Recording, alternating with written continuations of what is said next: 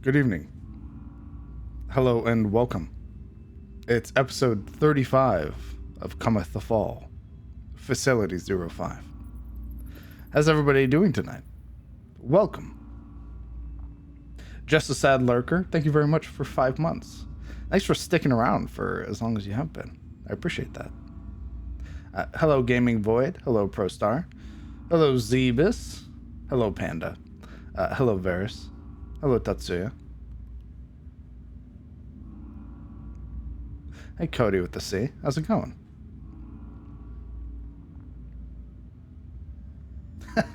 Wait, this isn't Map Making Monday.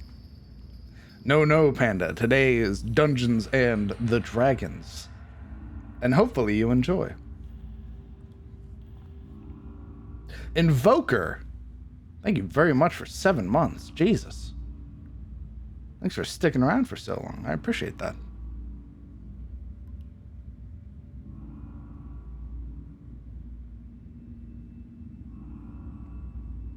God, 5 months, 7 months. You guys have been here for forever. I appreciate it. Wait, this isn't where I parked my carriage.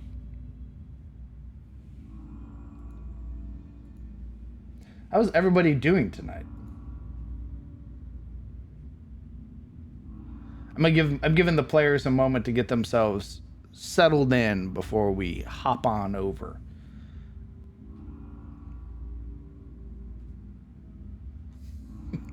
This isn't the beach, it's a bathtub.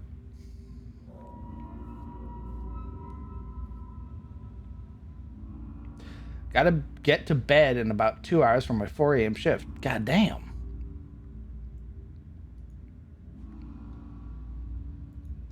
My day's been good. My day was spent doing some changes that I think you guys will see today. I adjusted some tokens. I adjusted some monsters. I made some new monsters. And did some write-ups. So all in all, a very productive day, I would say. And then I woke up late because I took a nap. I'm a menace. But if you don't take naps now, when are you going to take them?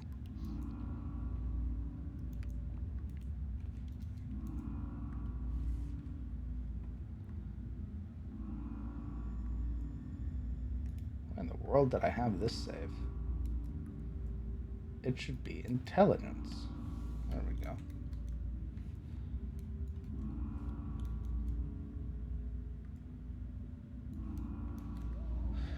It's 2 a.m. and I'm more than likely going to be asleep by the end of the stream, but I'm ready to get some D&D. Nice. Well, you know, I appreciate you even just being here, Just a Sad Lurker, so. Just got done with work. I'm ready for some D&D. That's what I like to hear, Cody. I appreciate that.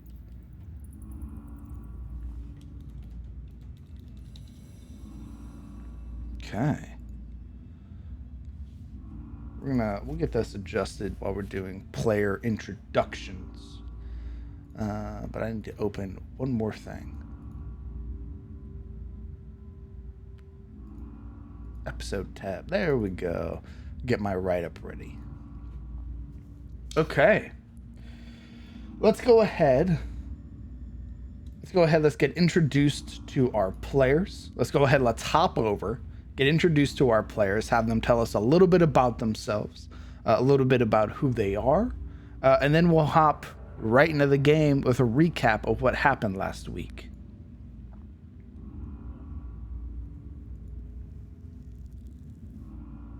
I sprayed coffee all over my monitor with Brett's Game VOD.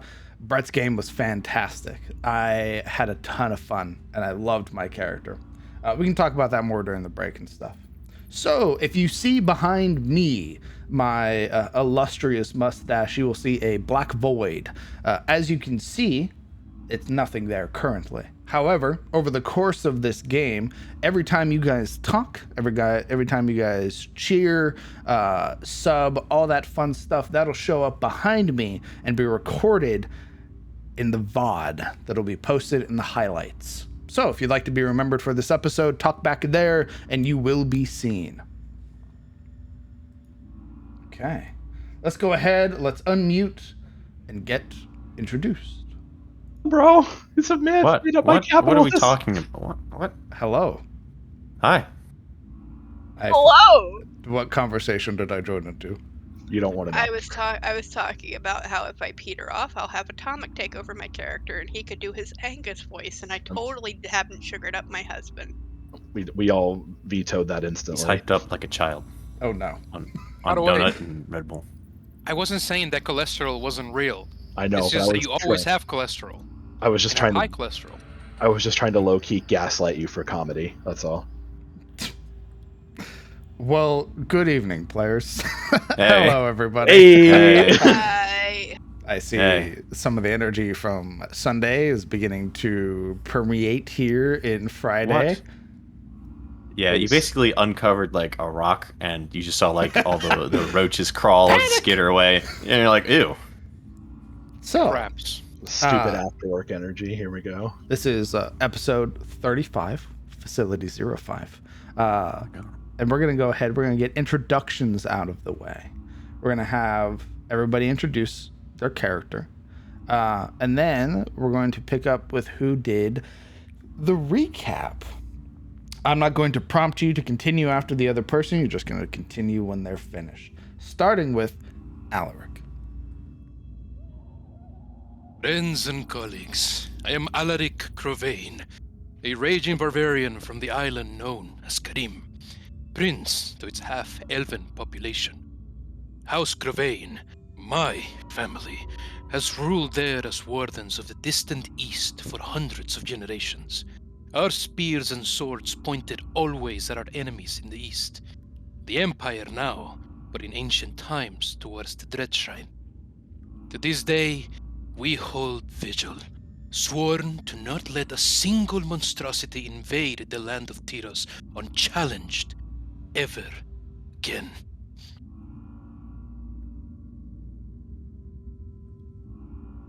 I play Kellen Aldane. I have a variant human. I almost said half elf. You got me. Variant human ranger, member of the Grey Watch, militant organization that deals with monsters and other threats from the wilderness. And recently finding out that he is a descendant of the first men of the race of humans that were from the First Age. And doing his best to, well, before the dungeon, to keep everyone alive in the wilderness, now just doing his best to see in this dark pit. I play Mirana Lamordia, a level 4 Dampier rogue with strange abilities that stretch beyond the grave. Perhaps even more so now, since our last encounter. Mirana hails from the distant land of Vinheim, in a province known as Malgrove. Malgrove stands as the bulwark between Vinheim and her mortal enemy, the Grimwald, and whatever horrors lie beyond there. Aspiring to be a monster hunter, she'll first have to make it out of this dungeon alive in order to see it fulfilled.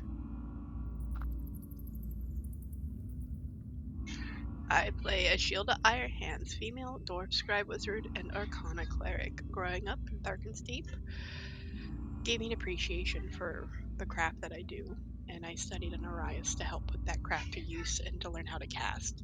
I found reverence not only in the magic I learned, but the runes that I crafted. My faith in Marauder and Iron solidified through it.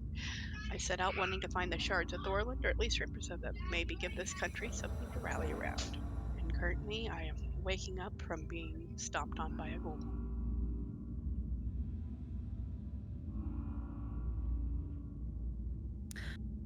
Greetings. I play Silril von Ashford.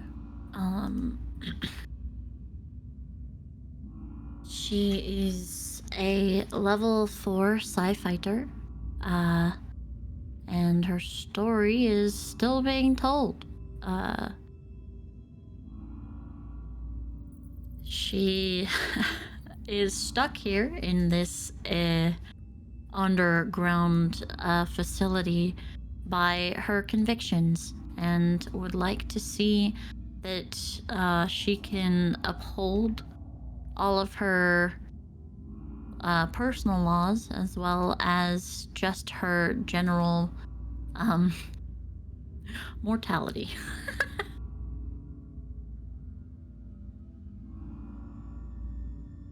I play Yuria Zairi, a foreigner from the lands of Shademore, a province located within the far-reaching continent of Careso.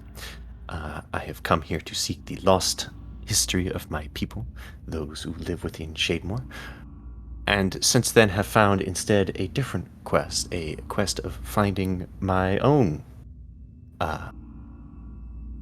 history, my own existence, what I am, as the Sahagan priestess called me, a Zirai Inas Anar, or a daughter of the moon, discovering what that means and the implications thereof, as well as what my patron, as a hexblade warlock and aberrant mind sorcerer, to discover what my patron might have in store for me. Although recently our objectives seem to have split, and he has been quiet as of late.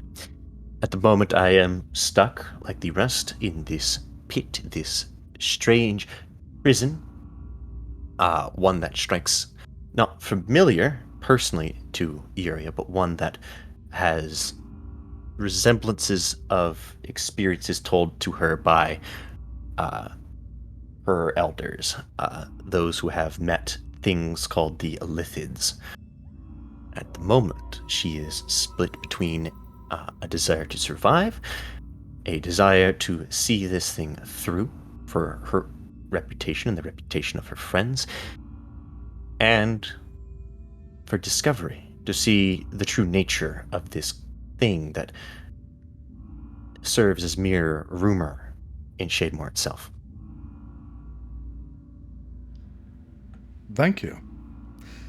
Now, I believe it was Kellen who recounted last week. Indeed. Why don't you pick somebody to recount?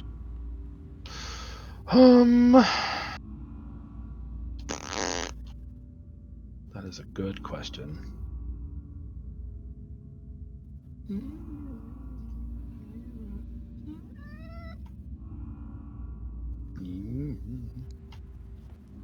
Brother, it's not that hard. No, it is. I have to consider certain variables. How about Yuria? Only because you didn't go down and probably have an interesting eye view of everything that happened. I'll remember this. I mean, if you don't want to. No, it's fine. What It's else? fine. It's fine. It's okay. It's fine. It's fine. Fuck! Last we left off, we had just made a grievous error, skulking through the prisons infested with undeath and monstrous treachery. The ghouls were alerted. We could hear them howling, or rather bemoaning, calling out that they smelled us. First thing we did, of course, was try to remove the odor, but I fear it was too late. And while we tried to come up with a plan, a ghoul appeared down the hall. I managed to persuade it that the hall it was down was not a hall, but a dead end with some new illusory tricks I have picked up along the way. However, that only delayed the problem as another appeared.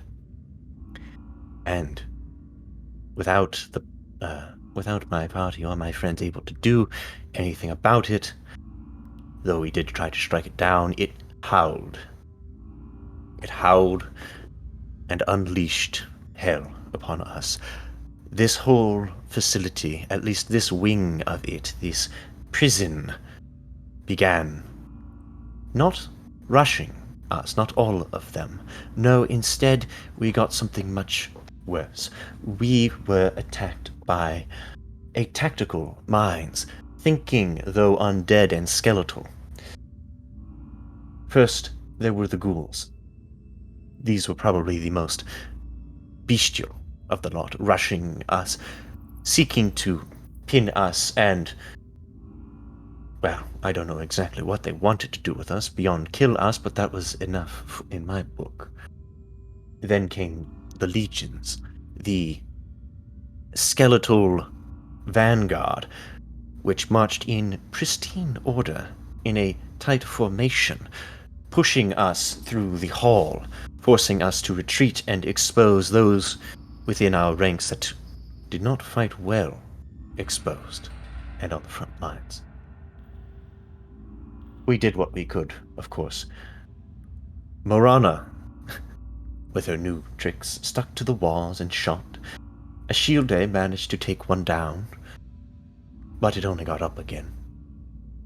Alric, with whatever blessing or curse he has been given, rushed and fought the legions, the vanguard, with that bestial ferocity he seems to have picked up during our travels. Unfortunately, as you may guess from my tone, things didn't go very well overall. Ashilde was the first to get injured. She was pinned by one of the ghouls that flung itself across the vanguard and pinned her to the ground, wailing and beating upon her until she was fairly unconscious and near death.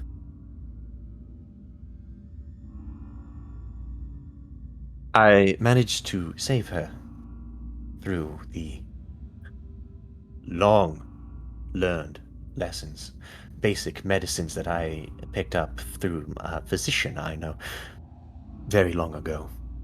Very basic sorts of things. Things that one learns in Shademore if they wish to live for any extended period of time. I, unfortunately, shortly after, or perhaps it was before, was nearly slain myself by a vanishing skeletal wretch, a cloaked creature that seemed able to duck and weave through Siluriel's defenses and got at my back, leaving a long slash between my shoulder blades. I managed to distract it with more spells, while Siluriel took out the other ghoul next to her. Though the fight was rough and Ashilde was pinned and knocked unconscious, we did manage to break through, having expended most of our energies. However, it did not come without a cost. Not just Ashilde's cost, her injuries, but Morana's as well. In the darkness, where I believe only I could see, she was, though she tried to take out a archer, she herself was nearly slain by it, knocked unconscious, and on the verge of death, supposedly. We rushed as fast as we could, at least as fast as we could with the archer still around, until I managed to destroy it. At least I believe I did. It was hard to tell who killed it in the fight. However, when we reached Morana's dying body, I never had to see the corpse. I saw the faces on Siluriel's face, on Kellen's. I know the face of ones who have seen death, and I did not wish to see what remained of Morana. So I went back, and I suppose standing guard would be too much of a compliment to myself. I slumped next to Ashilde's body, near death myself, feeling every slice and cut in my being, the stabs of the javelins and the slice down my back. When Alric approached and told me that Morana was, in fact, alive, I was very surprised. And then concerned, of course, when he described how she lived. It appeared that she had bit into Kellen, draining him of his blood, feasting on one of our own like the ghouls themselves.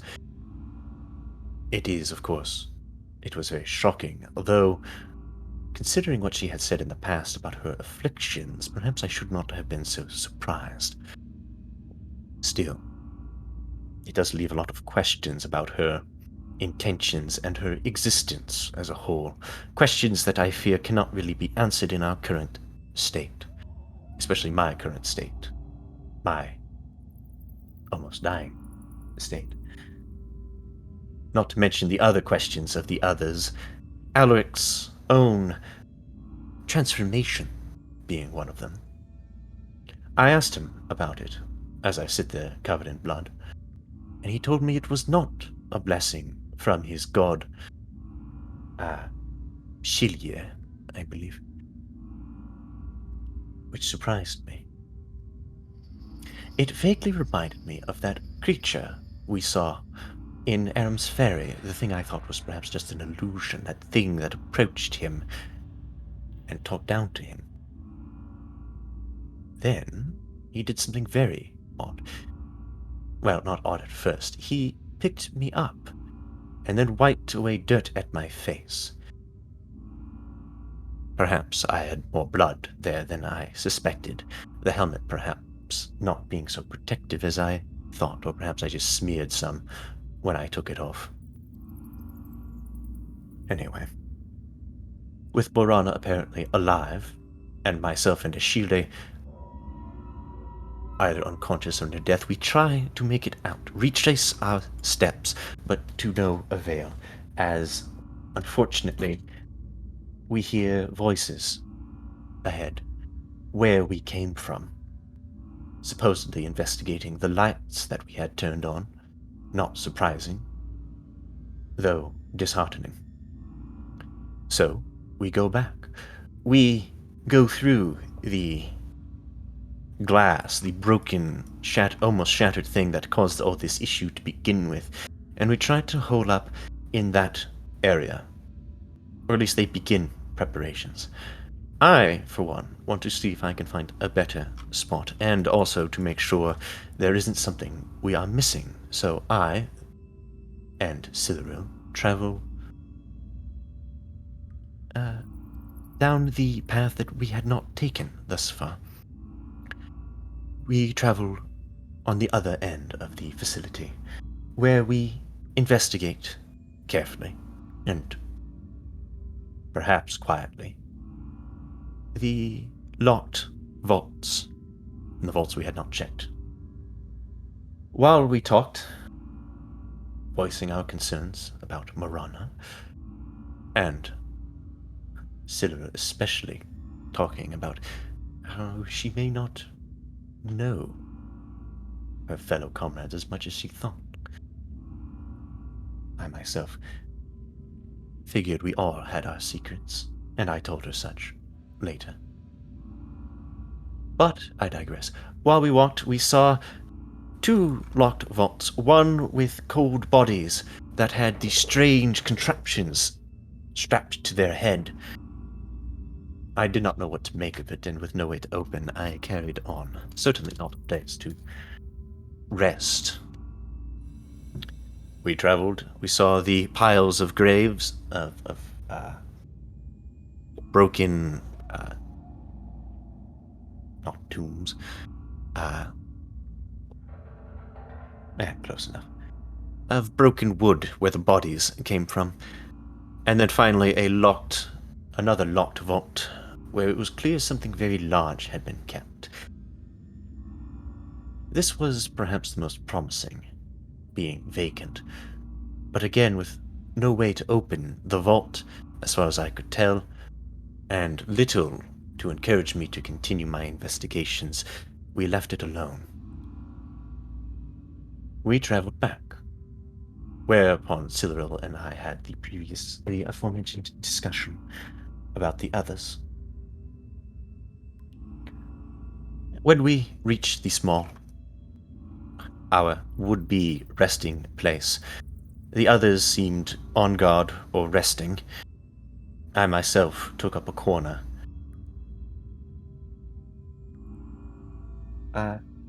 While we rested, the matter of that breastplate came up.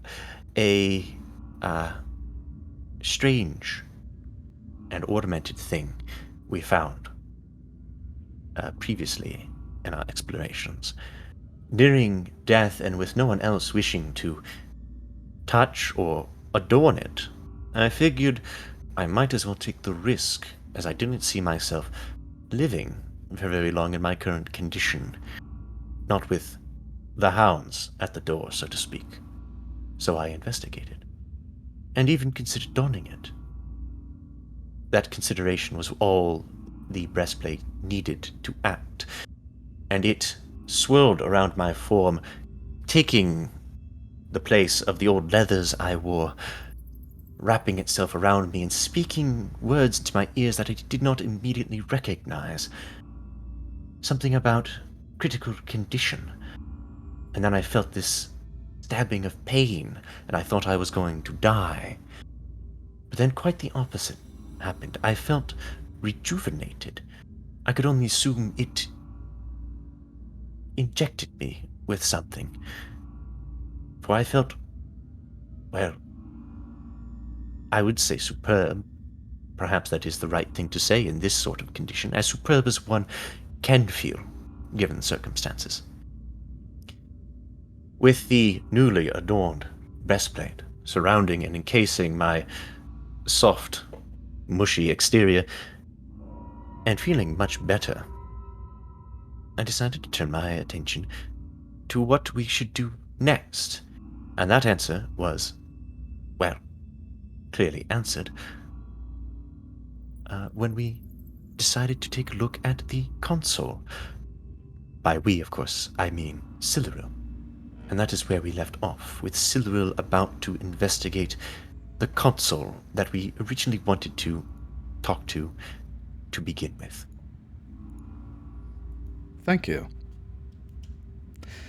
Indeed, you would hear that faint, static hum, the jarbled words until Siluril approaches, placing her hand upon the crystal, those tendrils once more brushing along the side of your mind, and then wrapping around it, as you would hear that voice, the voice of Jin. Overseer acknowledged. Awaiting command.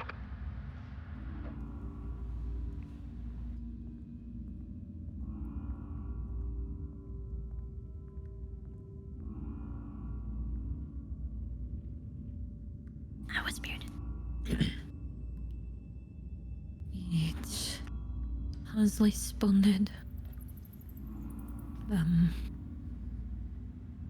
It seems the power that runs these machine-like things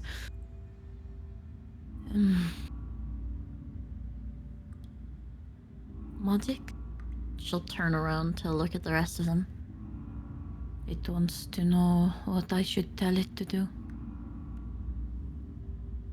DM, that is a chest, right? What's it look like? Looks like a chest.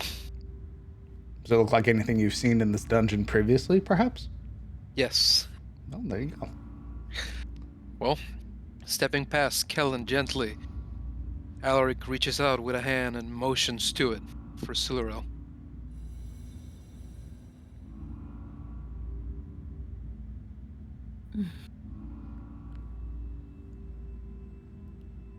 What did I tell it to do last time? To turn on the lights? I perhaps might not recommend doing that.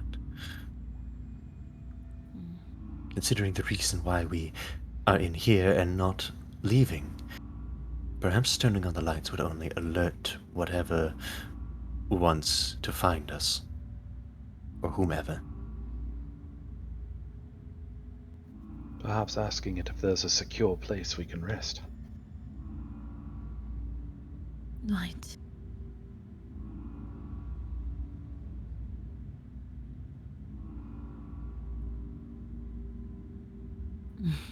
She would turn back to it. Jin,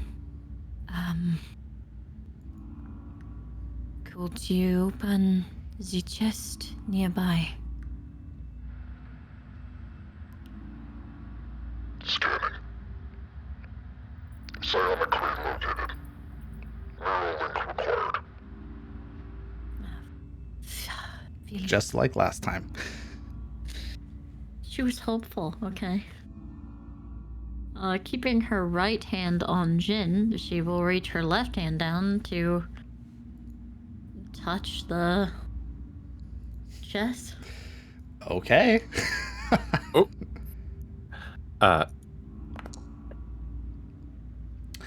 3. Okay. Celeral von Ashford, you lose 2 hit dice. What? Why? Because opening these psionic crates require a neural link, and neural links require that you spend something. We don't even know what that shit is. Correct. It makes you tired. That sap of strength, momentarily you feel that lethargy wash over you as the crate pulls back. You would watch it hiss as a seam forms and then begins to retract, pulling in on itself. And then you would watch as within it, 2 things appear. You would watch the first one that is what appears to be a palm-sized stone. This strange piece of alien technology that has a singular glowing yellow light upon its surface. You would see that it also is made of that dark metal-like material, just like the breastplate, just like some of the other things that you've seen. It has that slick oil-like exterior that is covered in this golden light. You would see that in the center that light is faintly pulsating. And it's, again, about palm-sized. The other one that you would see is a strange... like what appears to be like a strange tube. This thing is about 1 foot long, and about like 3 inches in width. And it has within it this strange mercury-like liquid on the inside that is a vibrant red color. Cyril kind of, lets out this, gasping breath as she drops to one knee and the lid will open. Alaric swoop in to catch her. Kind of like keeping a palm to her abdomen and another one on her shoulder. What happened? This didn't happen last time. It did. I was hoping there would be a way that Jin could open it. Did it drain you last time? Yes. Alright, I'll try to open the next one then. Well, there you have it. Your chest. She kind of pulls herself back up, bracing herself on the edge of the Jin console. Once Cyril is upright, he let her go and looked back to his friends. You'll all want to look at these things. They make no sense to me. I don't think a lot of things in here make sense. At least we know what Yuria had was armor. Yeah, at least looked like armor. Feels like armor. See her sort of flexing her hands in the new suit. It's gonna throw something in her. Just kidding. Well, clearly this place is not that secure. Perhaps we should gather them up and find some place that is, and then we can study them.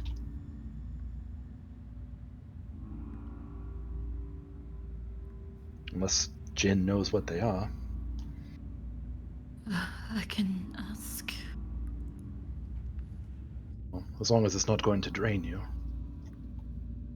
Jin, can you identify what these items are in the chest next to me? This console location cannot. Auxiliary power required. Right. You see, like, Celeril's ears kind of droop. Jin is still, even on this location, without energy. We need to find this battery. The power cell thing that it mentioned. Yes, what they called it. With how close we are, perhaps it could open the door? Or the gate that is right across the window. We don't even know if that's where it is. Jin, within this lower area, could you locate a power cell? She says very, like, robotically, trying to mimic exactly how he sounds. Scanning. Unable to process command from this console. Another console has been located. Right.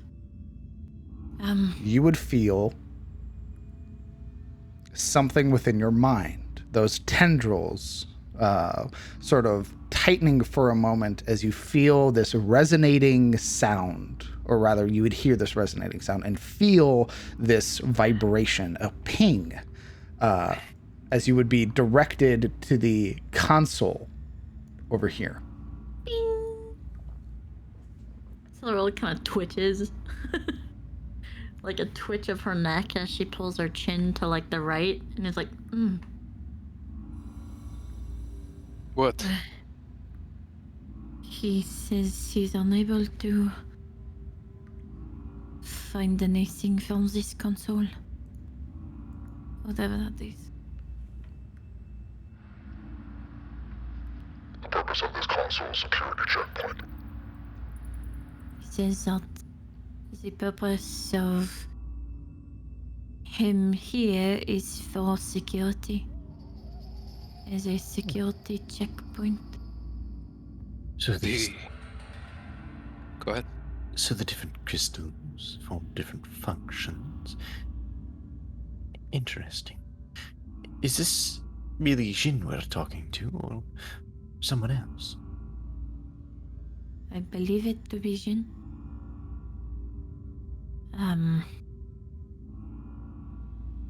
What was the word he used?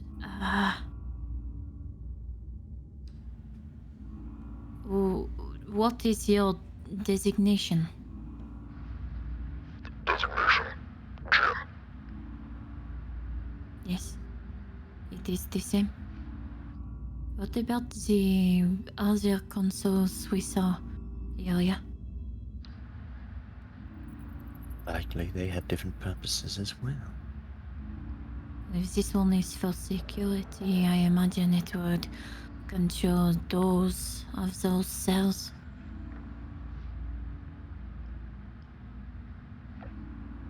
Probably more likely the door. Do we know we know this is a door, right? This looks gatey. It looked very strange. It looked like two pieces of metal with a seam down the center. Didn't have handles or anything like that. Gotcha. It's a Star Trek door. Maybe. Though it seems, as she glances over to the broken glass, it seems like an inconvenient place for it to be opening. Although I suppose if it is a prison, maybe it is.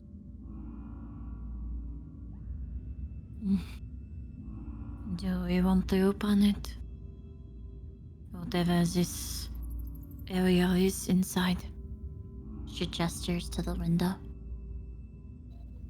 Well, maybe we should take things one at a time. If we're here to find a power cell, Perhaps we should focus on that before we delve too more deeply into this place. I agree. It, Jin has, in the most uncomfortable way I can explain, shown me where the other council would be. Perhaps we should make our way there then. Did he explain its function? What its purpose is? Jin,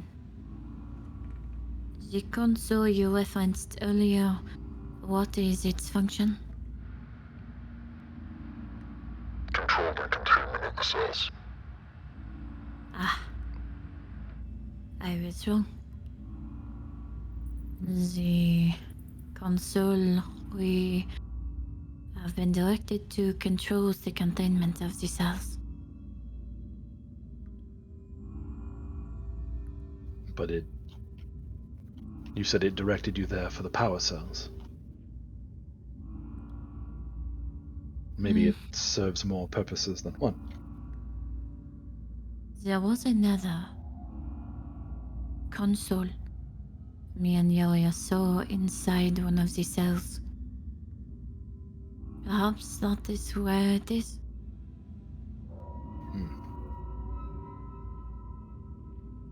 I will warn you, it was very strange. Bodies inside looked as if they had strange helmets on them. Syria nods confirmation. Well, I think we've caught our breath and we're not going to find sleep here. Why don't we make our way that direction? I agree.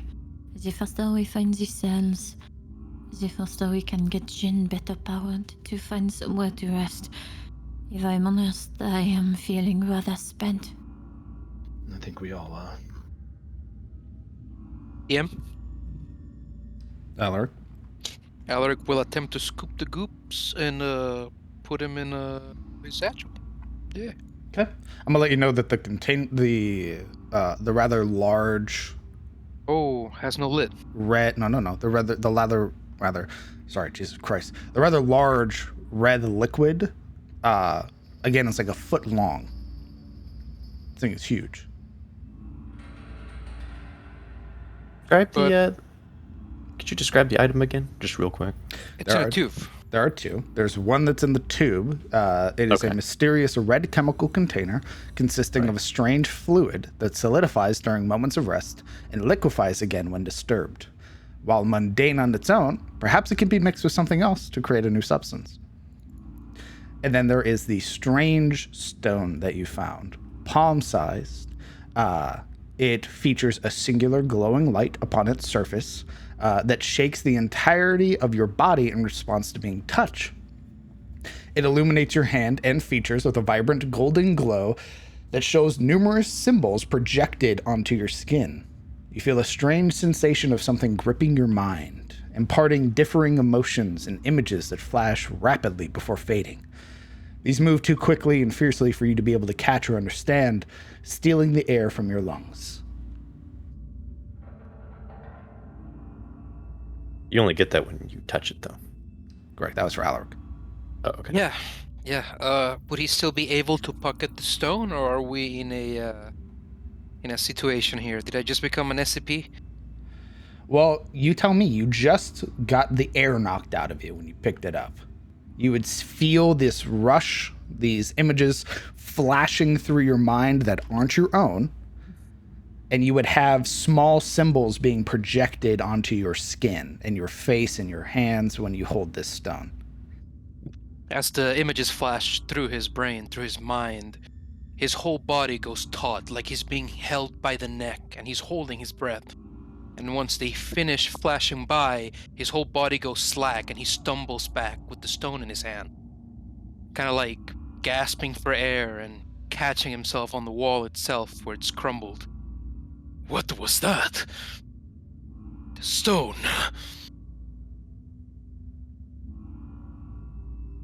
You can see she kind of wants, Yuria wants to sort of tend, but she's very hesitant, sort of eyeing him up and down, seeing what he might do after the runes and symbols etch themselves across his face and body. Are you all right? He's grimacing at the ground, at the shards before him. Something slid through my mind. Images. Visions of things I couldn't understand. I couldn't make sense of them. Oh. Can you remember them? What would I remember, DM? Absolutely nothing. Rather than... Oh? Ashilda, with her interest peaked with the word stone, would walk over. Did you drop it? He didn't. It's in his grip, and it's hard, stiff in his palm. Closed.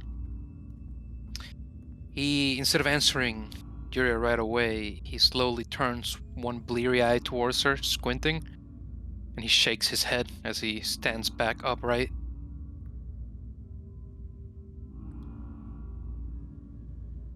Shilda would hold her kind of like dress out and ask Alaric, could you please put it here on the cloth, not directly in my hands, so I can take a look at it a little bit better. On the what? I didn't hear you. On the cloth. Are you sure? Well, we gotta figure out if it does anything. I wouldn't be compelled to do otherwise, right? I'd have told you if you were. Okay, so Alaric reaches out and very gently lets the stone slide out of his grip into the cloth. The moment he does, the glow, the symbols, and everything fade. I'm gonna hold it in the cloth and kind of look over like any details on it. Sure. You would realize when I say stone, it's more so just in reference to shape. It's actually comprised of the same metal, very similar to the breastplate that Yuria is wearing.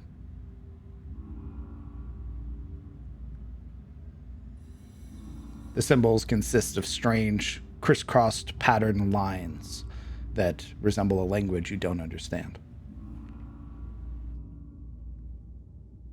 Can you tell anything from it? Give me a couple minutes. We don't have a couple of minutes. Then I'll try and touch the stone and see what happened to him, if it has any different wherewithal. Same thing.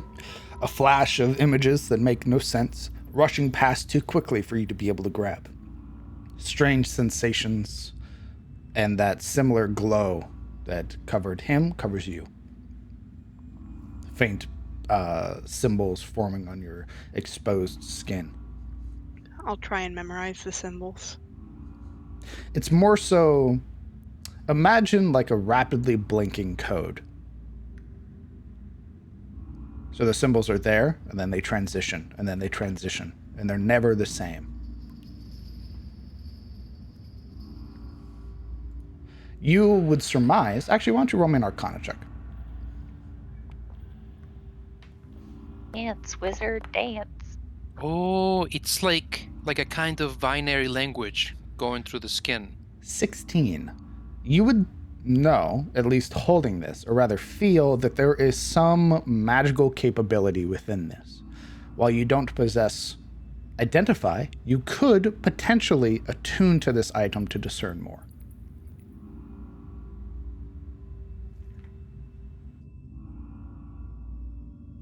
I need to roll something. Yes, I can't save. It blows up. She attunes to it. You're going to spend your action to attune to it. Mm-hmm. Okay. I need a wisdom save. Yay. I love wisdom saves.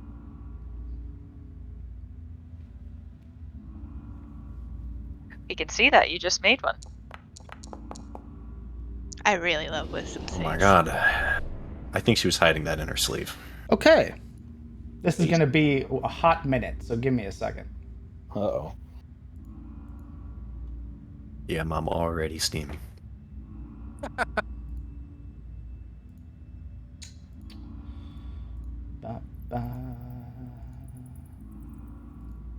Where did I put it?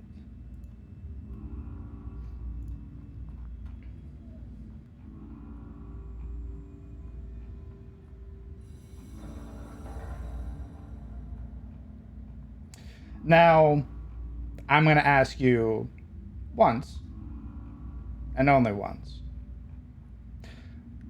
Are you sure you want to attune to this? Wow. What a loaded question.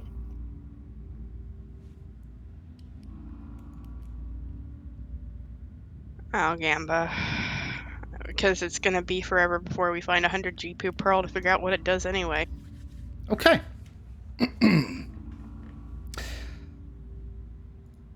So, first things first. You're stunned for 1 hour. Oh, man. And it's not 2d4, so congratulations. What you experience... Well, first, this is a psionic soul stone. This unique soul stone has been infused with the once living soul of an entity before it was forcefully removed and stored within this object. Attempting to attune to this item will force the creature to live as the previous host, experiencing every emotion, pain, and memory as if it were real. What you experience is a complete transition. You are no longer a Shield of Iron Hands. You are a strange, small creature. You're maybe no taller than 3 feet. You can see the large snout that protrudes from your face. A dark sort of crimson scale color that softens along the inside of your forearms, your chest. Am I a kobold? Yes, you are. And you would learn that your name is Rourke. Rourke. You are the clan shaman. You are currently 8 years old. And in this current moment, you were just finishing a ritual. In fact, your entire vision is that of the ritual. You are inside a large cavern of some sort.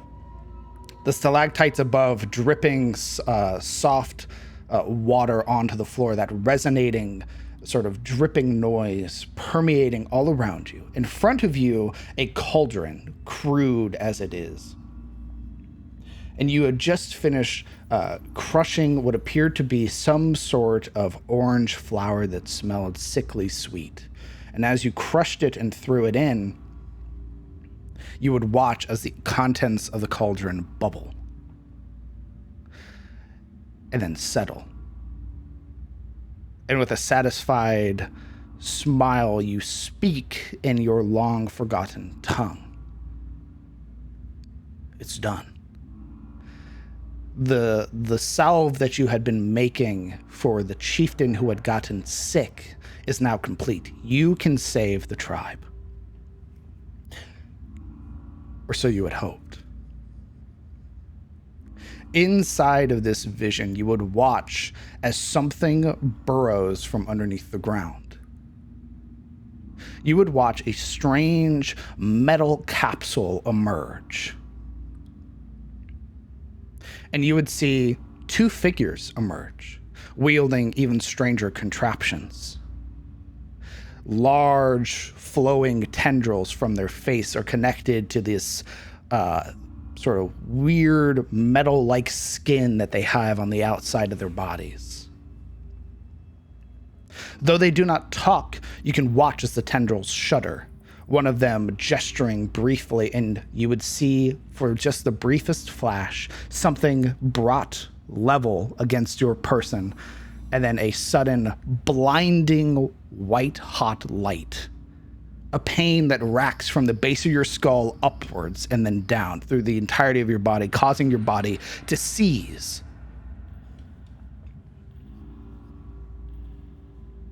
Who knows how long has passed? But all you remember is waking up finally. The area around you is strange, foreign, making no sense whatsoever to your kobold mind. Placing your hands forward, attempting to reach out, you find yourself floating in a liquid, yet able to breathe.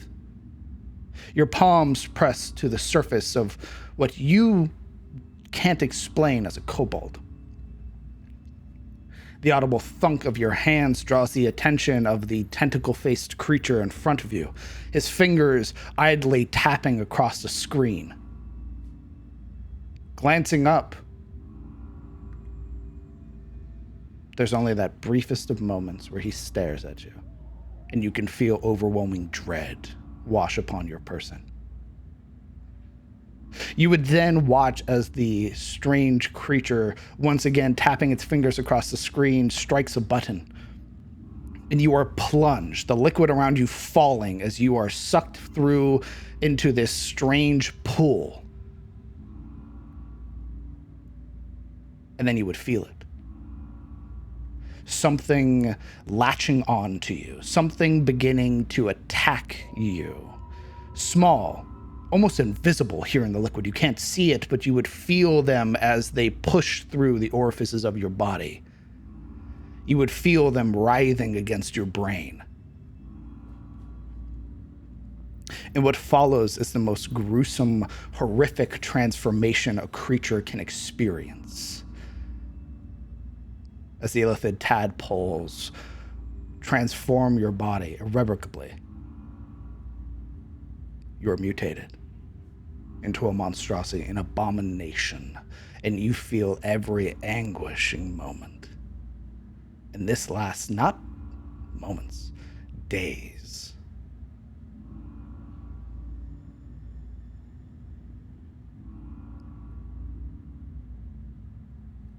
Oh, buddy. The only moment of succor that you get is after a couple of years as this experiment, this abomination. You would learn your name. Let me grab it.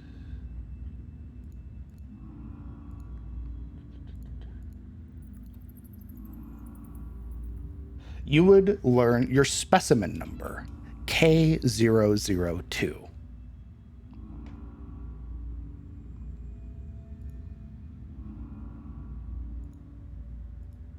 And the only relief that you get, after years of being tortured as this horrific abomination where you barely even resemble yourself anymore, is when you are finally killed. When the creatures that had been lording over you have finally gotten enough use out of you.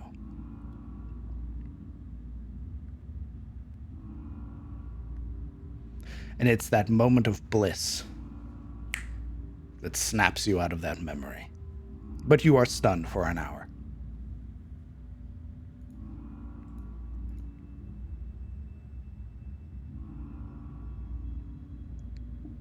During all this, her eyes would kind of glass over and she'd be wincing until it stops. Why don't you roll me a 1d6?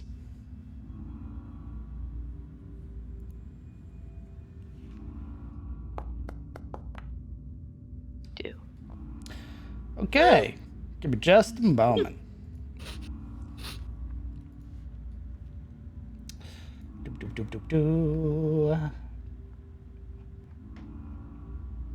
I love learning.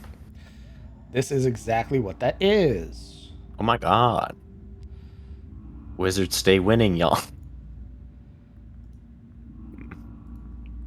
You had your skulls. Let me have my rocks. Despite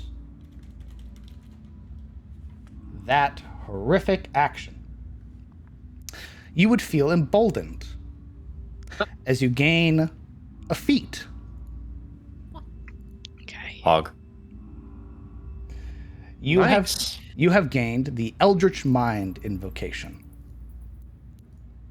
Hey, yo. What the fuck? You have advantage while concentrating to maintain concentration checks. Damn. Once you've drawn the power from the Soul Stone, the light inside of it becomes inert. DM, You she's just ate it. she's stealing my invocations. I'm calling a flag. What the fuck, man? You let her attune to it. I let her die. Me next. Me next. I want horrors beyond my imagination. Can't believe it. I just want to go back to Carol.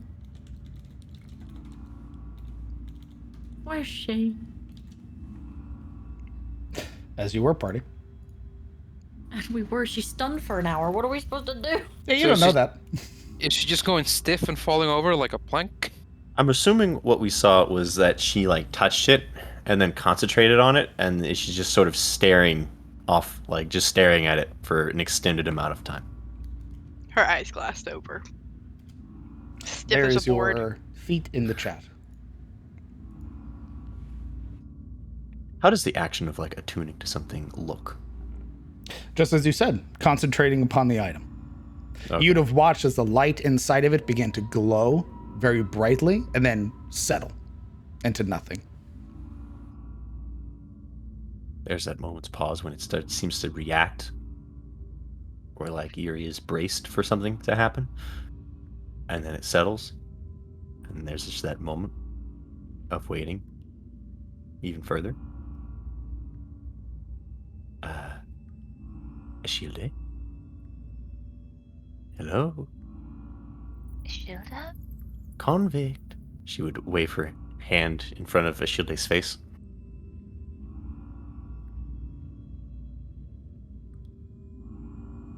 I think something's wrong. She's not. Kind of waves a hand in front of her face. Is she dead? Perhaps it is like Jin. But she could not take it. Yuri would check Ashilde's pulse on her neck. It's slow, but there. Well, she's alive. She slaps Ashilde across the face, just suddenly. It would be an advantage. No reaction. Non-lethally, DM, non-lethally. Smile. Yeah. You want me to like roll an unarmed strike? Is that what we're doing? No.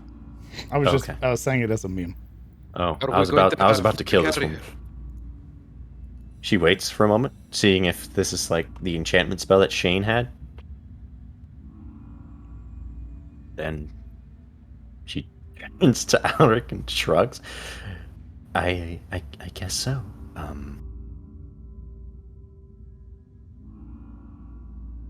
Wow. Well, I don't know what that thing does, but I'm definitely not touching it. I don't know if we should touch any more of these till at least we have some place to rest. When Alaric sets his hands on Shilda, is she stiff or is she loose? She's stiff. In fact, you would notice now, as you get close, that it's gasping breaths, very shallow. I should not lift her like this. Look at her. She's resisting. If I lift her up, I may hurt her. But if we leave her. Marana kind of looks uneasily towards the barricade behind her. I don't think separating at this point is an option. We can wait, see if she comes out of it, or we're gonna have to carry her like that. How long, though? I don't know. We know that the console is nearby, right? Right. Still not going to leave her, nor would I suggest we split up. These two Yeah. already went on a foray by themselves. Perhaps we leave a couple of people here, watch her, and we go there to see if we can get this thing open. Perhaps it was like Silveril and the Grimoire. And Yura's going to cast Mage Hand to try and sort of pick up the stone with the Mage Hand instead of her own hand. You're able to do so. Plucking it free of Ashilde's hands, she doesn't respond. Another moments of just anticipation, only for sort of the disappointment. The Mage Hand would just kind of gently put it in Ashilde's sack or pocket or any container she has on her that can fit. When I'm not sure what's going to happen with it.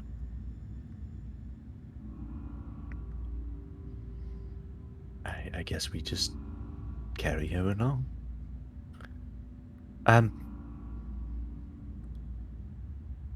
We've probably wasted enough time, though. Are we going to go spelunking for terminals? Silveril said there was 2, correct? One in a room and one in that hallway? Yes. Do you recall which one it said to check? Yes. Why don't we just go with that one? Straightforward path. The June, room. what are your security functions you can perform? Psionic scans are required to open the door to the next chamber. What scans? Psionic. Ah, Probably means more drainage. is that all you can perform? Other functions include cell security, but recent scans have proven cells are empty. Right. Jin says that the cells are empty. It says that it can do a psionic scan. Unsure what that means, but that is what is required to get into a next chamber. I can only assume it is the one in front of us. What is in the next chamber?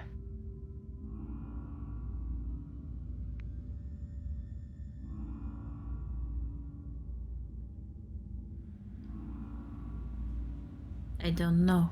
We aren't in it. Can you ask it? And do you think he'll know? Might be that it has to do one of these psionic scans to find out.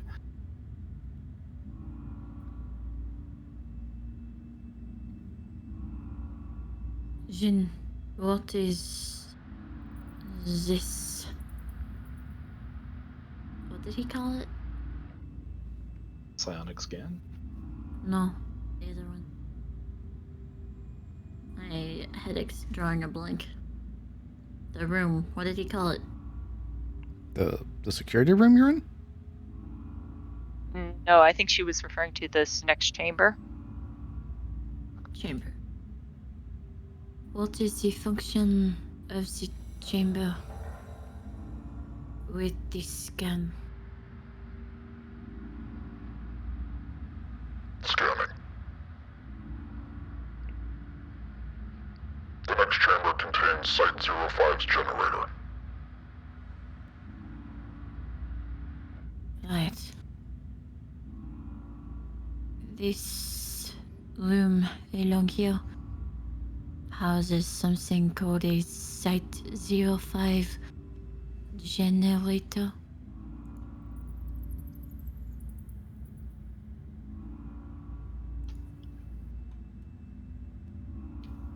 What does that do?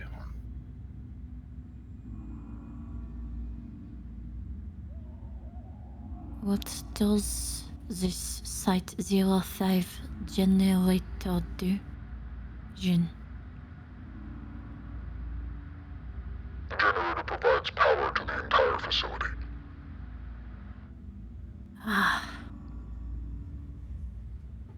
Jin has said that this generator provides power to the entire facility. So if we find this power cell, we would have to go in there to provide it, I suppose?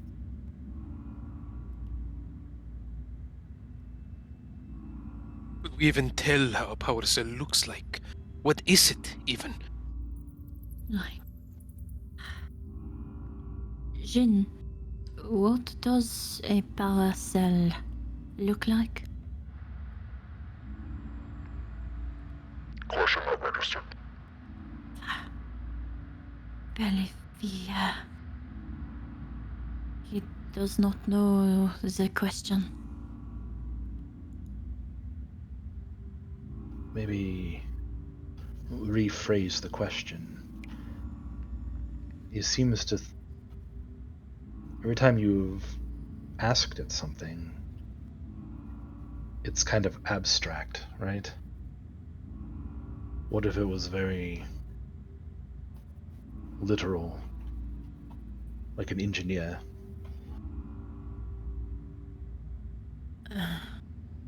Jin, describe a power cell. Command understood. A power cell contains a small 4x4 prod. I'm gonna fuck up a lot describing it, so I'm not gonna do it in that voice. It is Jen confused. It is a foot tall, with 4 prods that come out the edges of it, just like you would a compass rose or a quadrant. It contains again, very similar mercurial liquid to the one that Alaric is currently holding. And it is comprised of the similar metal alloy that makes up the breastplate and the psionic soulstone, as well as a reinforced chemical glass that is able to withstand both detonation and falls from long heights. Did it That literally was just describe the thing that Alaric is actually holding, or No. is that slightly different? Okay. Yeah, when it describes the sort of prods or these large protrusions from it, you would immediately recognize. So whatever he's holding is not that. Gotcha. But it's similar, just different enough to not be that. It's comprised of similar materials, but again, this thing's describing something almost twice the size. Would they be You like said it- ports that fit the vial itself? Maybe? You said it has a similar liquid to what Correct. Alaric's holding? Okay. Interesting. Do those protrusions, do they seem like ports that could fit the vial itself? No. Okay. What you would notice with this vial is that there is a sealed or sort of like seamed opening at the top that is tightly closed. It looks like it would be like you could feed it into something that would cause the container to open. You cannot forcefully open this container. Okay, so it needs to be docked in something. Indeed. Okay. Interesting. Kind of sounds like you're describing an old vacuum tube in a way. Yulia, do you still have the stone?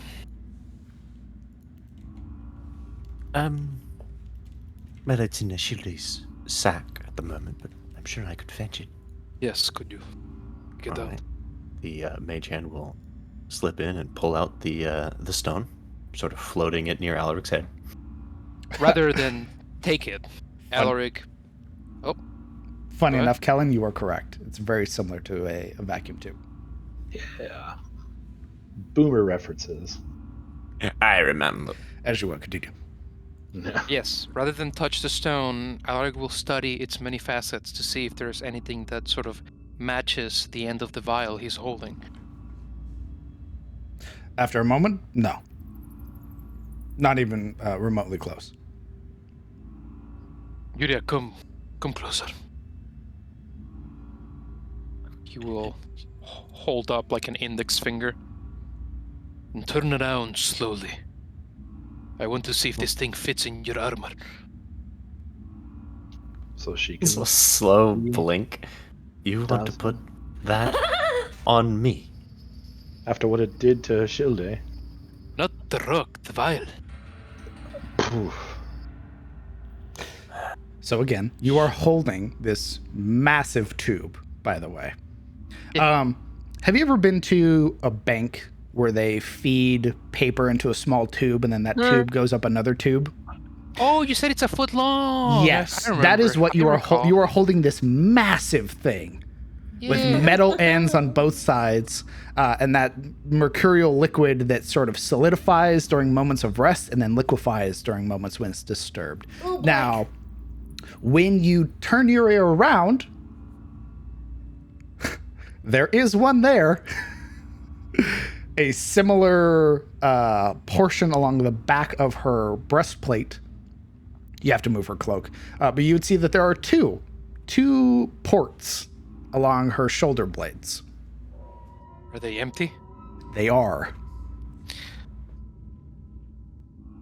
And they match Alaric's. the circumference, or they match the width of the end. Yeah, I bet they do.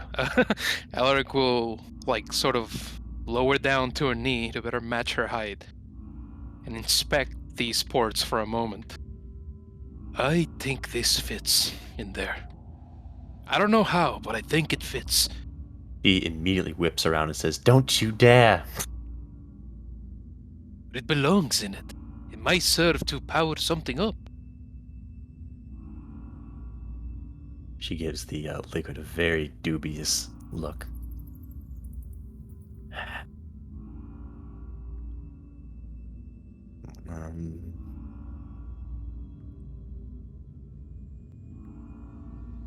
Fuck. All right, fine. She turns around, holds her arms. Are you Excuse sure? me. Absolutely not. You could take it off. Let somebody else try then. She opens her mouth. Then I would have nothing.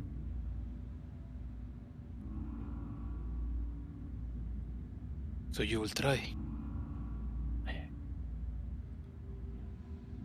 Are you saying that armor made you naked under that? It. Just to confirm to him, you said this. It destroyed your leather armor. Yuria looks over at the shredded bits of the leather armor that is in the corner where she put on the breastplate. You had no clothes under that? She had like basic garments. But like, I mean, It went with it. Definitely has it. Oh. So the it's- inside of this breastplate isn't just leather, right? It is comprised of this gel-like material that adheres to the body once it's put on. It sort of forms to your shape. Oh my god, it's your clothes, it's your armor. Yes. it's a crisis suit.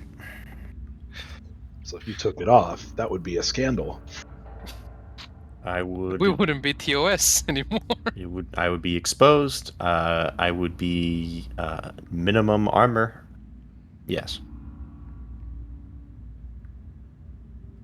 So you're telling us that you're naked under this thing? Are you naked under your clothes? These are not clothes, Yuria. It's armor of some kind. I'm just Yuria going is to- very visibly flushing at this point. I'm going to just posit a suggestion. Hear me out. Ashilde seems to be dazzled or catatonic. Perhaps we should waylay any further experimenting with things we don't understand until we're in a suitably safe location. What are you talking about? You heard me. Do it. Diaz He's over here waiting. just like rubbing Do his beard like He's got the Experiment. do not open folder Experiment. Right there. Experiment. What's the That worst is that could happen? Do it. Got his fucking You won't. He's got his horror dice Yeah, you ready. should. Ellen, you're right. We should wait. In the distance, the DM's voice. No dick, no balls. What do you mean? You can see Yuri visibly relax. Right, let's find safety first before we continue to poke and prod these things. And then we can poke and prod these things. Now, let's not Alaric will take the Subway sandwich and put it in his satchel, and yeah, we can see about lifting a shield up. We can see about sticking things into our You know what? Never mind. That was terrible. I'm going to shut up. What? Don't worry about it. Phrasing. Okay. Silveril, what are you doing now that the power cell has been described to you? She would describe it to everyone else in the same manner and not take her hand off Jin at a risk of having to feel tired What are you talking again about? and wait for their input. Does... Oh, it's a security thing, you said. Maybe it knows a secure location nearby that we could seek refuge in? If not, then... It has already told me it needs power Oh, right. to find that. Well, we can carry a shield and hope she snaps out of it, or wait and see if she comes out of it on her own. But if this generator powers the whole facility, that might be exactly what it needs. Well, we would still need the power cell to power it, wouldn't we? Like the log on a campfire.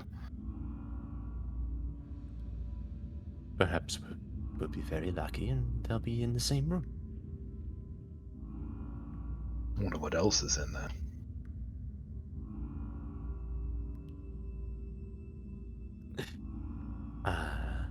Good question.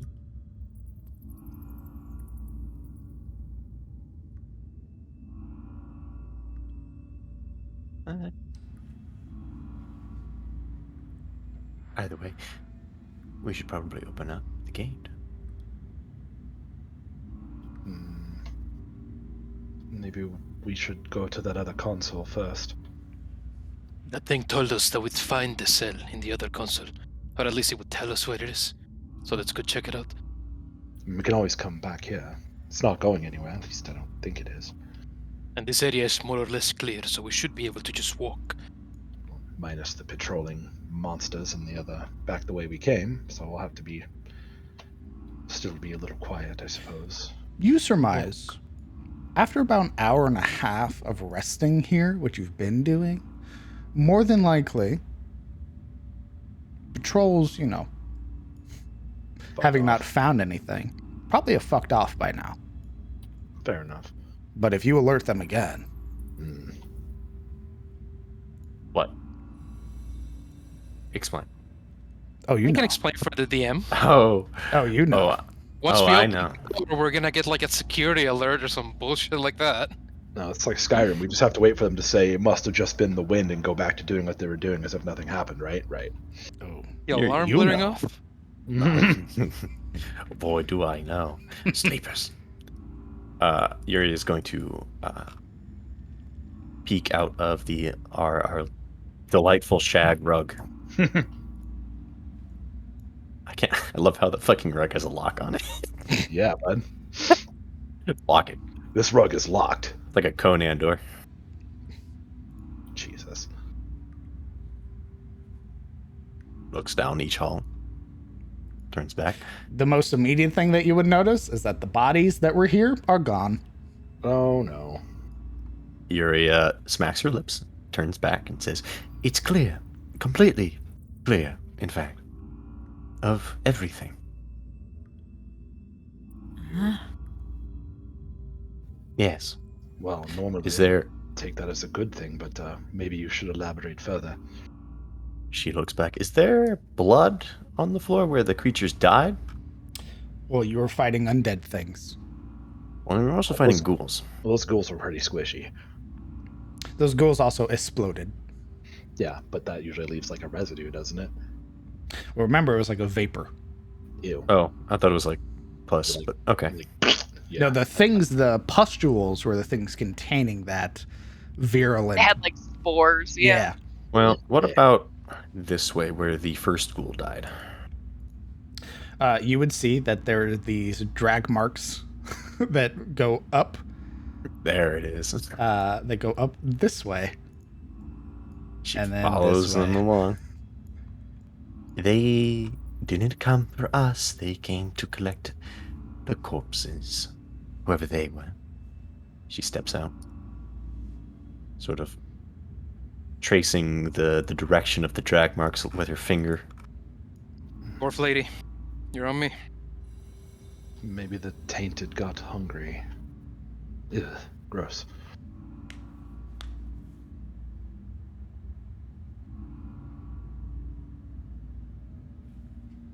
Shield. You're stunned in the game, not in real life. No, I'm sick in real life. No excuse. Follow the biggest nose, please. What? What? Oh my god! Wow. Only because he's the biggest. No. But he has a yes, perfectly biggest sized nose. nose. Biggest nose. No. Huge schnoz. Oh, stop. Anyway, Look at that snooter, bro. Jesus. Oh my god, he's a half elf. He got it from the elves. He Blame got it from the elves. humans. He got it from the humans, absolutely. My man's got a parapet on that fucking schnoz, bro. Alaric, I would say you look mostly elf if it wasn't for that nose. the fact that you're damn near 7 feet tall. So your companions are leaving, and you would hear the reminding voice. Overseer awaiting command. Kellen will stop and turn. Is there anything else you're going to ask it, or should we go to the other one? Probably the other one. Unless we can open this door now. Maybe. But I don't know if it'll drain you more in the attempt, so. We can always come back, I hope. Right. Thank you, Jin. You have been most helpful. We will speak again soon. Understood.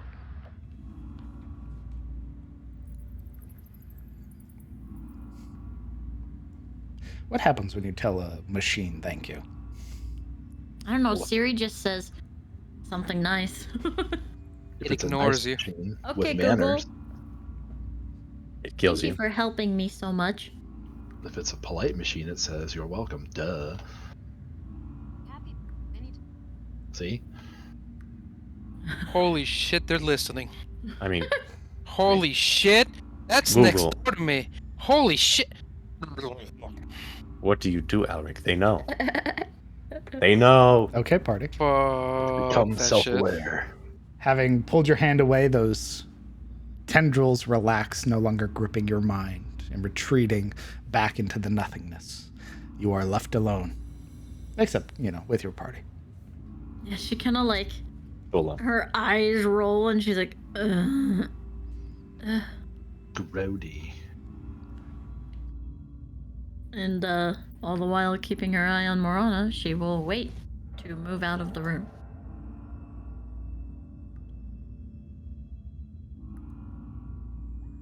Oh, we're still doing that. Yeah. The same day, brother. Sorry that y'all been have 30 magically minutes. moved on from the 30 event. minutes. Look. Oh, Kellen, after you.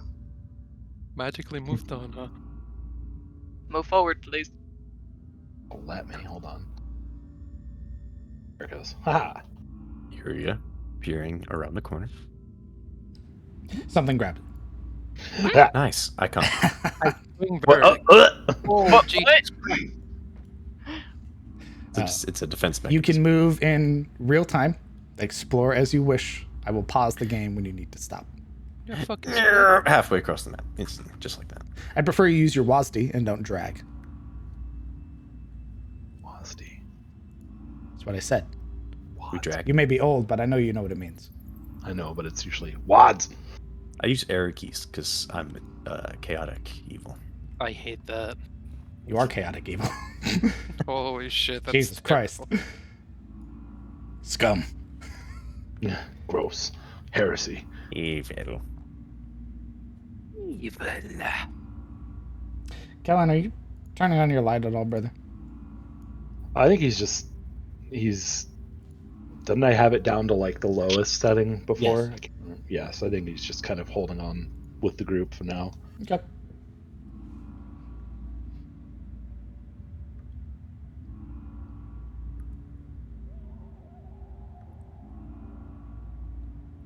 Climbing the gate.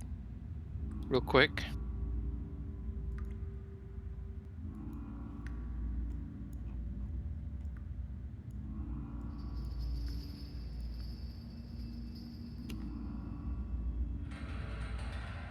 I just love the idea that statuesque as Shield Day is just like ding ding ding like, as he carries her along. This thing is lit up, isn't it? The console. Yeah, just like the other one. It has that soft red glow. Ah, there it is.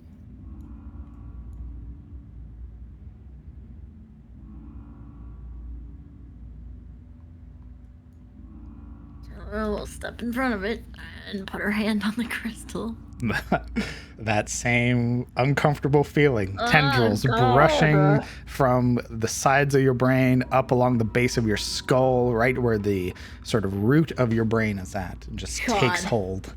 She just hates that. There's just like that horrible twitch. Overseer acknowledged. Awaiting command. Right.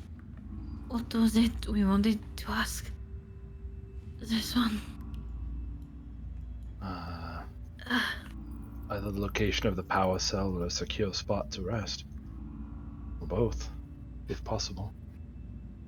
Right. Hello, Jin.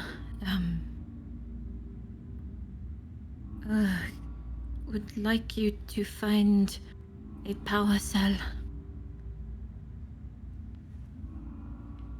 Scanning.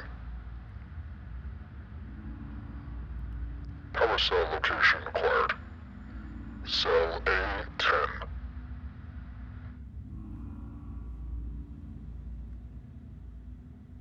Oh, that's the stinky one, isn't it? It has found a power cell. It is in A10, the cell. Where's that? If I had my guess, she would lean over to look at this cell. Does it have any signifier? It is, again, in a language you don't understand.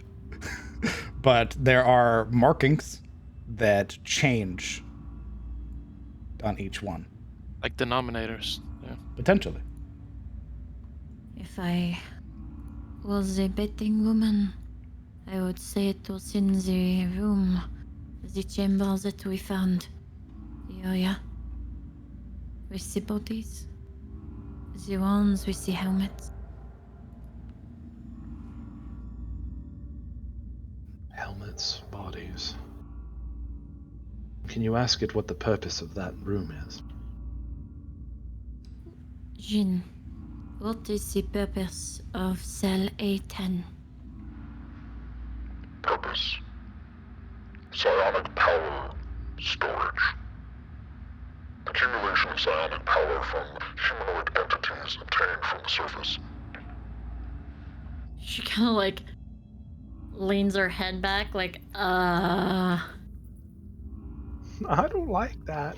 Is it locked? Can you tell it to unlock it?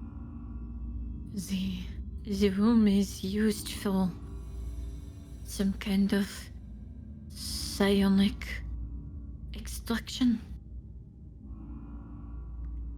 from people on the surface. I don't know what that means.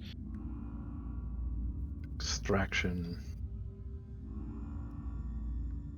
Like it's harvesting the energy? You extract blood. I can only assume it is whatever this psi is. It is taken from the people above. Or people like you. She blinks. Yes.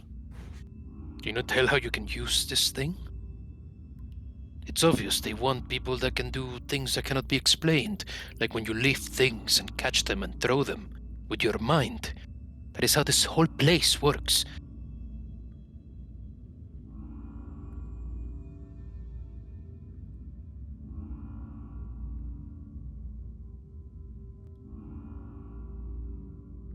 I don't like that. Her brows kind of furrow together. I wouldn't be too worried. Whoever ran this place is long gone. We just need to find those children. Right. Jin, could you open the door to cell A10?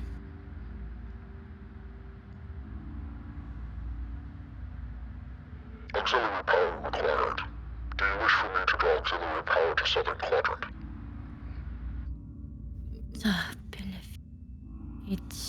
Jin has said it requires power. It wants to draw auxiliary power to this quadrant. What do we do? Draw it from where? I think it was when we turned on the lights earlier. We went from one area to another. I think. I don't know. My head's still a bit. And she just kind of rubs her forehead. Quite. Yes, Jin, please draw auxiliary power. Command acknowledged. Drawing auxiliary power to southern quadrant. You would watch the console dim momentarily. You would feel those tendrils tighten. I need your psionic die, please. Mark that off your sheet.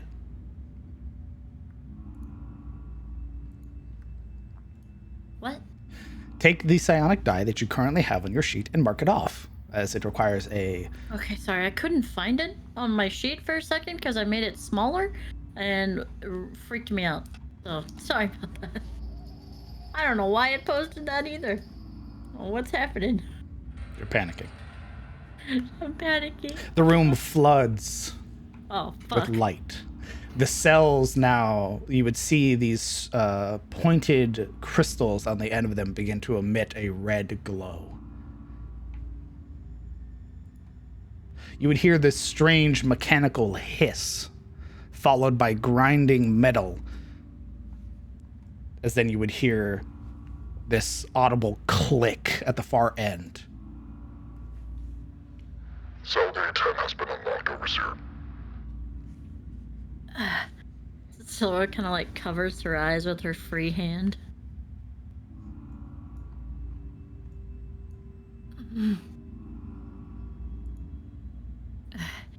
He has unlocked the door. I suppose we just need to find which one is unlocked. Is there anything else we would wish to ask him? If it knows where we can find safety for a time, perhaps. Right. Jin, you've been most kind. Is there anywhere we could take a rest? A protected area? Scanning. Numerous locations found, Overseer. Containment cells are currently vacant, allowing for rest within. Northeast quadrant. Site-05 depot possesses a secure location to rest. As well, Overseer, Site-05... You would hear the voice jarbled as it attempts to announce the word, but it fails to communicate it. is also vacant, allowing for rest.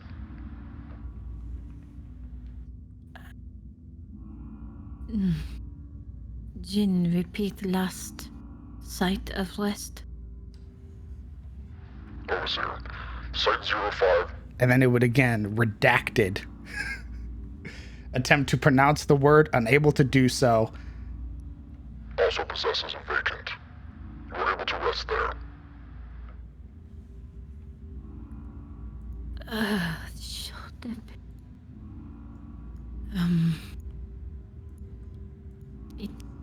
Jin says that the cells can be served as a place to rest. And there is another place, but I can't understand what he's saying.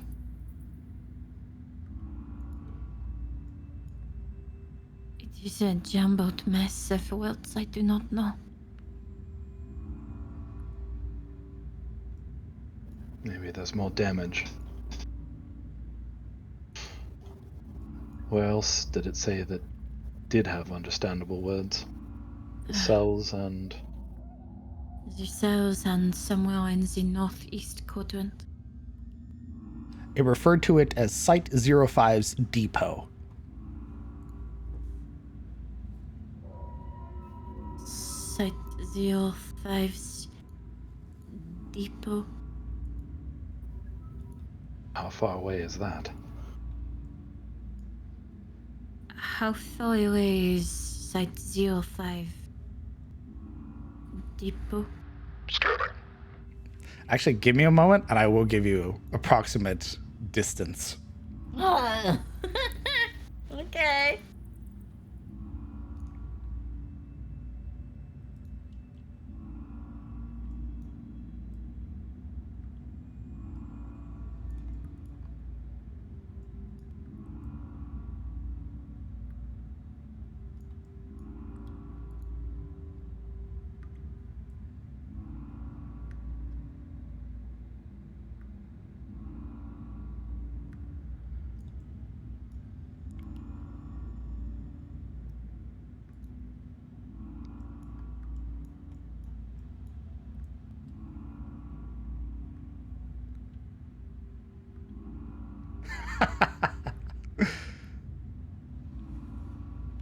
Scanning.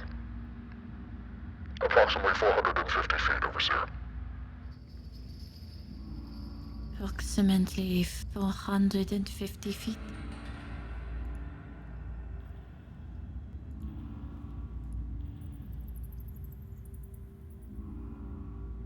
Well, as it stands, it doesn't seem like that far away, but between us and there could be a whole lot of trouble.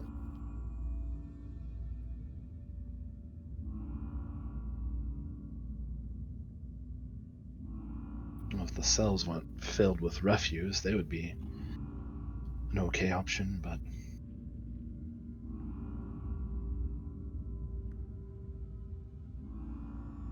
Does it have directions to this depot?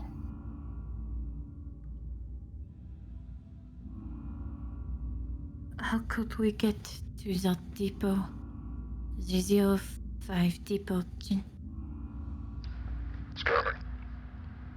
2 directions found. Eastern quadrant. Into generator. North to UD left. North to depot. Other location found. North into auxiliary chamber. North into... That redacted word again. Then east to depot. She would relay all of that.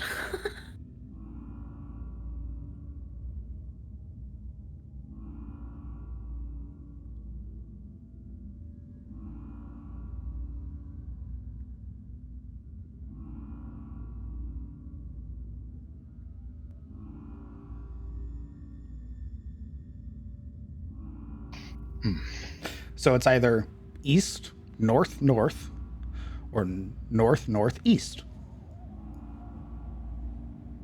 Either way, pretty far by the sound of things, yeah? This is a big facility, brother. Well, you said east.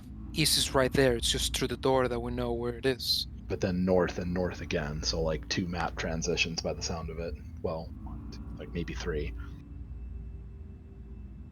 For some reason, my mic decided it should no longer work. So we did the age-old technique of unplugging it and replugging it.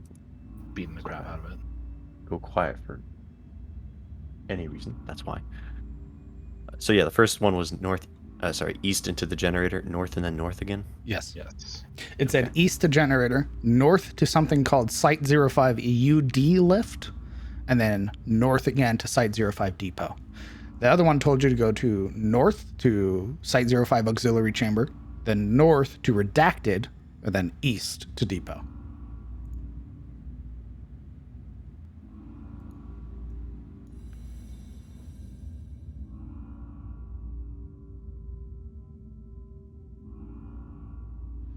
Or we could try to rest in the cells. if they weren't disgusting. They're also not safe. He literally said they were safe. Yeah, you said Yeah, they, but they could be locked, basically. But that doesn't mean we need to trust Jin. Like, what makes you think Jin is, like, operating on the same, like, assumptions as us? He has different perspectives. It's a machine, right? That, yeah, well, there is that, but there's also, still managed to convince it that she's the only overseer, period. So I would suspect that if she told it to do something, that's sort of the final word. But what do they consider as threats and things like that? You know what I mean? I think we could probably define that. Yeah, but can Jin define them? Especially in our favor. It's things like that.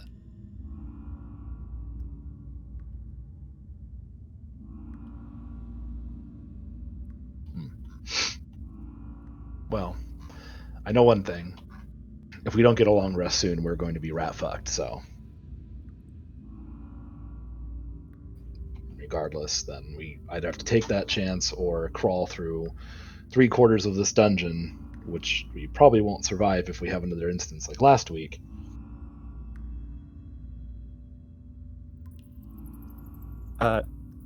Yuria points to this cell.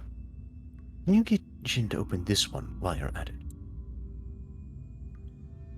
I do not know its designation. Check to see if it is open.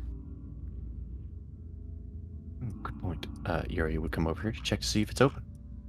You would notice now that there are no handles on the outside. No levers, no nothing. Very quickly turns away from her investigation. There's no handles on this thing. What you would notice is that there's a very similar red crystal to that of Jin on the front. Just the crystals in the center. Curious. Jin, can you open the door to the chamber closest to this console? Scanning. Command acknowledged. Cell A6 opened. It is referenced not as A6. If we are to deduce that each side is odd or even, then perhaps the one at the end is 10? Yuri would come back and see if it opened on its own, if there's any way to open it. Again, no handles, no nothing. So how would you deduce opening this?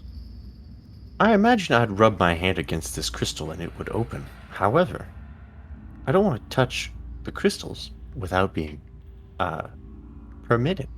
So Yuria, before she touches it, will tromp back once again. Is there a chance you could give me permission to talk to Jin before I start touching these crystals? They seem to be the only way to open them. I sure would hate to be seen as an intruder.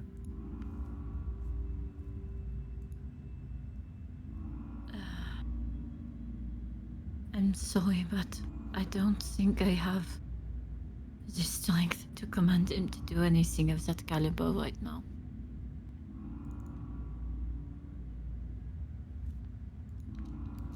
Yuria purses her lips. Why not just ask it? Who can open these doors?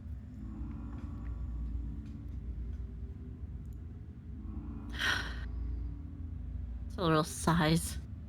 She places her free hand down, bracing herself on the console.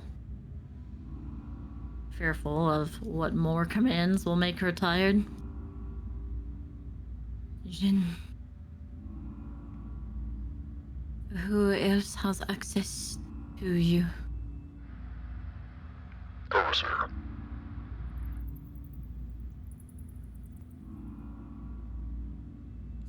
It's... Jin says, the Overseer is the only one who has access, so... You have limited my commands. He has limited his commands. Oh, you have limited his commands.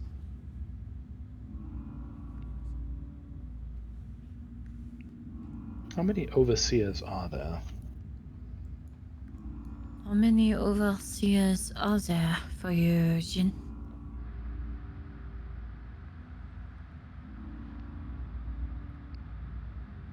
Question not registered. How many Overseers are there, Jin? Scanning. Attempting to establish connection with Elder Brain.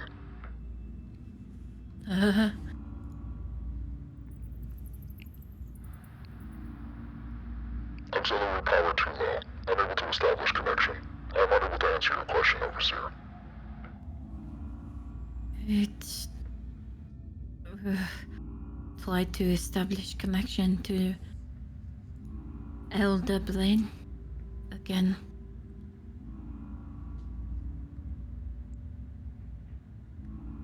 How about we go find that power cell? Maybe for the best. Well, here's the thing. The only way I know to open these doors, unless someone with sharper eyes than I can find a handle, is by touching those crystals on the vault. We already asked it to open it. It should be open. She gestures towards the doors. Do they look open? Do we know what the cell even is? Supposedly, that one is open. She points at this one. A6, I believe. Then let's try it. Let's pull it. All right, go pull it. Alaric, whose hands are full of dwarf, slowly lowers Ashilda to the ground, leaning her against the wall like she's some kind of prop. Because she is. Then he'll move more clearly down the steps and, holding onto what he can on the edge of the door-ish, he'll try to wedge it open. Okay. Give me just a moment. You die. There's a new alarm. What?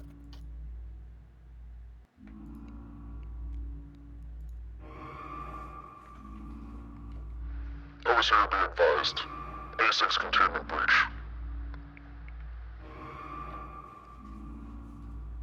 Turn that off. What the hell is that? A unregistered personnel just attempt to open a door. Jin, disable alarm. Overseer, until containment is dealt with, I cannot turn off alarm. Shut the door. Alaric shuts the door. The worst part is that you didn't even get the door open. You just attempted to open the door. Ooh, so he just let go. Relaxing your grip. Containment no longer located. Awaiting command, Overseer. Get Jin to shut off these lights now. Jin, stop containment alarm. Containment has been done. Command acknowledged. Jin's laughing at us now. I don't like that. I don't want Jin's you to laughing laugh at us. I couldn't help Jin's myself. I'm laughing. so sorry. Jin's laughing at us, bro. I can't believe it. He laughed. Bro, he's trolling us. He's doing a little bit of trolling. That fumble was just so I couldn't help myself. I'm sorry. Just fucking... This asshole, man. I punched Jin. What a dick. Little do we know that Jin's just like a goblin in a little room laughing its ass off right now. Pretty sure it's Well, these fucking- dumbasses, what a bunch of dickheads. Sulu, Squid we need Man. we need to turn off the lights. Why? Because they're going to follow the lights to find us, whoever they are. I think we need that power to have these doors on, but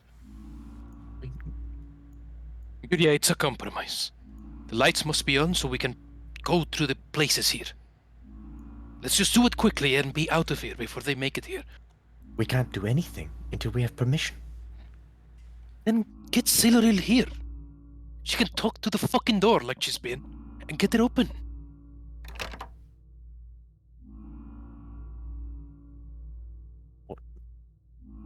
Whatever it is, do it quick.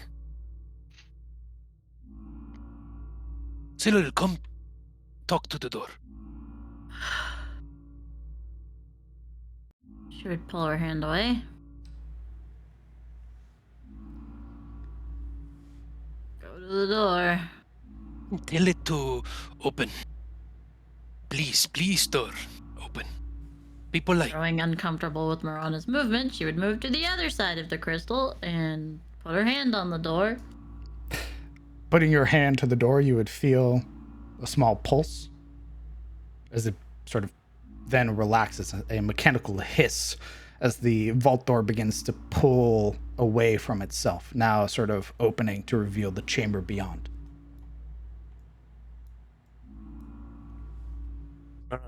Use your totally human eyes and go check, make sure that we aren't about to have company.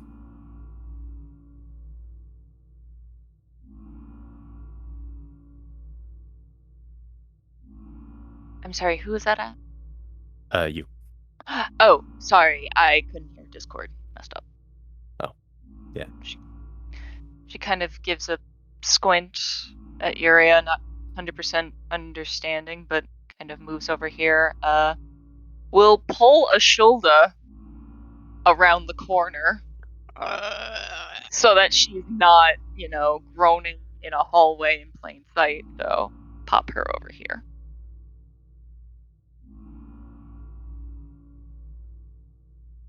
I can't grab your token. Have her bounding on get her it. like really stiff feet, 1 foot at a time. Just bark, bark, bark. Like a toy from Toy Story. Yep, and then I'll just kind of do the thing where it's like peer out, look down the hall, pop back. Roll a perception check.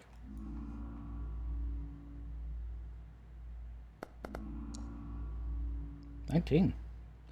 Peering down, you would see that the chamber beyond is completely dark, exceeding well beyond your dark vision. From this current range, you are unable to see anything at the end of the hallway. Don't hear anything coming that way either. Over the chatter of your companions, the audible hum of the machinery around you, and the repeating sound of the alarm, if there is anything, either they're moving too quietly or they're not moving at all. Okay. She'll look back to Yuria and give a... Again, she does the hand gesture and then kind of catches herself. It's clear.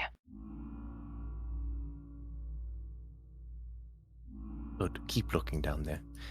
And she'll slip in, sort of in a hurry at this point, trying to get past Silril to get into this room, pausing to eye the ventilation up top, making sure it's still closed. Still closed. She is going, after a careful look around, a quick but careful look around, she will hobble over to spy the mystery metal that we saw earlier. Now in full light. You would realize as you walk up that I need a nature check. That's neat.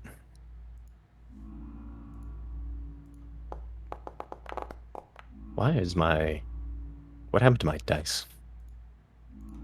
Who did Probably this? got reset because of having to update everything, remember? True. 10. You're unable to discern what this is.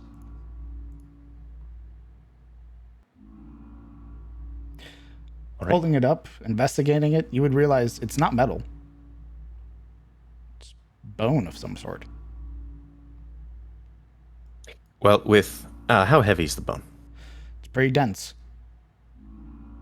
But also you would notice that even though it's dense, even just sort of touching the edges, it sort of crumbles and begins to fall apart. Shit.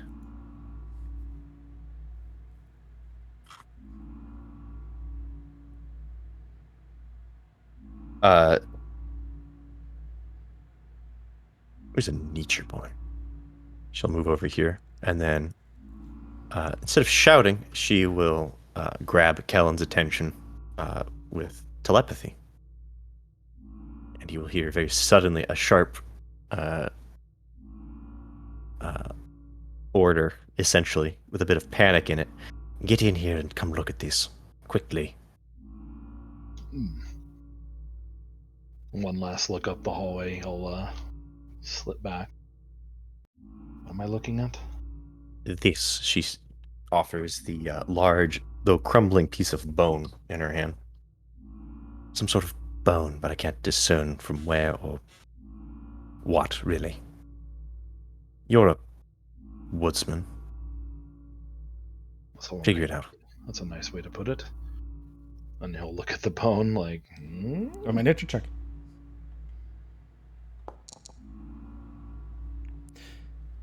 You would be able to discern what this is, woodsman. Okay. Looking at it, taking a moment to investigate it, this is, albeit broken, but appears to be a segment of a dragon's bone.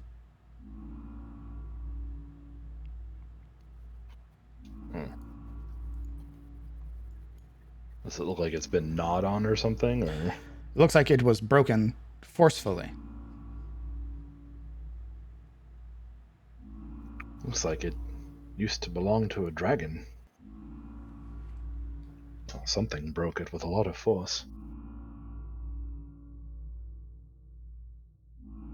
You're looking around at the disheveled, wrecked chain links and other bits. Kind of like wander around this room. Anything else kind of pop out? With your blindness, Well, he's got the 5 feet of lantern light. but you condensed it down on yourself. You have your, like, sort of pseudo night vision. Well, you said it's the lowest level, which I'm assuming is just 5 feet of light. The lowest level was 1 foot, brother. Oh, well, then what's the 5 feet of light give?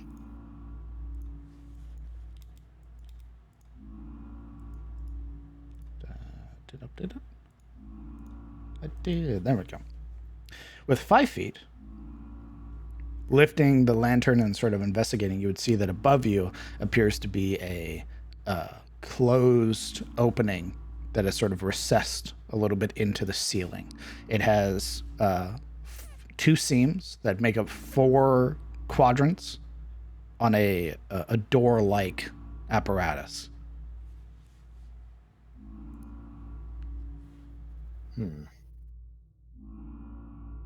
Perhaps they lowered a dragon in here at some point.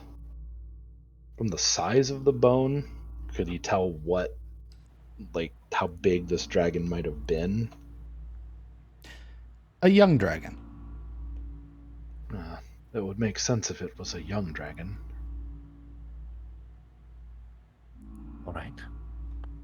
I don't think we have time to really pick out more details than that. I thought this was some sort of metal, to be honest with you. Well, if Cyril can seal this door, we might be able to use this as a secure spot and get our strength back. Yuri will look behind her. Does the vaulted door have a crystal on this side as well? It does. Maybe. If we hadn't set off an alarm in here. Even if they do come looking, they won't be able to get through it. They're not the overseer, remember? Maybe. Well, it beats traipsing through the majority of this facility for another location, having to fight our way through God knows what. He looks up. gestures towards the recess. What about that? I don't think they're going to be lowering another dragon in here anytime soon. I'm afraid what else might climb through? Well, it would have to be open, wouldn't it? Maybe. It is closed rather tightly by the look of it. I need to know what you guys are doing, because you guys are standing out right now. What's the consensus, party? This chamber seems relatively untarnished for the most part, and if you can close the door behind us, Cyril, perhaps we can rest here. Right. Should we turn off the lights? Yes. Maybe we should open the other. Yeah. They said it was Absolutely. unlocked. I don't know. Who If knows we're how s- this stuff works? If we're staying here, we don't want it to seem like we were actually here or filled with anything. I say we keep the door closed until we are ready to open it. Shut down all the lights except the ones in this room, if you can. If Jin's that clever. I don't think there were any lights in that room. There's two in here. Again, what if someone needs to walk and she will point down this way? No. Along that corridor and see the lights in there and see all of us? Clawing No. their way to the glass? You're correct, you're correct. Shut those lights off as well. Maybe just leave the power to the other door that we need to open, if possible.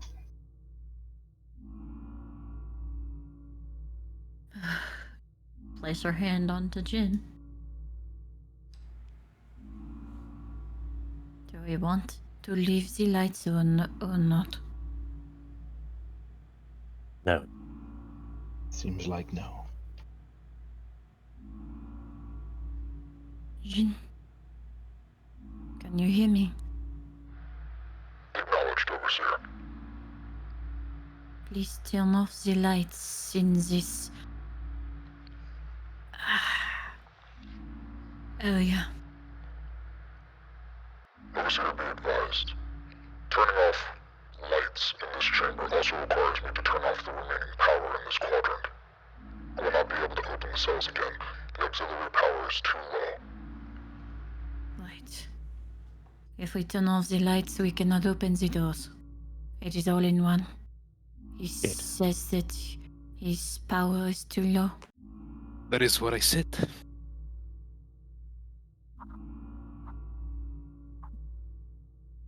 Because you said it doesn't mean it's true. But It you are just became correct. true. It became true, yes.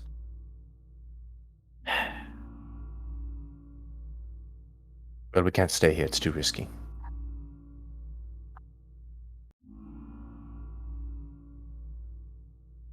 I say we get the power from A10 and get out of here as quick as possible.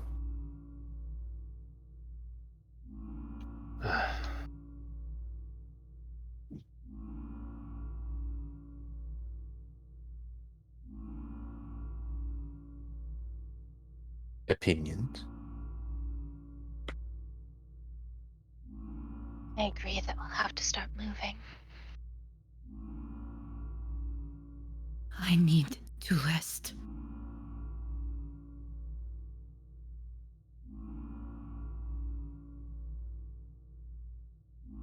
Well, we can't risk it here. They're going to come investigate like they did the other set of lights that we turned on. Especially with whatever that blaring noise was, I imagine.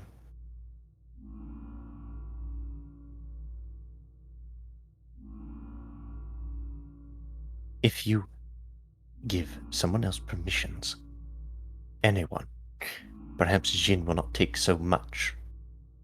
Or won't kill you, at least.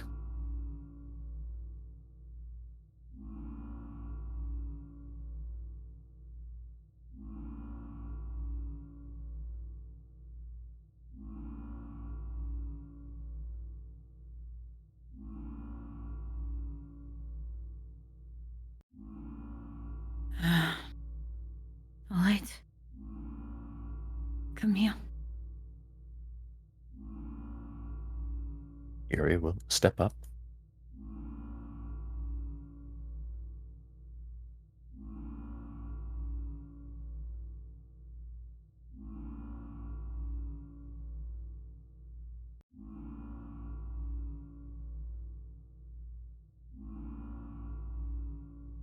She waits for her to put her hand on. Oh, Yuri would be waiting for a Silurial signal before she sticks her hand on the crystal.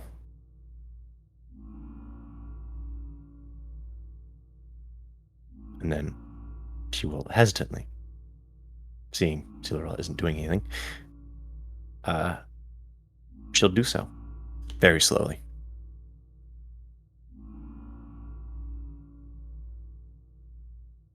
Jin. Recognize second overseer. Not compatible, Overseer. He said you are not compatible. It's that raise of... Overseer per facility. There can only be one overseer. He said something about other titles, like, a researcher or something. Perhaps I could assign you as that. That'll do. Anything that allows me to use Jin.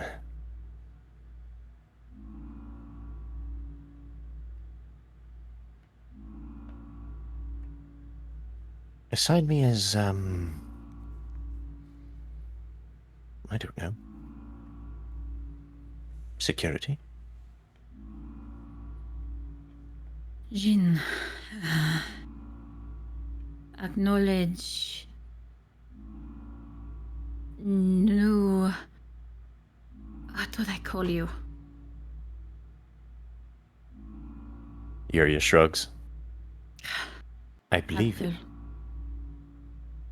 Never mind. She's growing irate. Acknowledge new entity as security. Scanning. Class 3 psionic. Scanned. Security designation too low. Geneticist. Designation given. Assign researcher.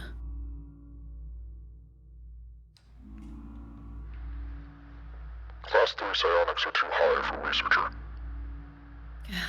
Geneticist. Designation. Available for Class 3 psionic.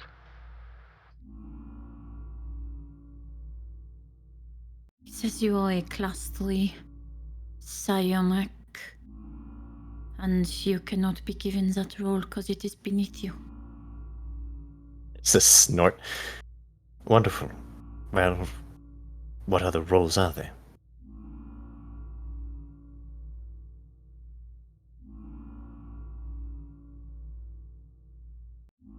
What other designations would befit a 3 psionic? Class 3 psionic. Geneticist. Alienist. Overseer.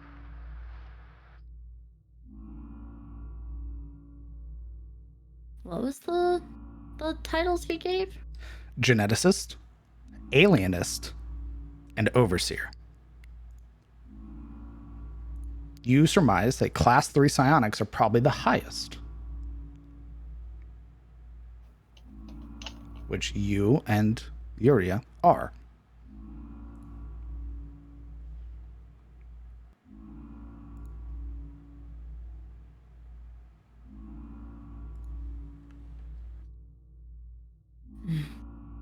Do you want to be a geneticist? An alienist? Which one? Of a blink.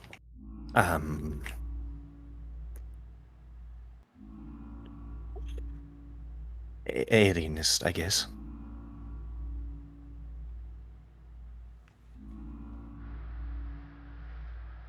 Assign new entity alienist. Designation complete. Class 3 psionic designated as alienist.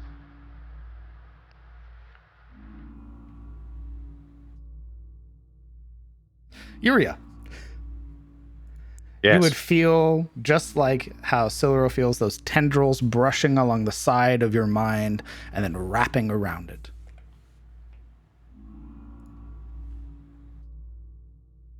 DM, what is an alienist? You have no idea. So I just Googled, because I know what a geneticist is, or at least I think so. So I went and Googled alienist, and it's determining if something's sane or not. It's a xenobiologist. That's what it is. Okay. Well, boys. Fantastic. She will sort of. You'll see sort of the moment when the authority is given in her face as it scrunches up and her spine stiffens. Oh. So that's what it feels like.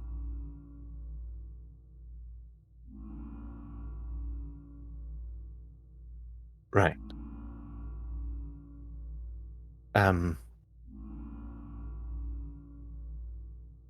She turns to the console.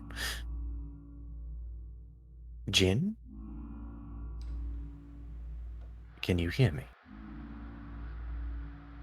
Alienist acknowledged. Awaiting command. You can see a moment, temporarily distracted from the urgency. You can see the sort of questions roil on her face as she considers. And then she kind of shakes her head. Perhaps we can discuss that later. She releases her hand from the crystal. Right, let's get that power cell. And then let's continue on. If that is agreeable, of course, to the overseer. Of course. Good.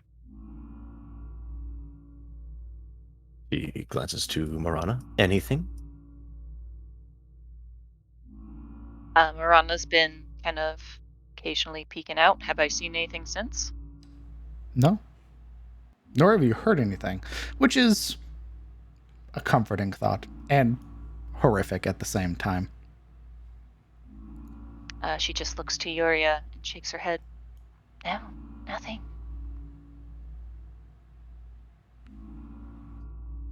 Nothing. Nothing.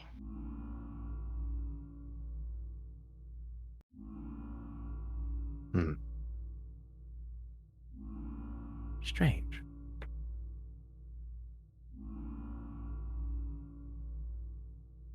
That's what I thought.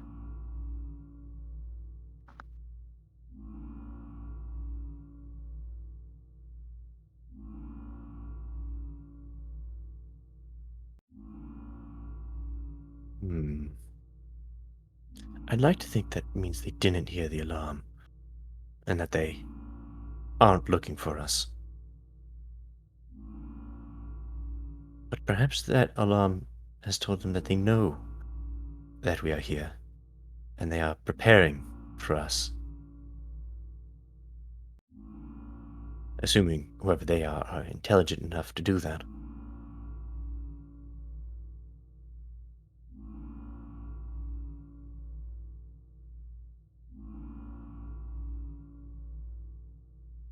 Still, I don't like this risk.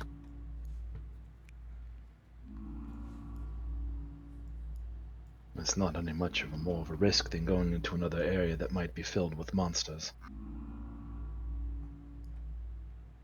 If you have a, if you wish, I mean, at least we know we can secure this room.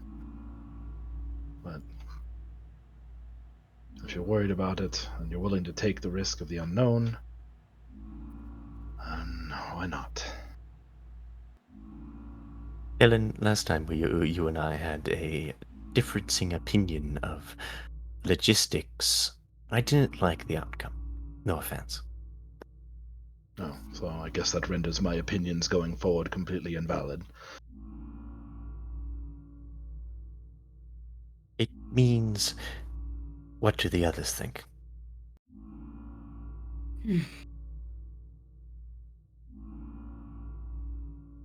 Regardless of what we do, we need to rest.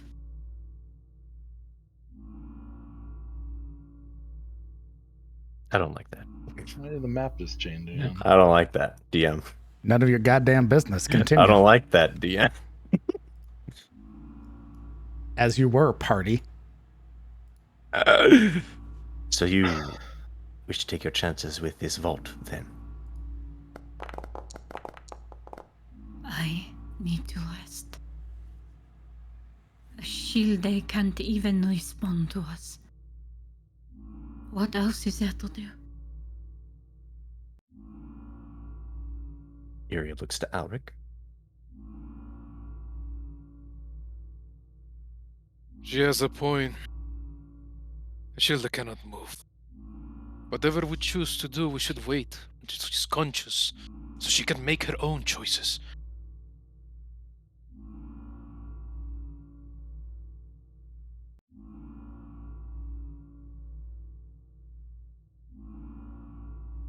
He looks to Ashilde.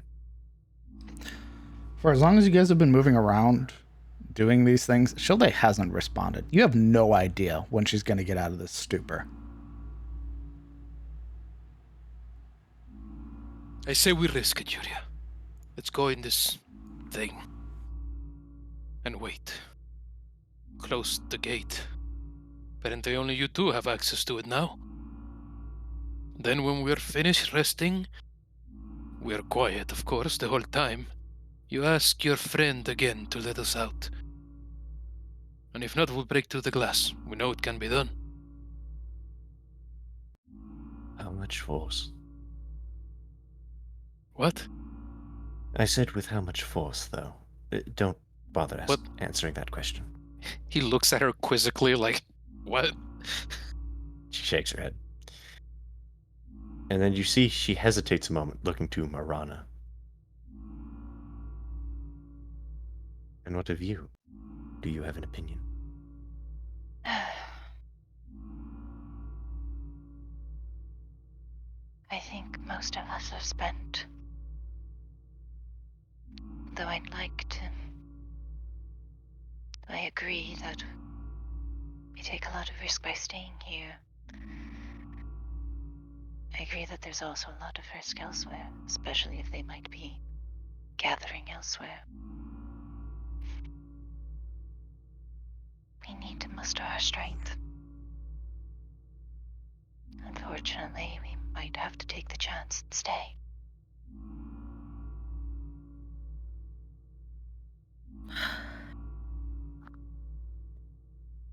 Iria, drawing fingers through her hair, you can see she sort of attempts to settle that that fight or flight notion, the desire to flee. Silverl, do you still have your hand on the crystal? Yep. Perfect. Overseer, be advised. Bioscan in progress. Bioscan? 30%. What does that mean? What is a bioscan? Security access to the generator is currently being used.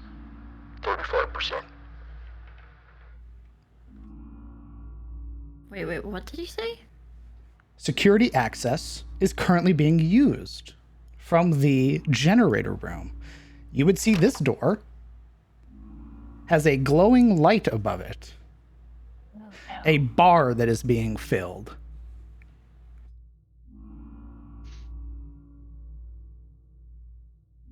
I don't think 40%. that door's going to open.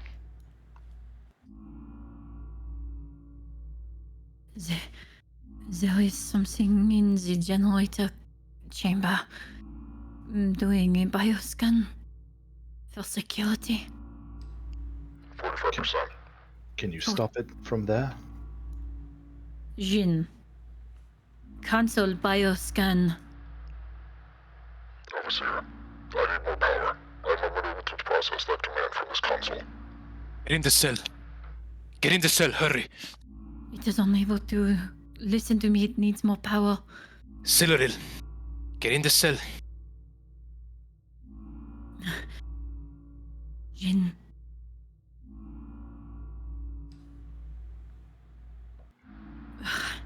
She'll move her hand off. That tendrils very rapidly rip away from your mind. Alaric, picking up Ashilda with one arm, uses the other to pull the door shut behind them. Never mind. It No, doesn't right. do that, brother.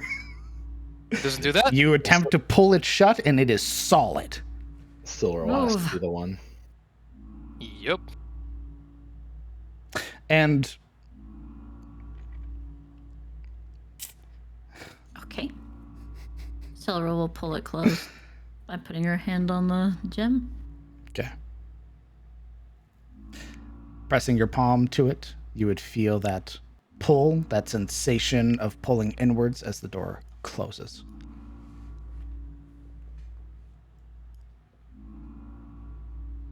Inside of this room, the sound of the alarm is almost muffled.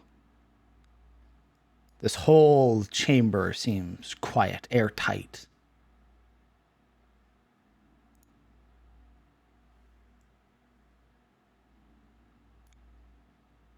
But as far as you know, you're alone.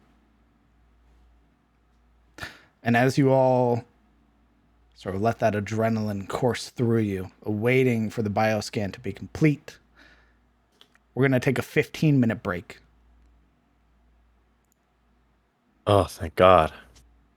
I start peeing in the corner like a true prisoner. When we come back, we'll figure out what the party is going to do. Meet back at the turn of the hour, a minute past. Please and thank you. What if I never I'll left? be back. Understood. Hey, yo. We in here. We vaulting.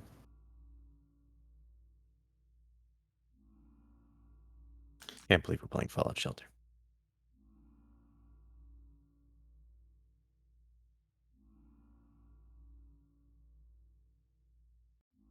Good. I need to catch up on my notes.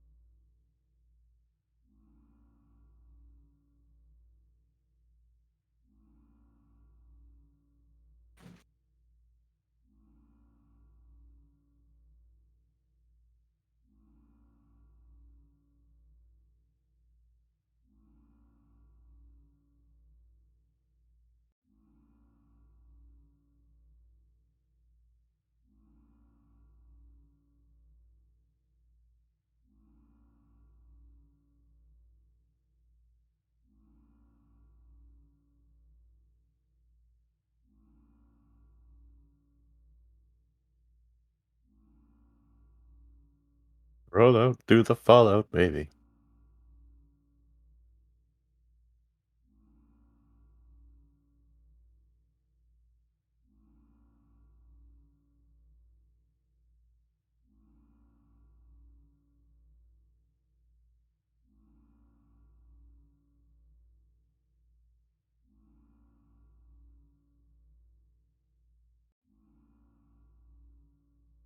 Roll out through the fallout, baby.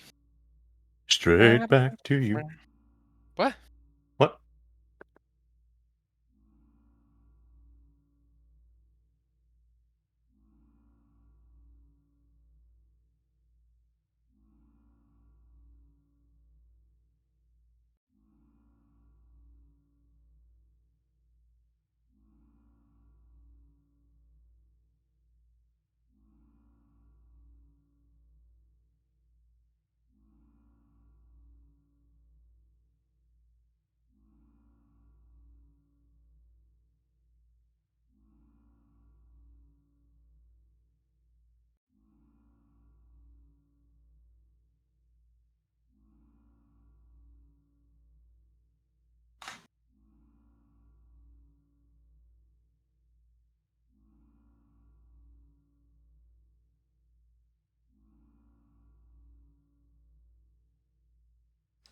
I'm back.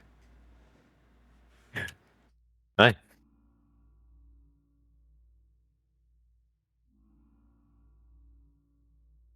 How's everybody doing?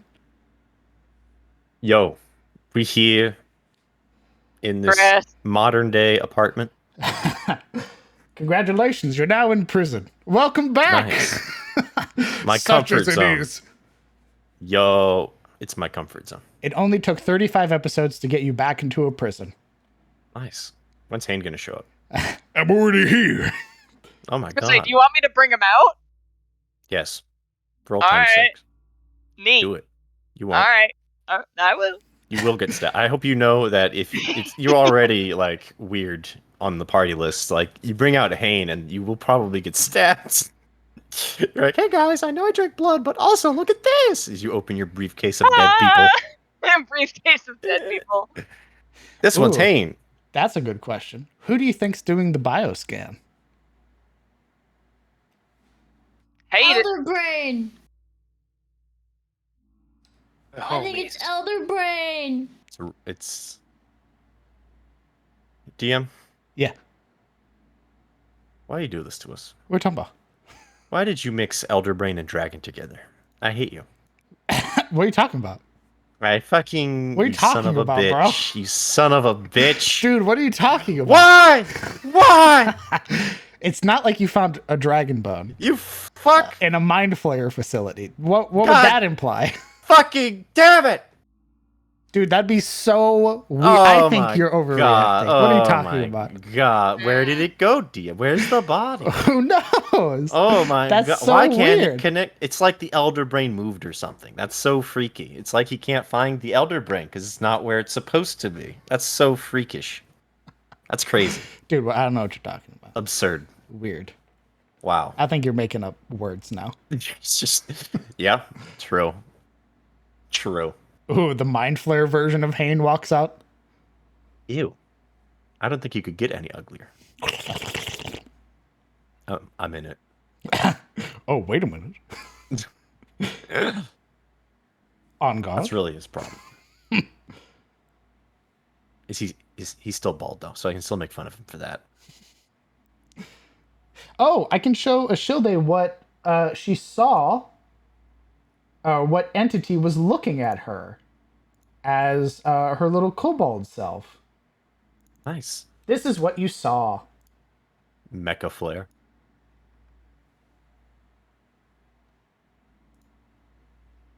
Hell, hate that. Neat. That's what was operating the console to the tube that you were in. Why is there a mind flare in a crisis? How are we gonna... Bro, I hope my theory about this place is correct, because if it isn't, and that's in here instead, on God, for real. What's the matter? Well, What's you up? see, What's the DM, matter? I've played Crisis, and I think, I don't know if we have quite the right equipment for that. I don't think you have the I need a facilities gun. for that, big man.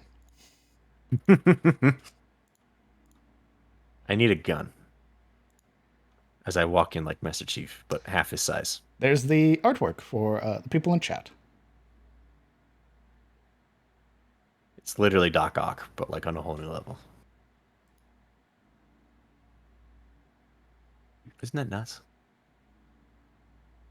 So my theory is that these people are all dead. Instead, this place is being run by a bunch of fucking cultists who found this place and is like, ooh, buttons! Ha ha ha! Ooh, buttons! Buttons! What's this do? Activating all containment cells. Uh-oh! What does that mean? Who did this? That's my hope. I hope it's just cultists. Because I don't want to fight that. You don't? I don't want it to be like, ooh, sorry. Turns out you were just in like the old part of the facility that we abandoned. Here's the new modern facility. All the mind flayers, they're still there. They're still fine. We open the door and they're just looking at us in their lab coats like, oh, good. It's both that moment where they open the door and they see you and you see Yeah. them and they're like, seize them. Yeah, literally. It's just like, take them. Take them now. Yeah, we open up one door and it goes from this decrepit place to like the Institute from Fallout and everything's shiny and white. Wait! Wait! Uh-oh. Turns out this was Facility 1 and they built Facility 2 right next to it. Weird. We found the abandoned mall of my flare territory. The show they would have also seen that the facility that she's in is very reminiscent of the facility that she saw in her memories. Oh my god. If only she was conscious enough to tell us that. Yeah, she'll walk it off. She'll walk it off. She'll walk it off. She got a Rub free some- feed out of it, so that's pretty good. Yo! And And some dirt years on it. of trauma. Change your socks. And years of trauma. Yes, you will Years be of dealing trauma. with some split personality shit where you I you have the can't mind of a wait. kobold inside of you. So I can't wait for us to be sneaking with a shield A as a lump, and then she just starts screaming in the middle of it. die, good. Shut her up! Oh god, she's gonna be a dwarf cobalt. Oh shit, she's gonna start talking like them. And crying, of course. Misery. Correct. She's gonna have a fascination with traps. She doesn't know why, but she always traps like her bedroom door with like a bucket. Full Everyone of, thinks she's like, just an asshole. centipedes. Yeah, she's like, no, I literally like can't go to sleep without it. It's a nervous tick. It's I wake up and there's traps all over my house. I don't know who put them there, but I think it was me. Were you trap walking again? No. Yeah. Leans on wall collapses, spikes come out. It's a fake wall. It shifts. She moves to a completely different room. She's burrowed out the like walls so she can move through them. Yeah. You want termites? That's how you get termites. I am the termite. So welcome, party, to Facility-05. I just want to leave this room. Why would you want to do that? I just want to leave this You're right. facility. I curl up in the fetal position and I say to myself, why would I want to leave? Why would I want to leave? Why would I want to leave? Stress. The exit's right there, Marana. What are you talking about? Why would I want to leave? Yeah, right there. I mean, technically, it's a map transition away. Yeah, sure it is. I'm out of here, I say. What's the worst that happens? You leave this place? You leave, and you go do other adventures. That's all. We never talk about this again. Constable? The exit's there. I hate Aram's Fair. I'm leaving. The moment we Look. leave this facility, every monster T-poses. It's the same. Everybody in Aram's Ferry is currently doing that right now. The previously loaded Damn. chunk, all of them are in a standard animation. They're T-posing. Damn. The buildings are no longer rendered. The textures are gone. The shading's gone. The lights are gone. That's what's happening. Only. No, that's what happened to us. So Bro, imagine the self-aware NPC who's like, don't ever leave me. I don't want to go back into the dark. What? Don't get me off map transition. I don't want to go into the memory box. When you Their load, when voice you fades. change out maps, that's what's happening. Everything unrenders. God. That's So why you're there's saying if we- loading screens. If we ran, this entity would be stun locked behind the gate. Because the gate would cease to load. Bro, we just reload the map, man. It's so simple. It just starts walking into the wall repeatedly. We come back, it's back at 0%. Just kidding. or worse, it just starts Skyrim clipping into the ground. No. You guys can leave. Leaving is a totally viable thing you can do, by the way. I'm committed. I'm going down there. I'm saving children. I'm a hero. I'm a hero. Wait! I feel like we've realized that this place is far more than just a possibility of some kid rescue. It's like, this is way worse than that. Well, I mean, it's before we got see, he's baiting us right now because we're gonna be like we're leaving, and then we're gonna show up, and the rope's gonna be detached. Yeah. There's gonna be a little smiley face stick it like note on top of the rope. Damn it! How'd you know? Smile. How'd you know about the sticky note? A little post-it note that just says smile. Worse yet, it's just filled in, and someone's like spray painted the logo from the Watchmen Signed on MF. blood. Yeah. Morgan Who the Freeman. hell's MF? Motherfucker. That's what Morgan. you are, you scream. You motherfucker. The BBEG is Morgan Freeman. And he's like, welcome. I can smell you. I can smell you. Long way up, he says behind you. Long hallways. I'm now going to explain It's fine. it to you. It's fine. I mean, the Anytime- ideal would be to leave, take a Rise 12-hour and rest. shine. Dr. Dr. Freeman. Freeman. Every time Rise and I shine. wipe a party, I get a freckle. Oh my No. god. Not that I wish to imply you haven't been sleeping on the job. No But- one is more deserving of a rest, and all the world would have gone to waste until, well, let's just say your hour has come again. Such a good character. I'm back. Welcome Wake back. up, Dr. Freeman. Wake up and smell this dick. Wait. I've just arrived, Dr. Freeman. Welcome. From the Wendy's. Welcome to Wendy's City nuts on your 69. I hated you. Yo, imagine if we did walk up and it was like Half-Life, where it's like the Combine have showed up and Mind Flayer Combine, and we were just in like this occupied atmosphere that's become a metropolis. How long has it been? From when? You're useless. Okay. You can eat those rations? Yes. Here's a crowbar. They have Pick up that guns, can. food.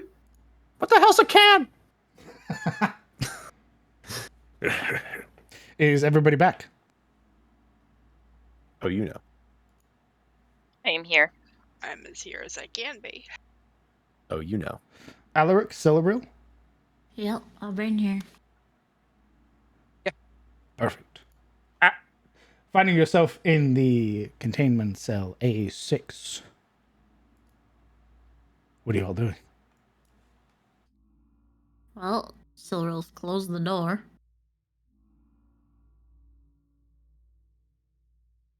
And is moving away from Marana. Post haste. DM, can I use control flames to turn off these lights? No, because they're not flames. Yuri would try anyway, and then realize they're not flames. Very smart. Big brain. I know. Guess I'll turn the lantern off for now.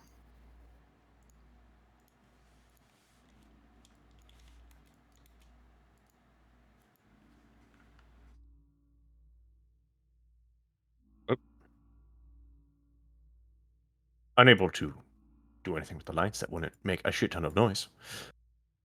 She's gonna go in this corner and wait and listen.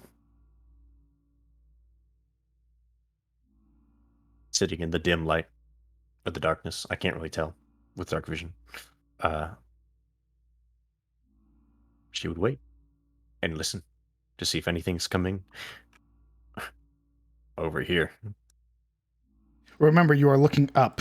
This is a elevated Oh, you're right. Excuse me. She pathway. would sit there and stare up at the glass Okay.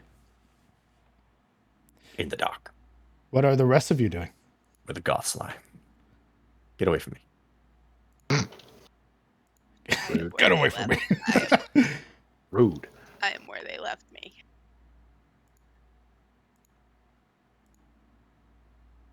Where are they? Yes, true. Marana's gonna go up into the corner. just kind of stick herself against the corner in the ceiling.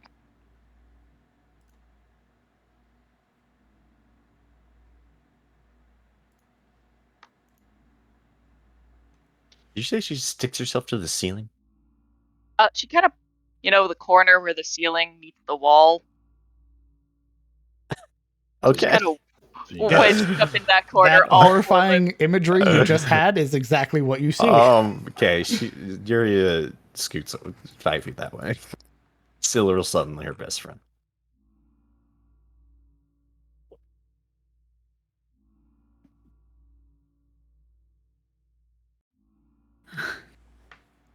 Whatever is doing that scan, I am unsure if they can see us in here. I guess we'll wait and see. Not much we can do at this point, except stay quiet, try to listen.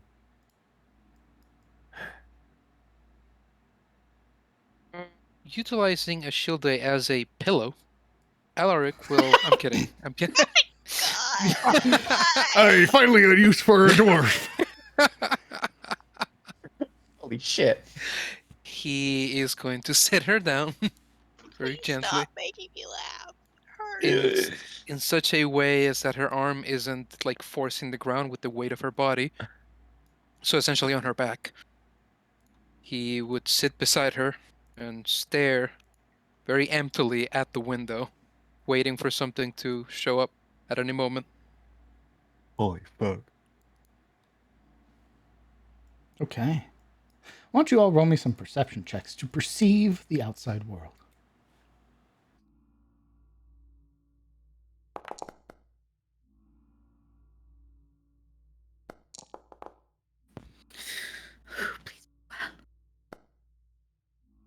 What the fuck's up with my dice?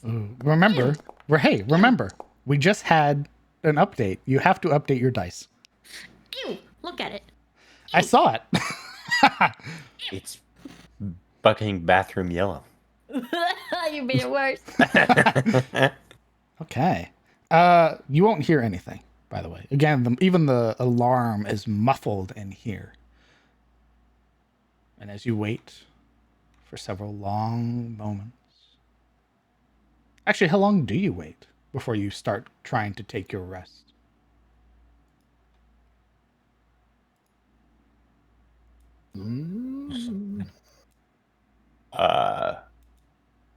Probably like 10, 15 minutes before Yuria even decides to like move or prepare. 10 to 15 minutes? Is everybody else going along with that number? Yeah, I guess there's like that sort of quiet anticipation, waiting, seeing if anything pops up in that period of time. Okay. Then there would be something. Something that moves past your window. As you all are watching, you would see, those of you that are able to perceive in the dark, rather. You can just say everyone but me. It's fine. I get it. You should be able to see from where you're at currently if, with the lights out in the hallway, you would see a shadow being cast along the window. Those of you that can perceive will see exactly what's walking past.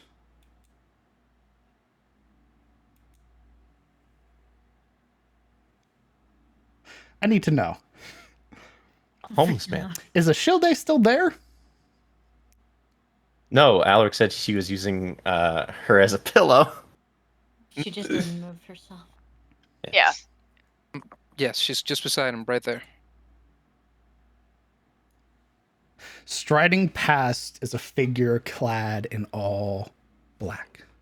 Their hood pulled over, hiding any detail of their face. You would see segmented black armor beneath, the flash of this sort of strange metal as they move. But as they do, their cloak and their hood doesn't billow or move as they step. You would see the head, or the motion of the head slowly turning. and sort of inspecting as it walks past.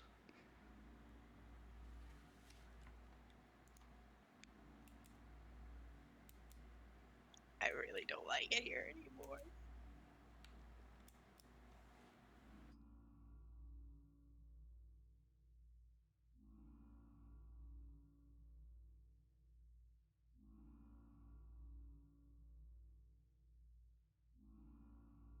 Cyril holds her breath.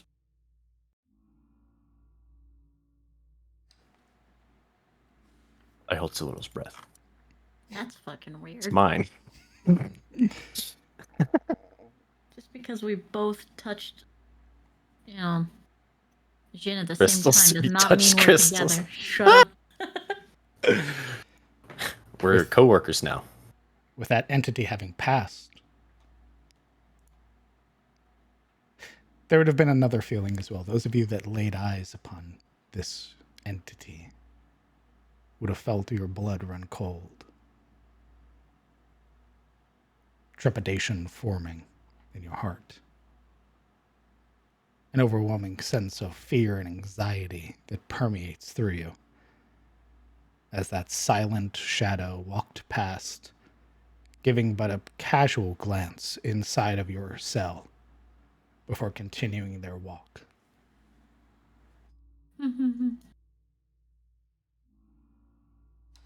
So it did actually look in. Yes. Don't like that.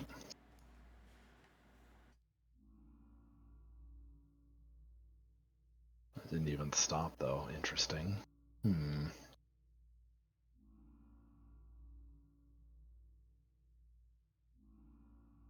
After a few minutes of waiting,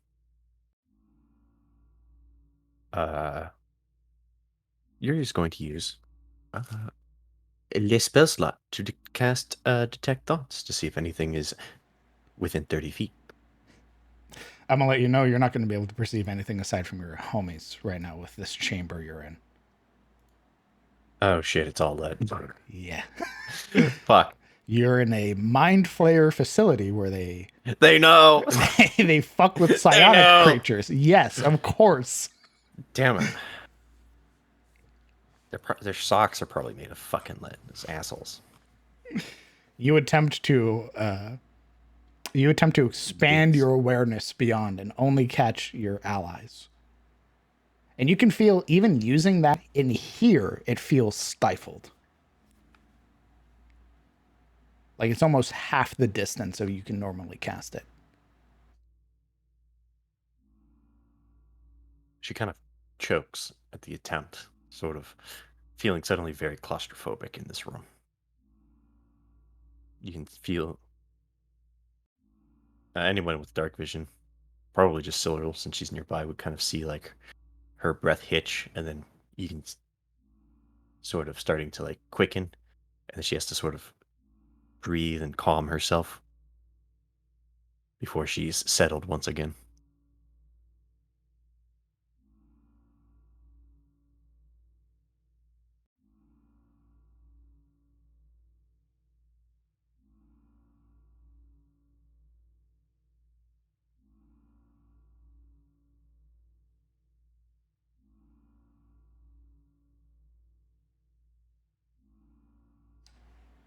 Do you think it is gone?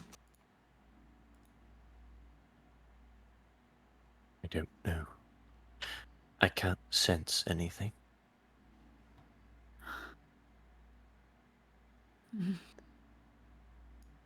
What I mean is I can't sense anything outside this room. It must be this house. She nods. Seems this place was prepared for people like us.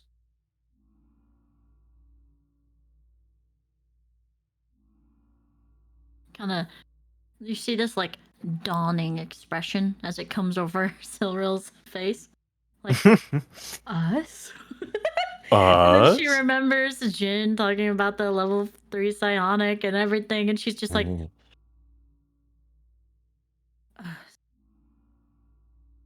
Like,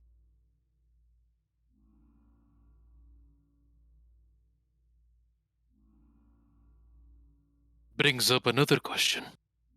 What if among us there's other psionics? Or like in this party, huh? Well, yes. Awesome, eh? Well, I don't recall ever speaking into anybody's mind or lifting objects with it, so I'd probably rule myself out. Agreed. Just because you're not slinging things around doesn't mean you can't have the potential for it. Perhaps you're just a late bloomer. Huh. Well, we don't know how it works, but if we can get Jin to react the same way to all of us, that is good for us. Maybe.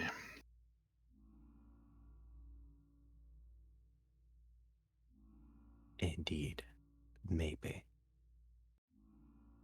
Well, we've locked ourselves in here. You all say you need rest. I suspect that means we can enjoy the comforts of our new campsite.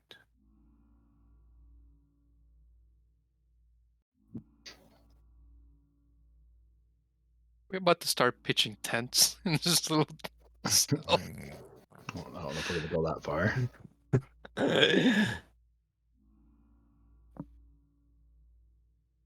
No, probably not.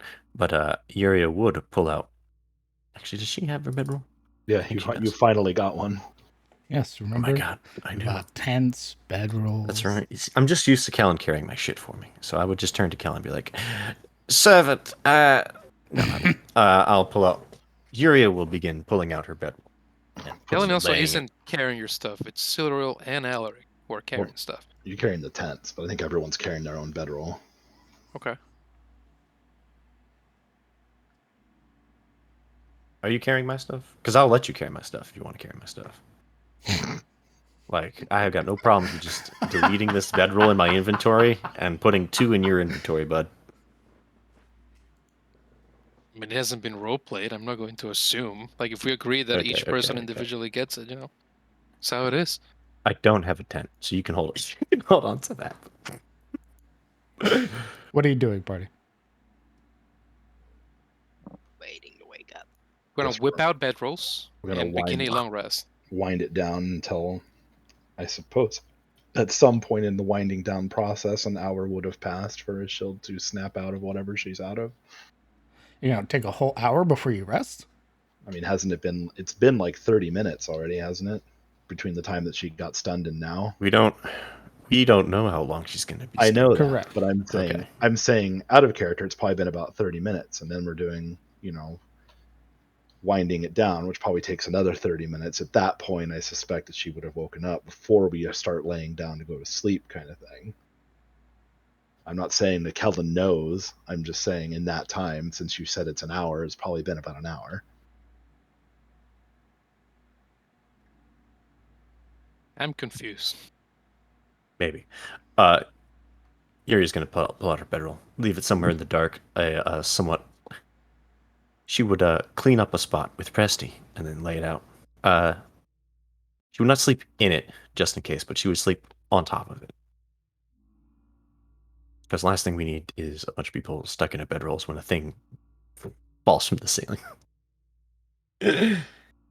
You're like Nemesis punched through the ceiling? Yeah. Jesucristo. Stars! Are you doffing your armor? Because you have a breastplate on, which counts as medium, and sleeping in medium armor incurs exhaustion. Oh, God.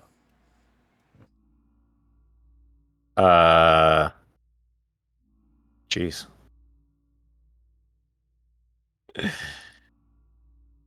Well. Hold on, let me see if I can't find something to cover up.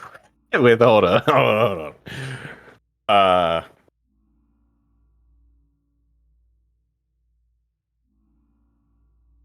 Oh, apologies. Never mind. You can. Oh. It gives you a penalty when you rest. What kind of penalty? You'll find out. And it's probably uncomfortable. Incredibly so. You know what? Yuria will try to go about figuring out how to doff this thing. She'll look for like a button or some sort of like clasps or anything. Is your intent to remove it? The intent is to remove it.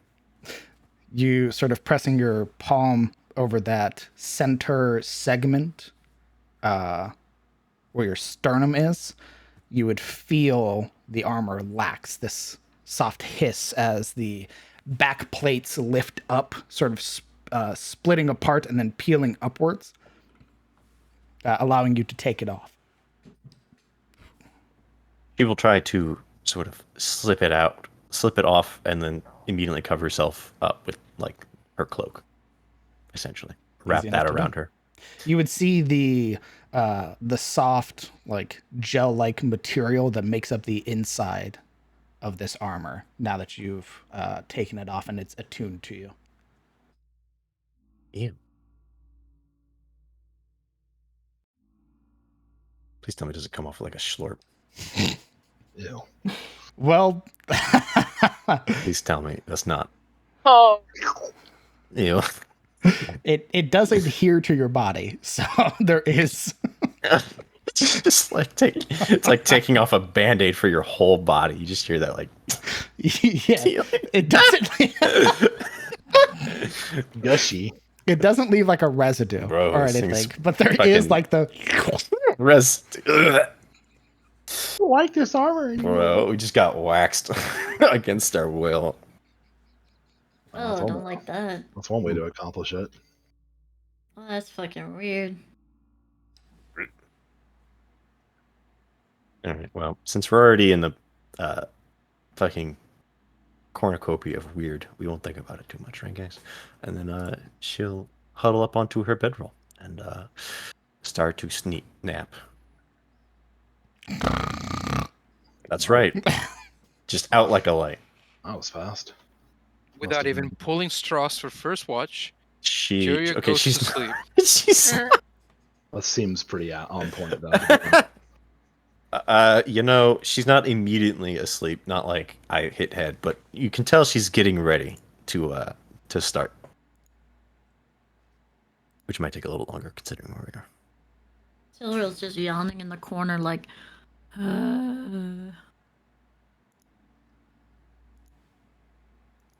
leaned up against the walls, like, I wanna die. Alric looks to his right and to Kellen. And he's got this smiling and knowing look, but it's tired, waning. Looks like it's us, huh?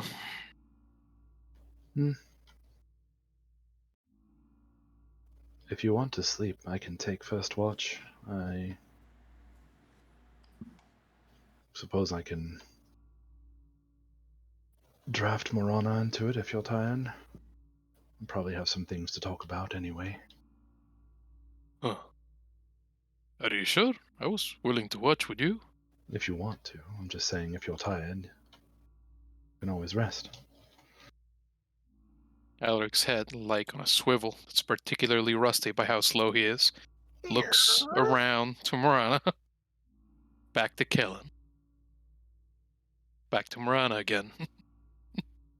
And flops over on his bedroll. Bonk. Two fucking rages and he's just exhausted. I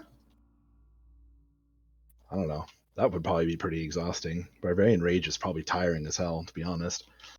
If you're a berserker, otherwise. Oh, I just mean like in general, the idea of going into like that kind of fury, is probably like all adrenaline, Imagine turning into a lion man must drain him a bit.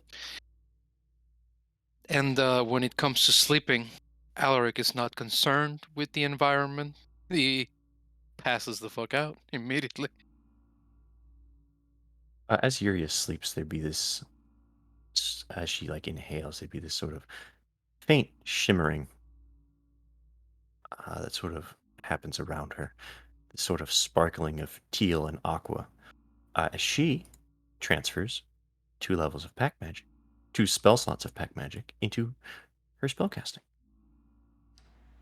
Because we're quirky like that. You're long resting. What are you doing? I'm preparing just in case our long rest is Gotcha. So that way, because we can transfer spell slots into sorcery points and then back into spell slots, after a short rest, we'll have the pack magic back. And we'll have 2 spell slots. Sounds like some quirked up white girl shit right there. I don't even know. Worked up Sorlock shit, my man. Yeah. Goated with the sauce. Silril is notably sleeping with her flail in her hands and has covered all parts of her flesh except maybe like her face. Just cuddling that shit. I love you. So, Directly uncomfortable. Just snuggling it real good. are you sleeping in your armor, Silril? Brother. There's a reason I ask. What's the reason? Because there's a penalty if you do. What is the penalty? You'll find out if you sleep in it. What do you mean? But there's a penalty. Why? What is the penalty? Why can't you You'll just tell find me? out. It's not like my armor has weird little tendrils that poke into Nope. me like yours. It's just a rule. Sleeping in medium or heavy armor incurs a penalty. I mean, Silver's a soldier, right? Wouldn't she know what happens when you sleep in heavy armor?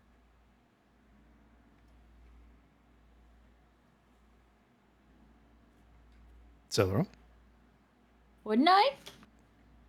let's roll a history check. Let's find out. I got you, homie. Ugh, but change those dice. Jesus Christ. I look like pee.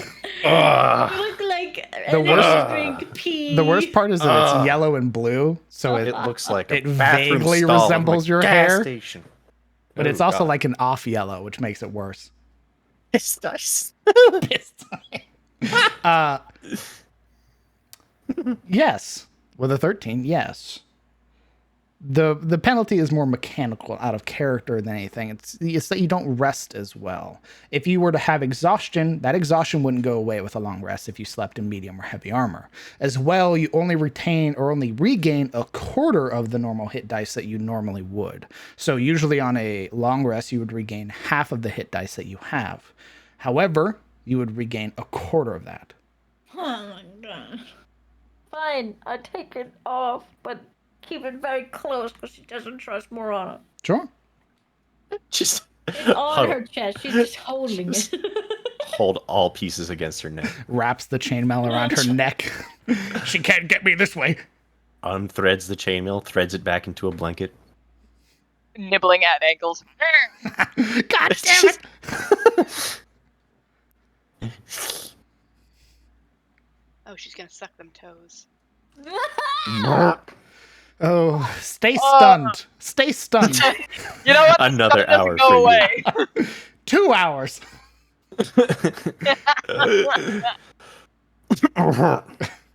Okay.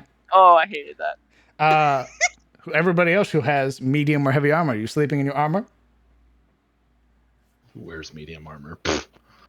You do. No, I don't. He doesn't. He wears light armor. Oh my god. I'm in light armor as well. No wonder you got fucked up by rats. Right? I think everybody's in light armor except for Siluro and Yuria. Yeah. Because Alaric doesn't have armor. Kellen has leather. Marana has leather. So she has hide. Is it leather? Jeez. Uh-oh. It's leather. Fuck. Okay. And Ashilda has robe. Magic. I'm hiding. Okay. I believe it's Kellen and Marana taking the first watch. I believe that's what was No. decided upon. Perfect. Go ahead and give me your perception checks, either together with advantage or separately. Do you have perception? Yep. You want to roll with advantage? Sure. Cool. Epic gamer moment. Okay. Yo. There you go. Man, you see that dragon so well. Yeah. And the door, I noticed the doors open and drop off like 50 mind flayers in here so perfectly.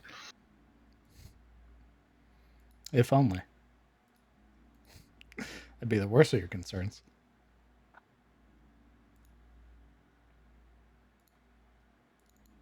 Kellen, as you did that, roll me a D100, please. D100.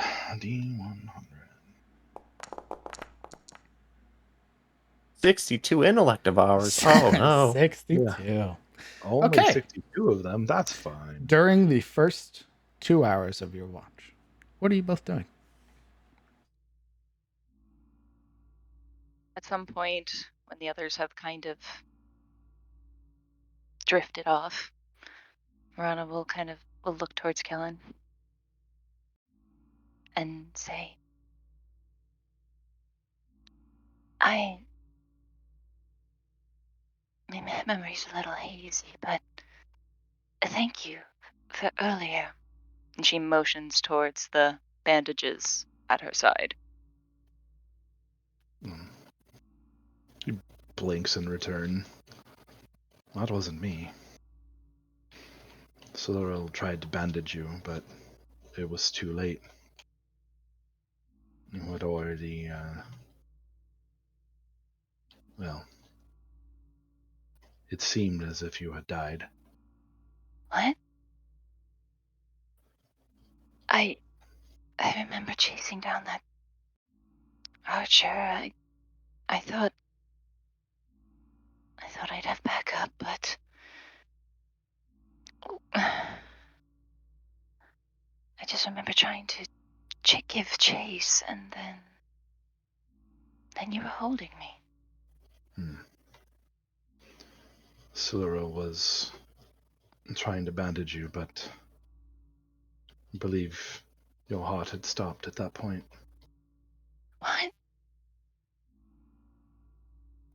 And she was trying to use her gift from the unicorn to bring you back, but it wasn't working. What? Bring me back from what? Death. And her face just stops for a moment. What?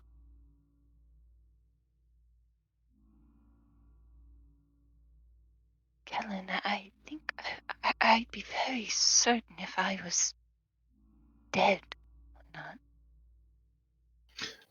For all intents and purposes, you were. What? You had died. And I had Sorrel give you over to me, and I cut my wrist on my sword, and I fed you. And that's what brought you back. As you continue to say this, her look goes from shock to horror.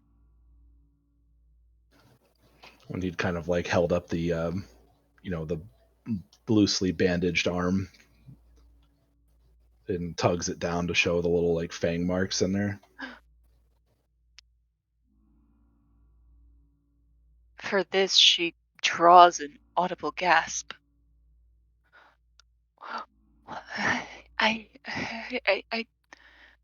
No, I would have remembered that. I wouldn't have hurt you. You didn't really.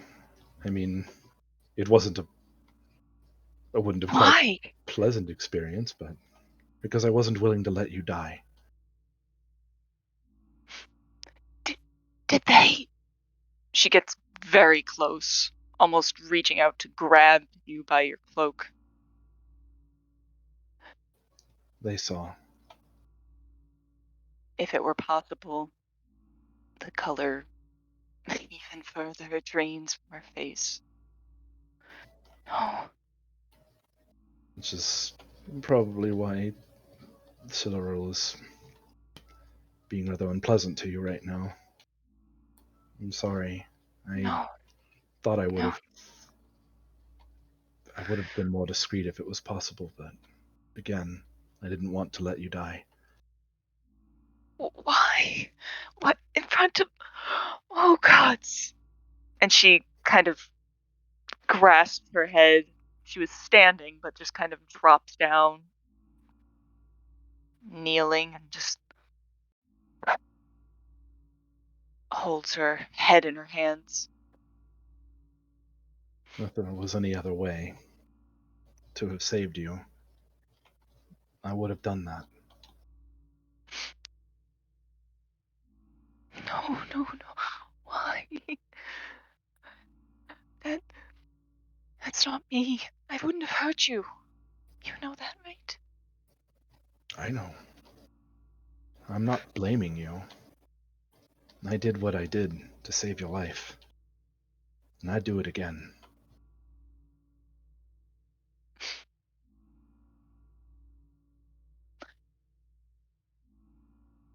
As she briefly looks up, there are tears welling in her eyes. She doesn't seem to know whether to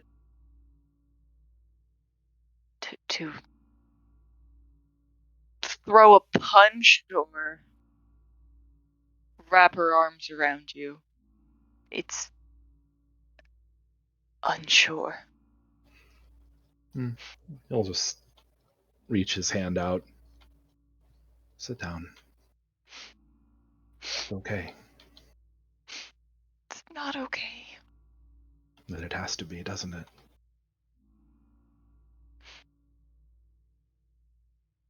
Kellen, they know.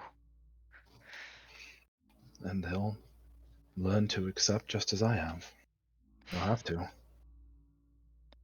Besides, it's not as if this party is filled with normal folk. We've got a large half-elven man who turns into some kind of cat beast, a small elf woman who lifts objects with her mind, a human who can see in the dark and has other strange abilities to talk into people's minds, and then there's a dwarf.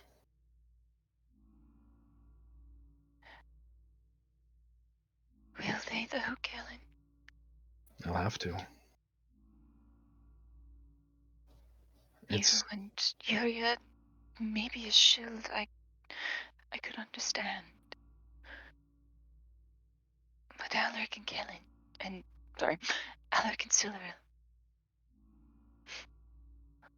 what they could do to my family. I think if you explain it to them, similarly to how you explained it to me, it would assuage a lot of concern. Frankly, your condition isn't something that you chose. It's not as if you made a deal with the devil, so to speak. You were born that way. You can't change it. He doesn't quite know what to say. Instead, she moves to the other side, puts her back against the wall, slumping, her arms just kind of crossed and wrapping almost protectively about herself as a hand kind of traces over her lips and past them, and kind of traces over her teeth, kind of picking at the wells of whatever remnants of dried blood might remain there. It would be during this moment, when you've relaxed back during your conversation, that you would see shadows being cast across the window. As it's more than one this time.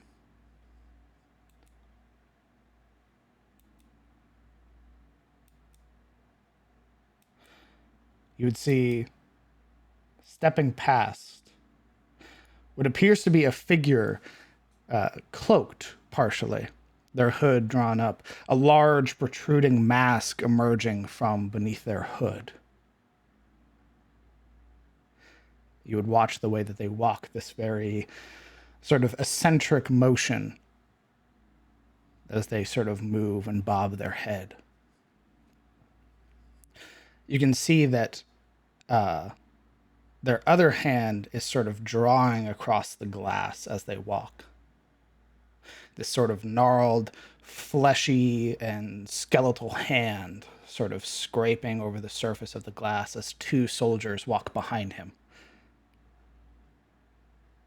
Is it like stopping to look in, or is it just walking past being creepy? It's walking past being creepy. And what makes it worse is that from here, you can hear the faint humming of this entity.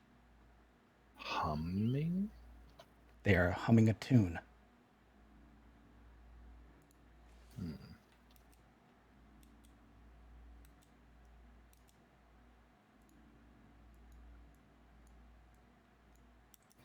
Well, that's creepy.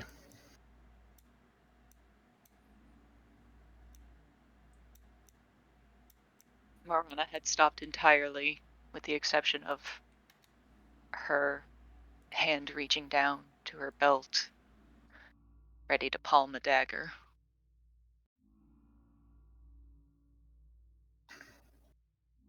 It's probably just trying to unnerve us or something along the line. Nothing we can do about it for now.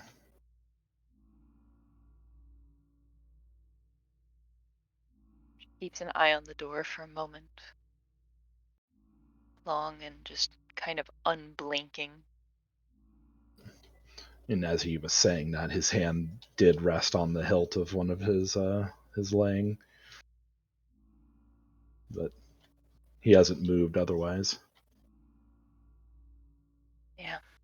She'll just wait for a long moment. During the period of your 2-hour watch, this entity passes by about 2 more times. Do I finally wake up? You've been awake. You would She's see been that the status has been removed, so yes. She's been awkwardly listening. Pretending to be asleep still, like. What are these two gossiping about? Oh shit! Unfroze right when she heard dwarf. Yeah, we have a dwarf in the party. My fucking god! What did you? Well, the worst part is that she's been hearing everything. She's just been stunned. Oh, Yeah, really? yeah. Oh, She's okay. not deafened. She could have. She heard every conversation that was happening. Oh, we didn't know that. So. Yeah, Of course. I thought you were kind of saying She's she was literally she stops existing in our periphery when she stops moving. Yeah. During the conversation, she'd brush herself. She'd have this kind of far off look at her eye because, she just experienced death, kind of. You didn't kinda. You did. I know. She's gonna walk down here. They were being used as a pillow, by the way. She'd drop his head. Thunk. And she'd look up at Marana. Kind of shocked that Ashilda is up and about. Oh, you're awake. It's good. You had a rough go of it. How long have I been out? About an hour or so. Well, actually, I don't know. How long have you been awake? Couple minutes. But I could hear everything. Oh, I heard your entire conversation. excellent. Paler than a sheet. You've had a rough go of it, though. Listen. Those ghouls were not ready to let up on you.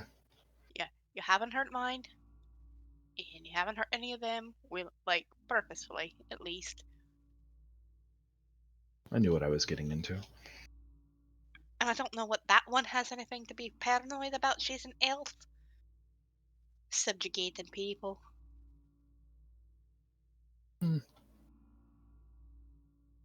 People who don't understand things resort to fear first and rationale last. Either way, just don't give me a nibble. You're not my type. It just blanches at that. Otherwise, No, otherwise, never. I'm joking with you. Don't get your panties in a bunch. I'm sure no one's able to touch the panties anyway. Callum slow blinks at that, like, what? Anyway, listen. You have done a lot for all these people, have you not? I try. I don't know how useful I am. Yeah. To give you some context, Ashim, she's been with us since the beginning. And every time that anybody thinks about Morana, they should probably think about her family motto. Isn't that right, Miss Lemuria? She kind of shrinks into herself a little bit. What is it that your don't- family always says?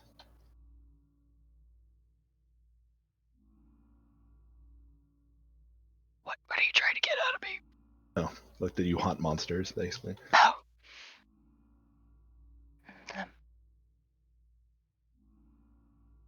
The Lemuria line exists to hunt monsters. You haven't done anything monstrous to me. And believe me, there's all different types of magic that can turn people into and make them have to do not nice things, but you're not dead. You're here. You're still helping us. Just don't, like I said, don't kneel on me. But those other tricks you do with the wall climbing and everything else, you're fine.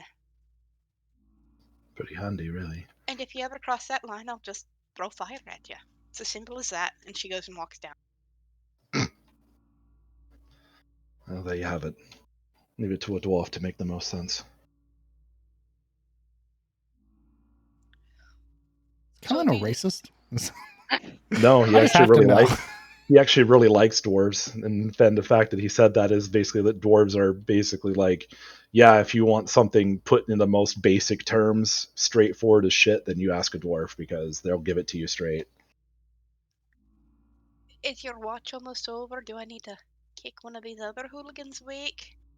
You feel like you're up for it? No, I need to get sleep. I feel like I'm hell worn over. I got mauled by a freaking ghoul. Yeah, well, I had to pull that one off of you and then blow it up on myself. That was unpleasant. Last thing I saw was a gaping maw dropping down from the ceiling with my inevitable doom dripping from his fangs. Yeah, that's very graphic. Yeah. Here, let me put it in little words so you can understand a wee bit. Oh god. It was really, really scary. Everything in here is pretty scary. Right. We pulled through. We just need to refine our group tactics a little bit, I think. Once you get some rest and you can take the last watch or something.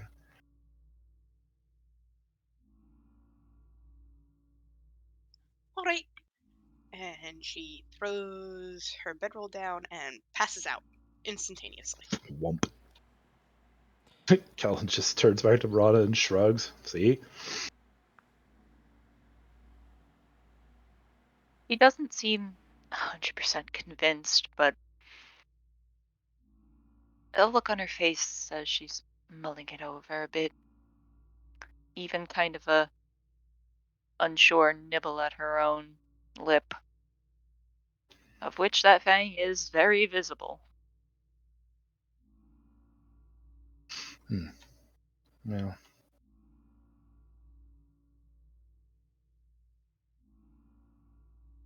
I think coming to terms with who you are will only make you stronger in the end. Kind of looks over and gives Kellen a raised brow. You don't need to really hide yourself. You're strong. Your abilities make you capable. And it seems to me that you're intent on using them for hunting monsters and the like.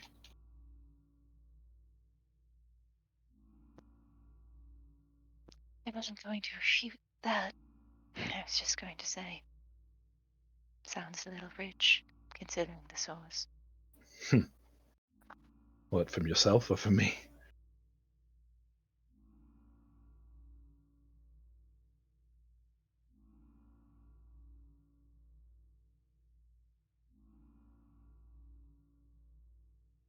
Oh, she just kind of gives Kellen a little bit of an elbow, clearly meaning him in this context. Oh. Well, I can't tell you how to feel about it, obviously. That's you and your life. But if a lowly human ranger can accept you for what you are, I don't see why anybody else couldn't.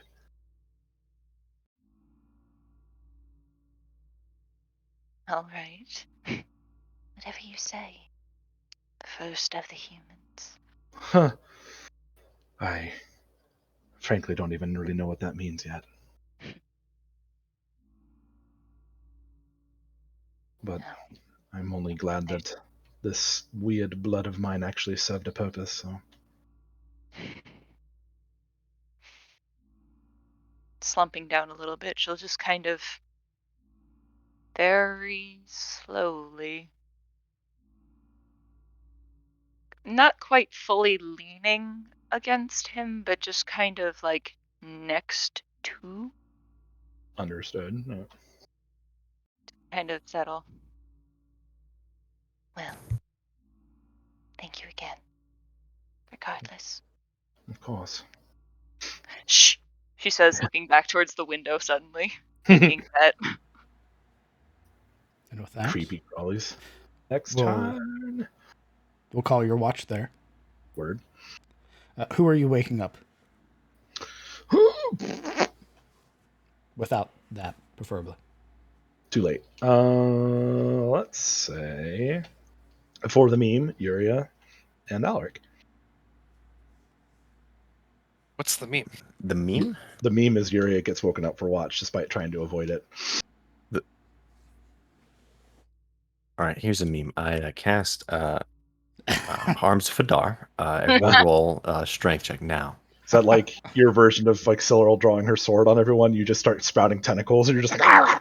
I make contact with your mind and I start screaming like a child. Let me hear you scream! Read!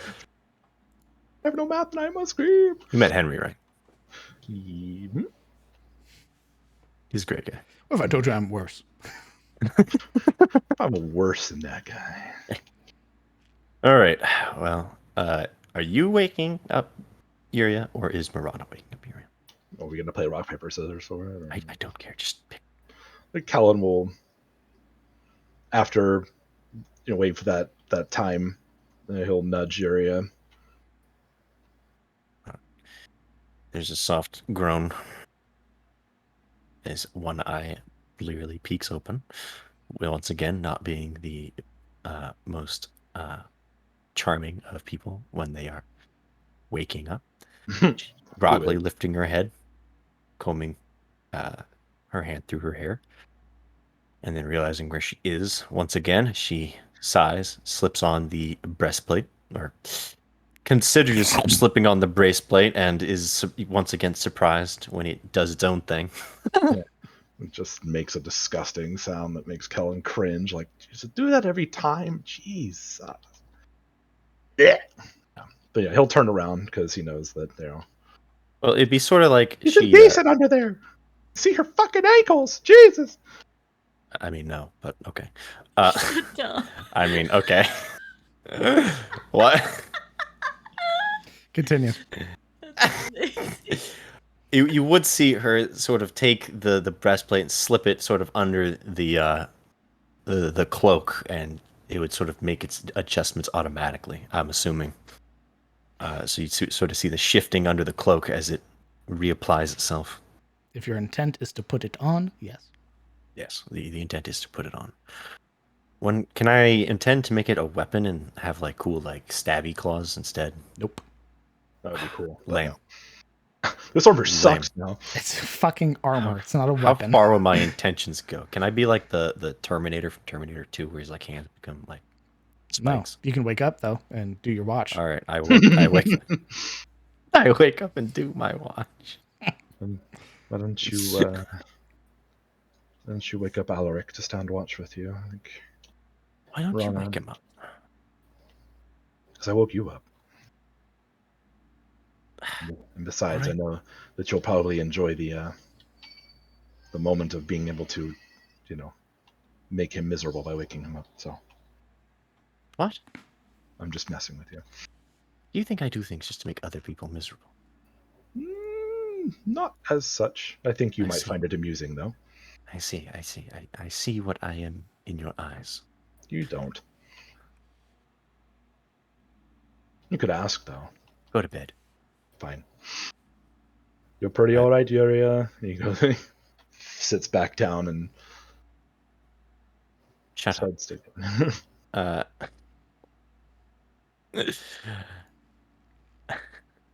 Sorry, I mean, what you're doing. Spinning in place. Continue. Yuria will gently kneel down and she try to shake Alric awake. Tiny hand on massive shoulders. Alaric is almost the complete opposite of Siluril. There is no guarded response. There is no real movement to him, nothing. He's just dead there on his face. His features mushed against his bedroll. And after enough prodding, there's just this loud, ugh. It would be like one hand and then like two hands and then like a full body like wake up. What? It's our turn. What? Turn? Do you mean what? Did you forget where we are? Herself also forgetting where they were. Tell Ghetto they'll cut the wood in an hour. Shut up. We're not in Elions. We're in a cell. Wake up, idiot. He doesn't entirely open both eyes. It's instead one eye, blurry, kind of squinting at Juria. Suspicious. And then the colors focus again, and he sees in her background the darkness of the cell. I had hoped it'd be a nightmare. Yes.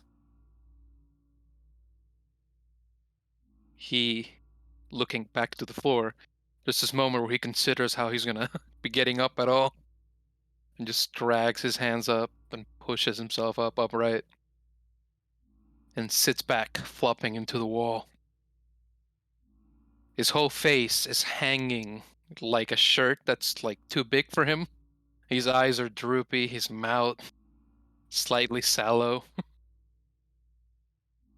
Did they see anything? Did they tell you? Maybe no. Yuria side-eyes Kellen, and presumably Marana, who are, I'm assuming at this point, are slumbering, settling. Settling in. Colin will be like, Yeah.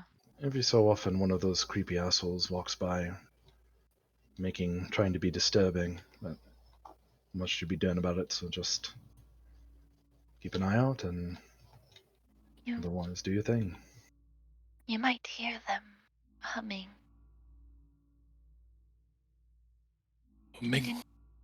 Yes, humming. They didn't do anything, but they were out there more than once. Kellen being so blasé about horrific undead creatures is just. It's not much of a choice, honestly. Hey, You can either cower in fear or you can be a smartass. I always choose smartass. cowering in fear is always an option, though. It is. That's a conscious She choice. alive. Remember, you can always shitting yourself is an action. It's a free action from what I understand. No, I'm pretty sure it's an action. Just It's only happen- free when you die, because that's what bodies do. Oh god. Well, he was humming. What did they look? Did they, You see him sort of press a hand to his face, subduing some kind of creeping headache. did they look like the ghouls or No, the skeletons? I've A had man. skeletons with it. What? there were skeletons with him, but he wore a mask and a hood. Him? It looked like a man. So it is no longer skeletons. Now there is also a man leading them. Yeah. Marana just kind of Shrugs. We only saw him for a second before he passed. He never stayed. Some weird hand, though, very gnarled. If it is a creature, it definitely doesn't seem particularly human. Also interesting that we can hear it humming when we can't even hear the sounds of the facility in this place. Strange. Well, go to sleep. We'll figure it out once everybody's awake. Ian, real quick, how visible is Marana in the light? What do you mean? Where she's currently laying? You can see her. And she's directly under the light, so pretty visible. Yuri will give Marana sort of a small frown. Marana, you'd best move from that spot. You're a little too close to the lights. Sure. She kind of hesitates for a minute, but then goes over and takes her rest near Ashilda.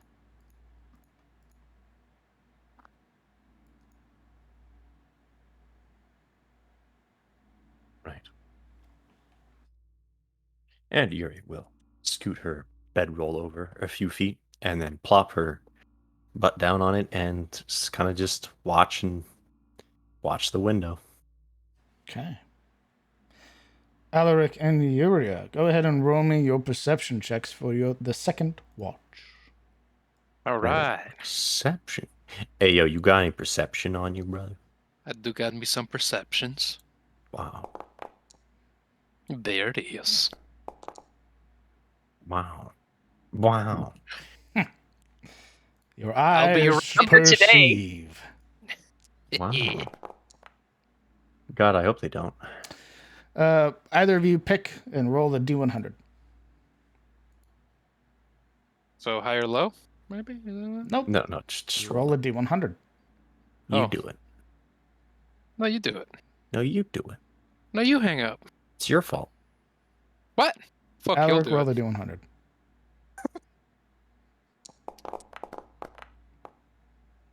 Look what you did. Okay.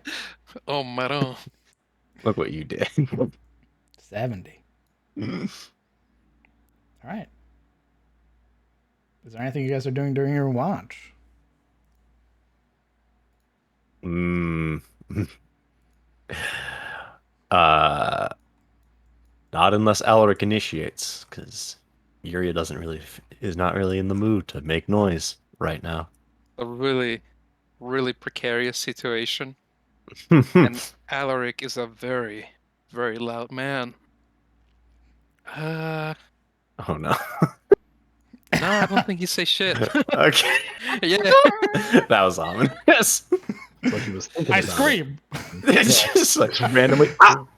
well met. It's just, Morana and Kellen, they're naturally subtle people. They probably know how to speak subtly. Alaric's been trained so that people hear him in a battlefield. Like, he can't whisper. He cannot physically whisper. Okay.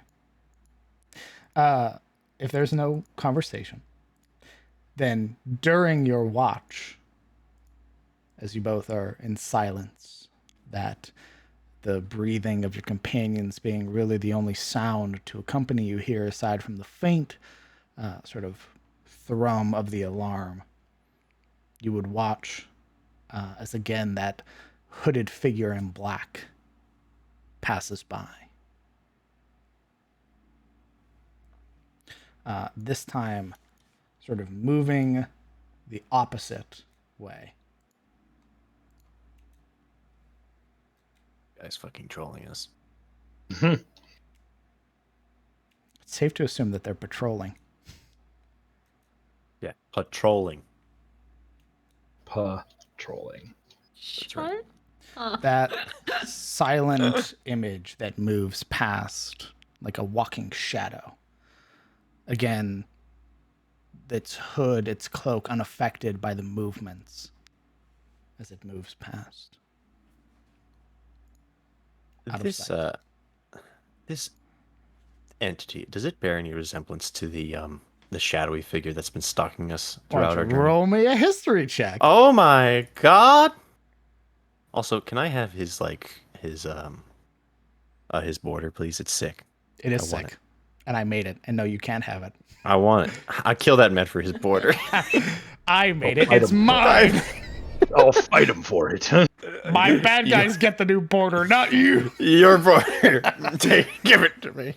Such I a bust out of tyrant. The ball. DM is a tyrant. I It want your is. skin.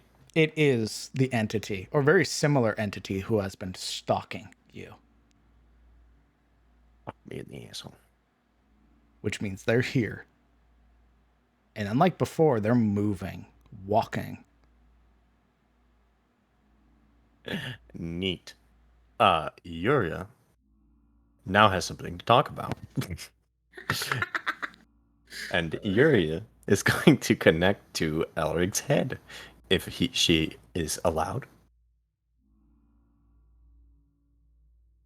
Malric would feel this sort of tentative, much like the terminals, this sort of invasion, but a tentative one. I'm going to show, while you guys are doing that, I'm going to show what the entity looked like as they walked past. You can watch stream if you wish.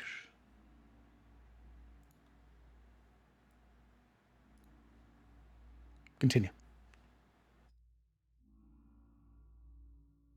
Hey, yo. He's got drip. I want your cloak. Hand it over.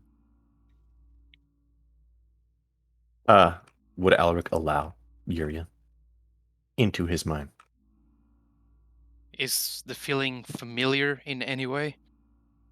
Probably at this point, yes. And it's not like before, like where she read his mind, where it just felt like she was squeezing it out of him.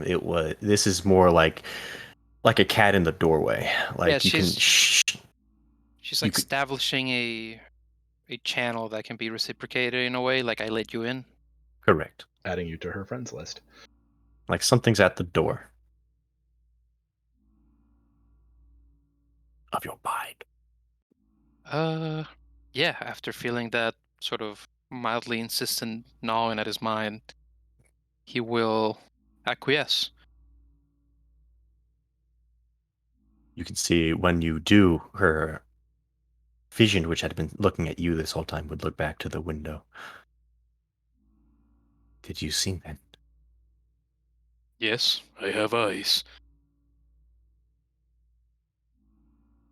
Does it remind you of anything? That Ellen has poor skills at describing things? Yes. It reminded me of that. No, focus. Think back. Think back to our travels along the road, to rumors we've heard in Eliond. Think back to times where we alone have been followed. Dark That it- silhouette at the corner of our eyes. Yes. To be true. What I did see when I saw something took the shape of more than one nightmare, Yuria. Well, whatever your nightmares, this one seems to have been made manifest and is no longer walking in the fringes of our attention, but looks very solid. Do you think perhaps that stalking, do you think the source is from this place? Either that or it followed us in here. And as we've been stumbling about, it's figured out things as we have. It's understood that it can interface with certain doors and lights, and maybe it made friends with Jinn. Could be many things. Made friends, you say? That's right. Continue RPing. I'll be right back.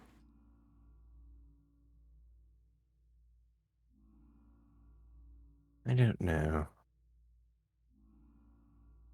This facility is run by, or seems to be operated, or except people like Cyril and I, those of us who can do things without the need for magic on a whim, those who can control the forces of this world with nothing but intent. But we aren't the only creatures we faced that can do that, are we? I do not even know. I cannot even begin to think what it is that you and Siluril possess.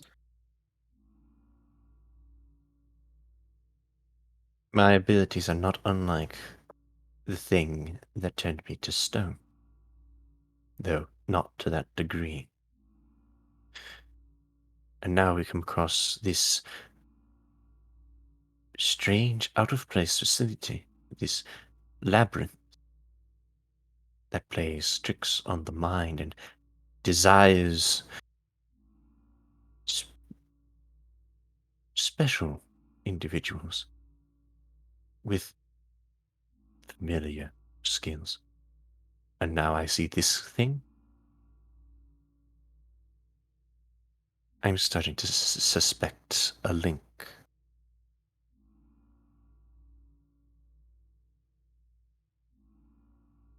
Do you think we're being drawn here? On purpose? Hmm, Like following a little trail of breadcrumbs? Is that what you mean? maybe. And Maybe. whatever brought us here saw the gift in you and Siluril, and now presumes to use you as a key of sorts. Potentially. Hurting us. Perhaps that's what that thing is. A shepherd. Or a watchman. It's certainly been keeping an eye on us as a group. I thought of that. When I first saw that big hole come out of the ground, I thought, oh, perhaps that is what the thing wants. It wants us to go down there and follow after it, no matter what. But then I saw the ghastly little hills padded with the corpses of the dead in that cell adjacent to us. It reminded me of two things. It reminded me of the vitality I've yet to yield to this horrid world. And that whatever is happening here, its owners are gone. This has just turned into a warren of sorts for some kind of monster. Perhaps there are some entities that are trying to exert control, what little control they can, from the things in here that perhaps not even themselves understand. But I do not think that the things that have been following us, the darkness beyond our vision, is connected to this place.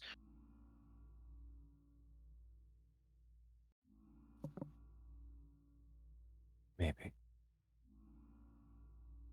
I don't know. It's hard not to draw these lines when the thing is staring me in the face.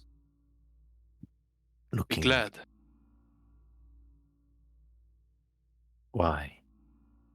that it didn't truly stare at you in the face, or we'd be in trouble. No. But it's looked at us before.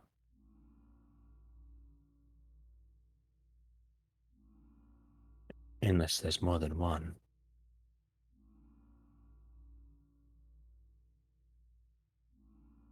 Perhaps.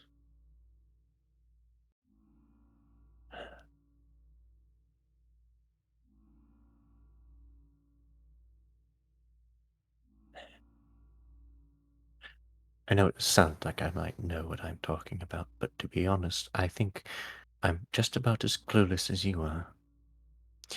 You're just wise enough to admit it. Well, it doesn't truly sound like you know what you're speaking of. It sounds like you're being paranoid. But ever since I've met you, you've been paranoid, and your paranoia has got us out of many a ditch. So I do not see it as a problem.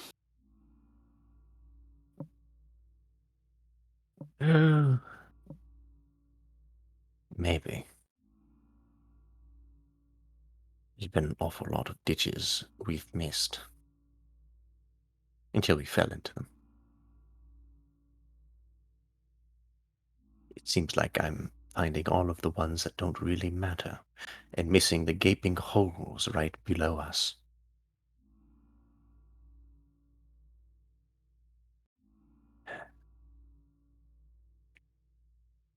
My father was right.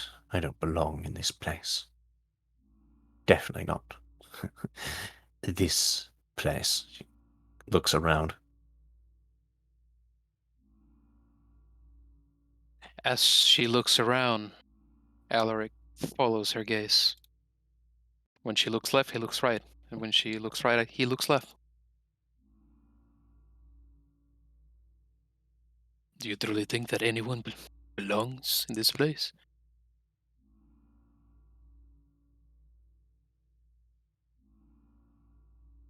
I do not think so. More importantly, I do not believe for a moment that your father would expect you to be ready for this.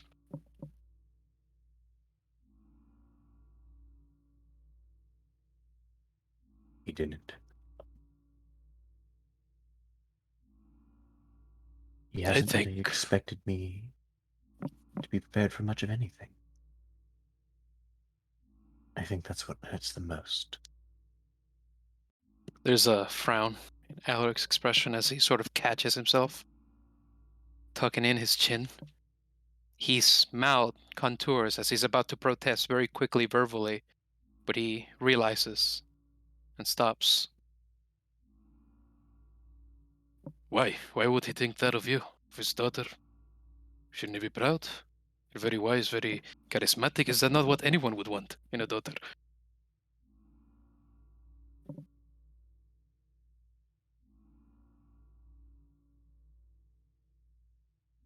You haven't met him. I don't know how I could explain him to you. Have you ever met someone who's always seems to be right about everything? Who walks into the room and just makes everyone else feel like a fool? No matter their wisdom or their expertise. He always seems to know just one more thing than you do. That's my father. He runs Shademore. And he's run it well, despite its precariousness. He's even expanded. He's done more with the place, as far as I know, than anyone else in our line. Such a short time. I have awfully big shoes to fill, Alric. And while I might pretend that I am wise and charismatic, a queen of lies, you called me?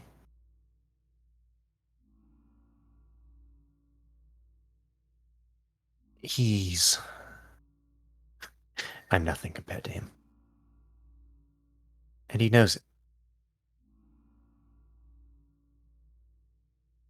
And I think he's waiting for that moment when I will be comparable. When I can truly fill that role. But I'm getting older, Alric. How many more years is it going to take before I start to compare?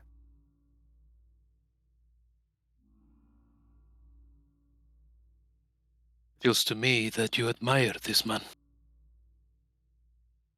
Even though you've recounted every single bit of him, as though he were a negative trait.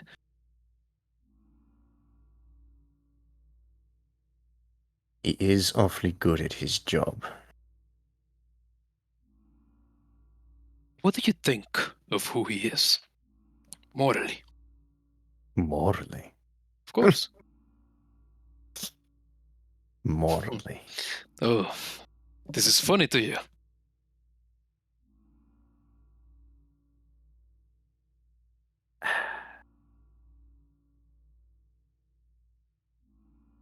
Yuria, we've traveled together long.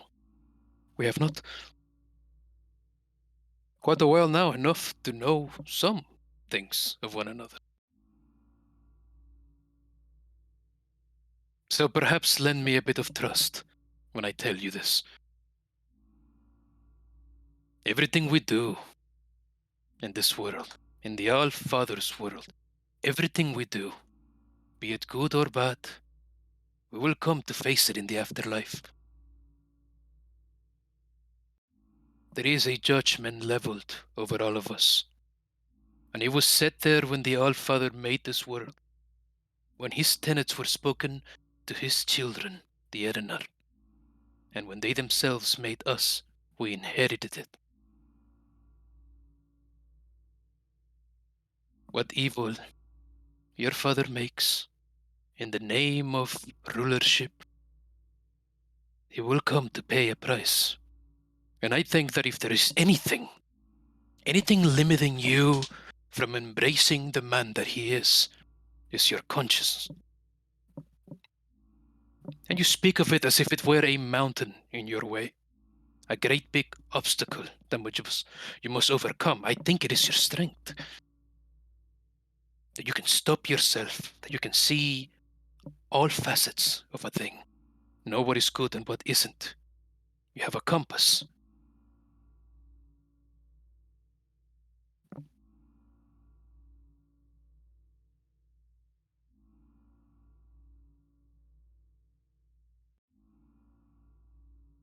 Compass of Tyros is not the compass of Shademore.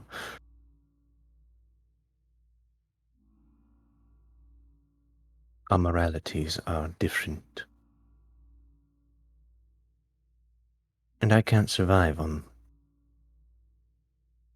what is good, what might make one feel like they are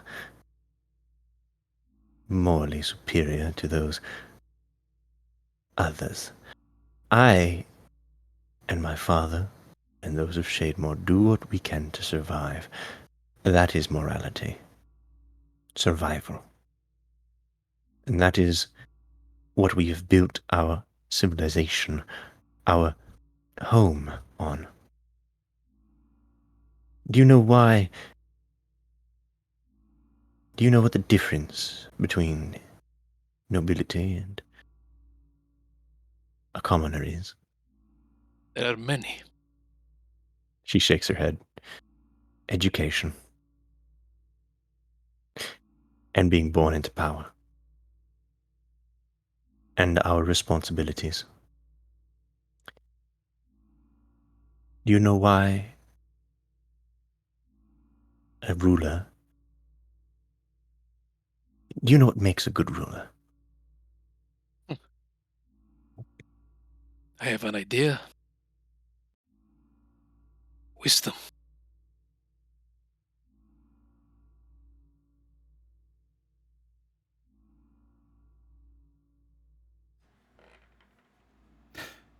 During your internal conversation, over the length of your watch, you would get to see the individual who walks past, their hood sort of drawn over that long protruding mask, as their hand sort of runs across the length of the window. Though this time they appear to be by themselves.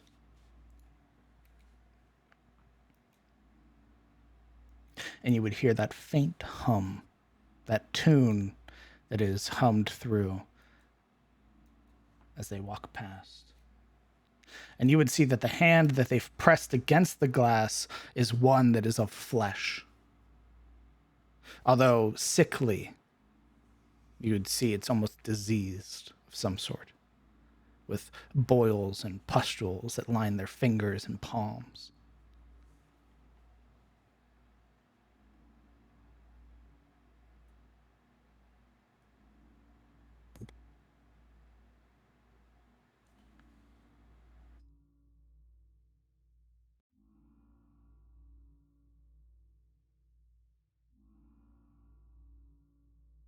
Look dead to me.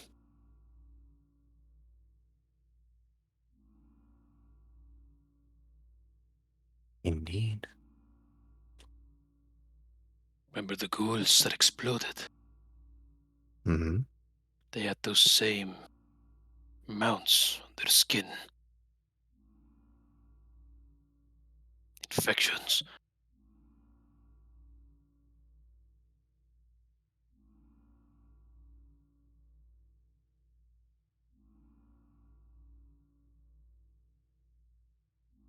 I think it'd be best if we kept an eye out. But I will say this last thing. I believe that the conditions of your home have blighted your morals and given you this defeated perspective that I hope you can overcome one day. Defeated perspective. No, I think...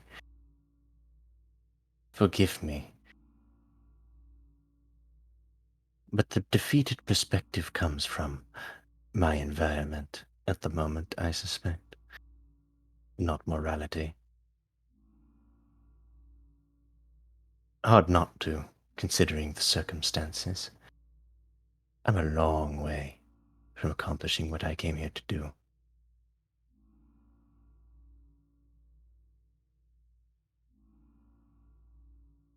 Yuria, we can speak on it later. I have much to say, but right now our lives depend on keeping attention. You're right. So let's do that. And like that, the tendrils would peel away. You'd be alone in your head again. Thank God. And with that, we'll end your watch.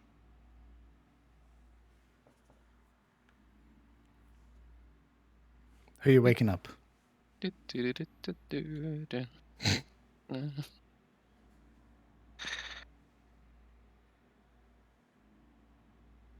Auntie. I hate you. Why do you have to be like this? It's like when you miss the bus and you have to go wake up your mom. I meet at school, please. Is that in this case his aunt? Hey.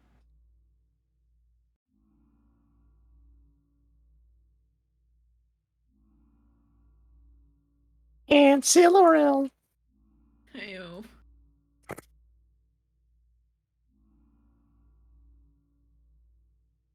Hey, yo, how is Shield Day looking over there?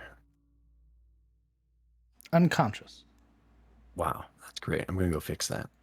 Dick. I was right. I was right.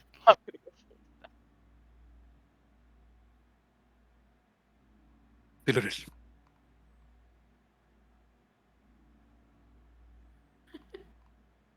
She is asleep.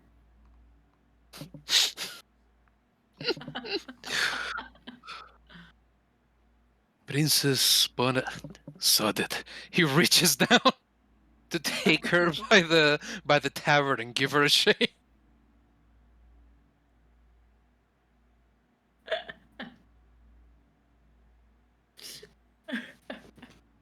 She immediately like goes, what? Looks at him. Is she With loud? like her flail up. No, I did exactly how I did it. It was like a hush, like what? Not like a real yell. All right.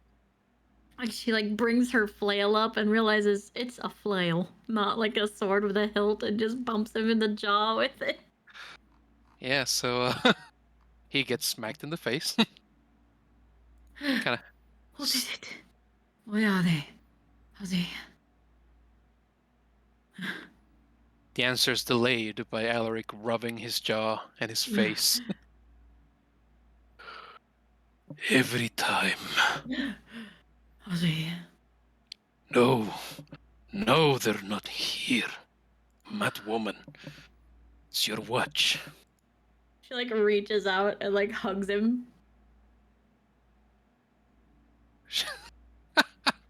Once Siluriel applies herself like a glove to his torso, he awkwardly holds his arms in the air and then after a couple of seconds, sort of surrenders them down to hug her back. You're fine. Thank you. Go west now. She'll kind of clamp her up and start putting on her armor. You are keeping watch with Ashilda, all right? Right. Right. It's a little nod, and then Alaric kind of waits for Juria to stop standing on his bedroll. Yuria, standing on Alaric's bedroll, would be crouching over You're to such an ass. shake Ashilda. You're so mean. Yep. Expecting no less. Her hand would go palm up to Uria's face as she's shaking her, and it would be a quick prestidigitation of the foulest smelling thing she's had right in her face. Oh my god.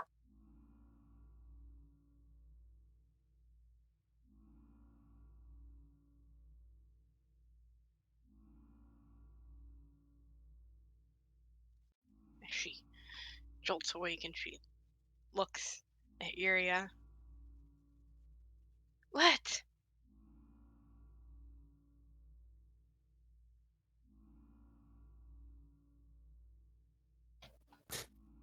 It's your turn. And thanks for the smell.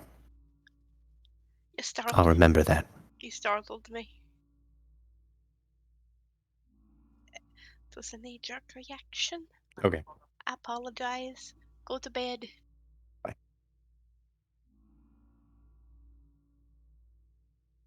She wrinkles her nose, sighing.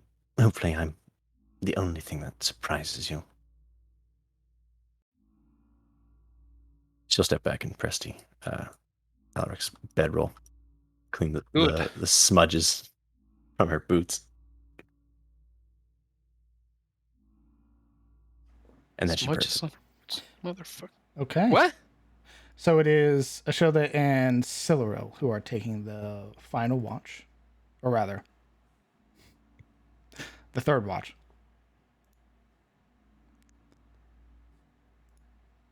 What? Sorry, what? Can I get both of you to roll me perception checks, please? Yes, of course. Oh, the fucking dice. You've had, I'm changing it right I was about to say, now. you've had all this time. I'm sorry. no. I have a really bad headache. And I've been laying my head down just listening to the RP. All right. Is there anything both of you are doing during your oblivious watch? Screaming at the dogs. Oblivious, huh? Boof.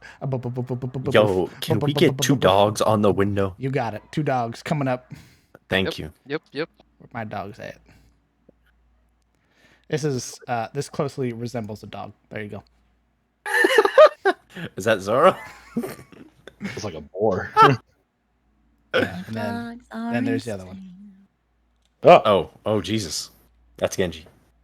Excuse me, what the fuck? What? Nothing. They wanted dogs at the window. Hounds at the door, if you will. Dog in the window. It was the child of Merc and Merc. Genji would Merc, like to son of Merc. Merc and wish Merc. he was that big. Oh, my head hurts. Let's see. Yeah, is there anything you both would like to do during your watch? She's probably scraping ghoul goo out of her maul and tending to it with Presti taking very good care of it.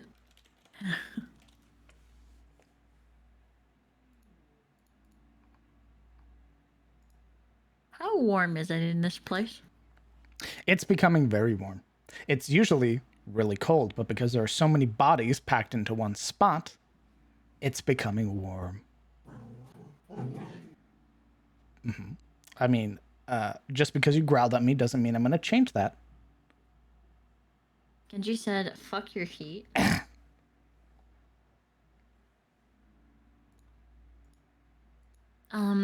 And she would probably use Presti to make the area around her nice and cool as well.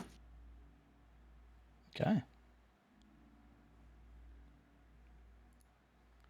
With your previous knowledge given to you by Jin, if you were to fix the ventilation, you could probably get this place regulated to some degree. Instantly top priority. I'm just kidding. Understood. It would be. I mean, is it? It's definitely needed. Jin did tell you it's one of the compromised functions of the facility. And for the facility to be fully operable and allow him to do the things he needs, or the things you need him to do, he needs the power reinstated. He needs the ventilation cleared. Oh, God. She would probably eye the ventilation that's up above them a couple times, just making mental notes.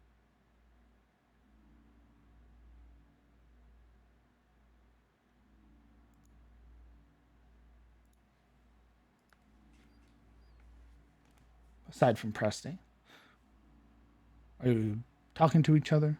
Is there any things you'd like to do? If not, that's fine. I don't mind. I just picture unimpressed looks being exchanged between the two of them. This. Oh my god. Elf. Look at that. But Dwarf, elf, dwarf, elf.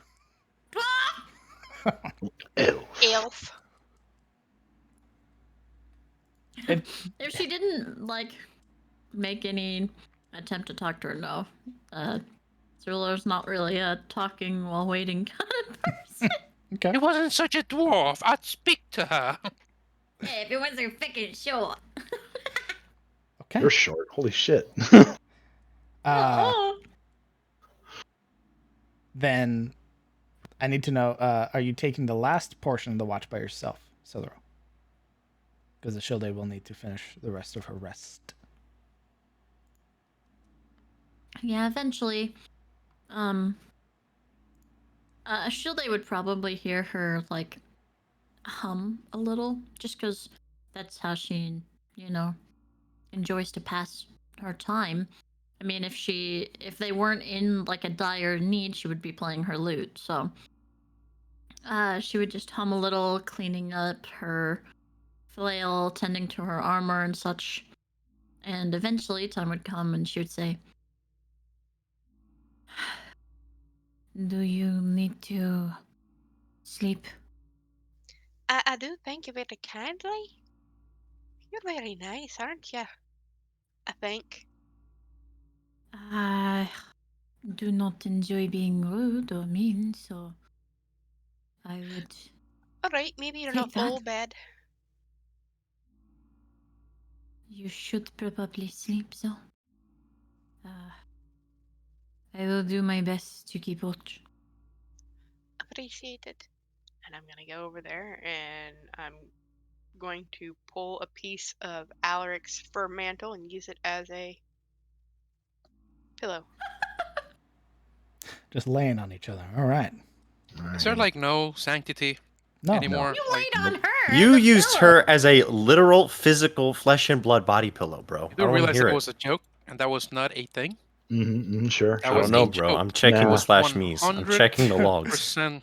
I'm going back there. Pretty You sure. know it's what? the same. Yeah, Alaric is cuddling with a shield. As soon as he feels her leaning in, and Nara comes in, swoops her closer, cuddles the fuck out of her. That's what happens. Ooh, There you gross. Delightful. So for the last Adorable. portion of your watch, give me another perception check, please. Imagine cuddling a half elf. I'll never That's be the able to problem live here. in town. That's where we draw the line. 15. Okay. I changed my dice. It looks the same. No, it doesn't. It looks the same on my screen. No, it doesn't. What color did you change it Are to? you telling me what I'm Oh, perceiving is... Oh, it's a bit more gold now than it was yellow. It's So. all like golden scaly dragony. Okay. Wow. Them again. Fucking savage. Okay. Holy shit. Obliterated with one word. What are you... what are you doing at the last 2 hours of your watch? Crying. Yeah. Recovering from psychic damage. All I said was okay. Oh, holy shit. Yeah, that's all you needed to say. That's all it took. Damn. That's brutal. No, it would just be the same. Okay. Sitting there making sure everything was together. She would probably at one point kind of, now that everyone else is asleep and not understanding any kind of celestial beings and how they work, she'd probably lift up the crystal and just attempt to hum at it to see if it's even like responsive or works at all anymore. Attempting to interact with the crystal. There's no response. This crystal's darker than you've ever seen it. She would grip it tightly and kind of just hold it close to her and attempt to, for a lack of better understanding, keep it safe and try to make it feel safe. Okay. Tucking it away to ensure that it is well guarded.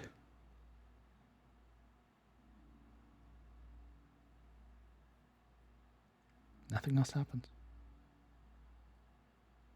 She's so confused. She's like, I don't know what's going on.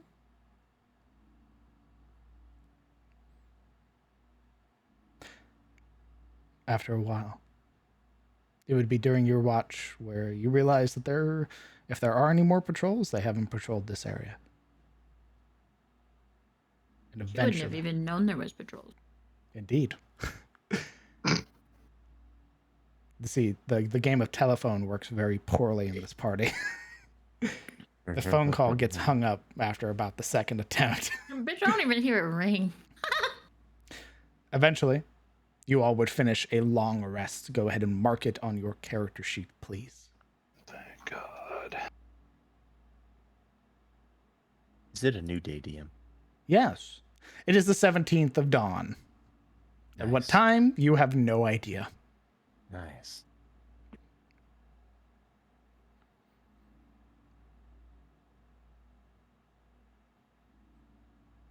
Say a little real. What? Please hit long rest. I did. Not.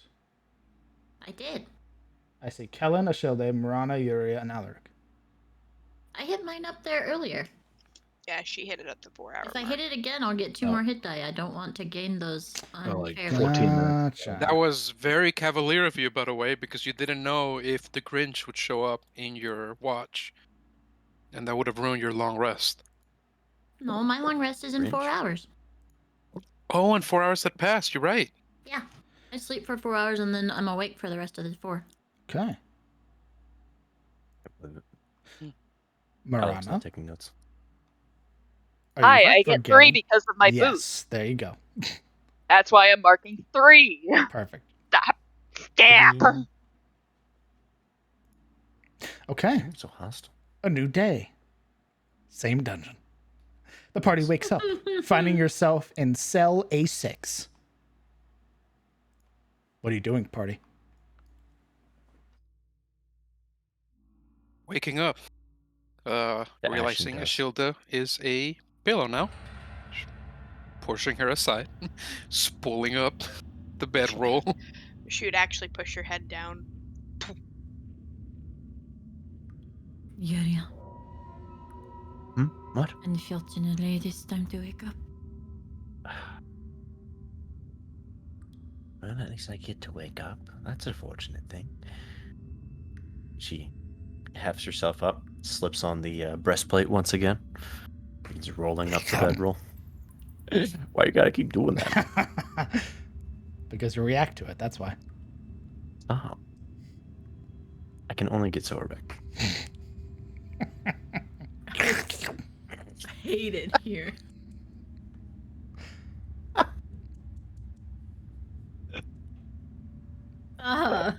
Holy fuck. Second thought, wanna die, I break the glass. Lord the Horde. Okay, party. Holy. What are you doing? Oh god. Now we have to leave. Guys, You're I awake. think You're fully rested. I The think rest we're of the staying. dungeon's there, baby. Nah. I think this is our new home. You ever played like Don't Starve? Like, this is our home now.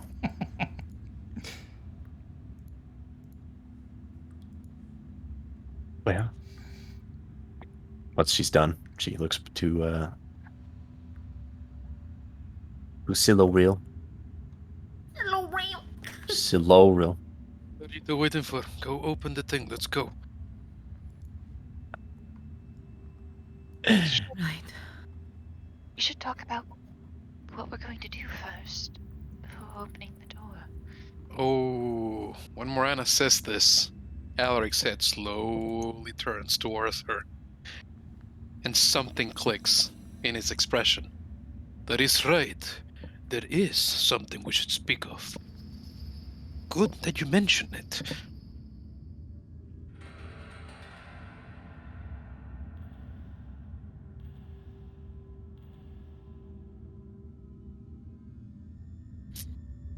Morana's silent. She kind of looks at him, then the door for a moment.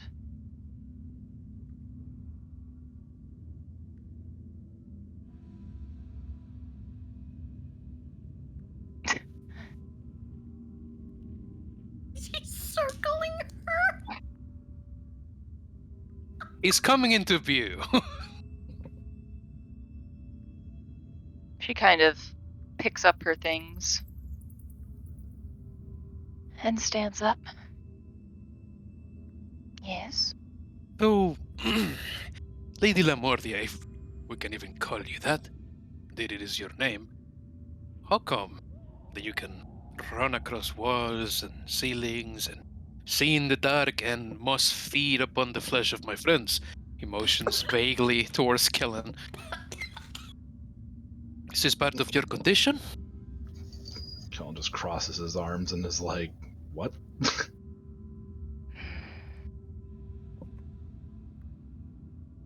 I had hoped to tell you all once we were free from this. But Kellen told me what had happened yesterday.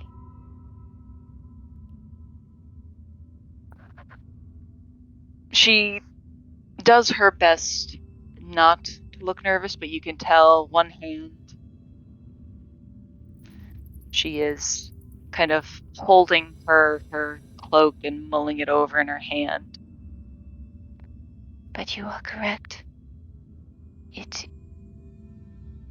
The symptoms you have listed, those are part of my condition, of the affliction that Duskbrand spoke of.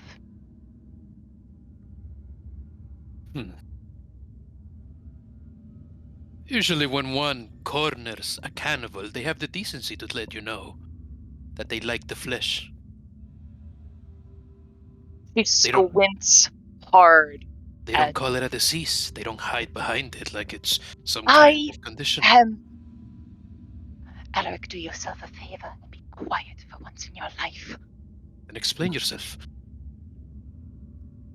I will do so without accusations being flung at me. This is all you've given me a chance to have. Assumptions. You haven't said a thing to any of us. Then let me speak for once. And with that, she kind of gives him a snarl, at which point you can see the teeth visible.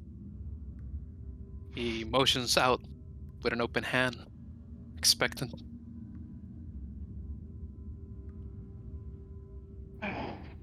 She kind of takes a moment and composes herself, realizing that though she is cool to the touch, she is hot under the collar. And she kind of gives a long ways glance at Kellen for a moment. He just returns her look with a small nod and like a subtle smile. Do you know, any of you know, what vampires are, truly? Not anything beyond the child stories, but the actual creatures. So you're a vampire? No, I'm working up to the explanation. He nods.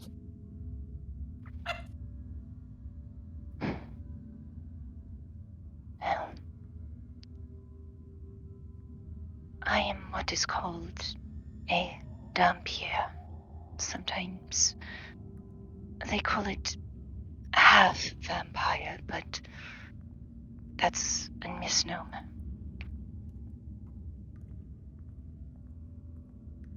It is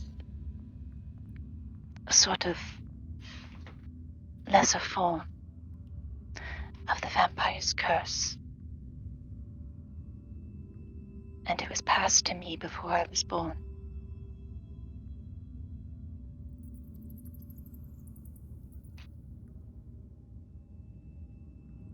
You see, there aren't a lot of ways that Dampier are made, at least if the stories are true. Some of them are rumored to be failed attempts at immortality. Some are more plain, such as if a vampire takes a mortal as their consort.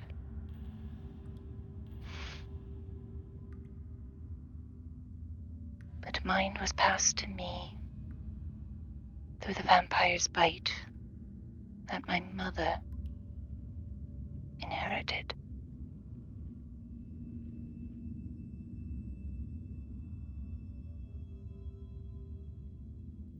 I don't know the story, as it was well before my time, but there was an attack on Melgrove, and the undead were in force. Allegedly, she had gone with hers to stop them from breaching the bridge.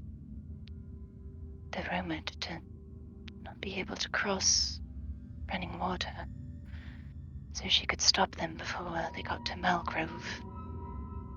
Well, it would have saved a lot of lives. But she failed. And everyone in my family thought her dead. But she survived. She survived that. And the curse skipped her entirely. And some went to me. She didn't die then, but only once I lived. Is that what you wanted to hear, Alaric? Is that the making of a monster, of a cannibal that you wanted to hear? I was expecting a little bit more blood to be true. But I believe you. Insight check. Why didn't you tell us? My family lives to hunt monsters. They cannot have one in their midst. All these years I spent locked away in Malgrove ever since they knew for certain. It's why I wore this damnable thing. And she pulls the veil that was kind of tucked away and throws it on the ground. To hide that. To hide it from the world. It's why they sent me to the Southlands in the first place.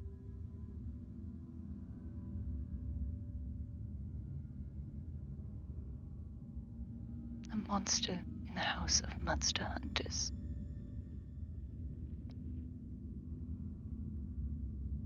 You know how that would look, don't you? Is that why you were compelled to keep it a secret? Yes, For them. For my family. It's what I can do to protect them. They kept my secret. And I'm just theirs.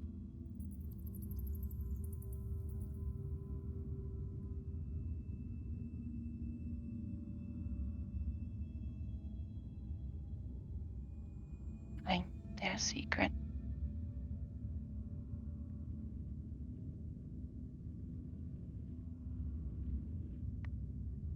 And you can Alaric, see she's trying. Her jaw is clenched, but you can see her eyes beginning to go glassy.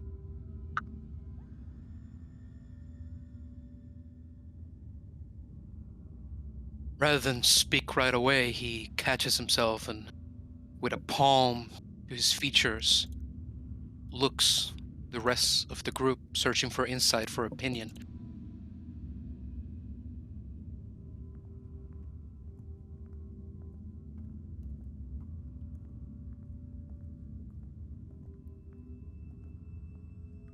You would find none on Silrel's face, as she is placid and tying her belt to her side and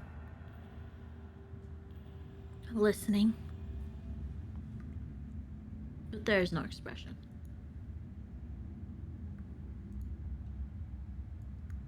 I made a mistake once, Alaric, judging people by the station of their birth with you, and that was detestable. I think that I'd like to continue not doing that.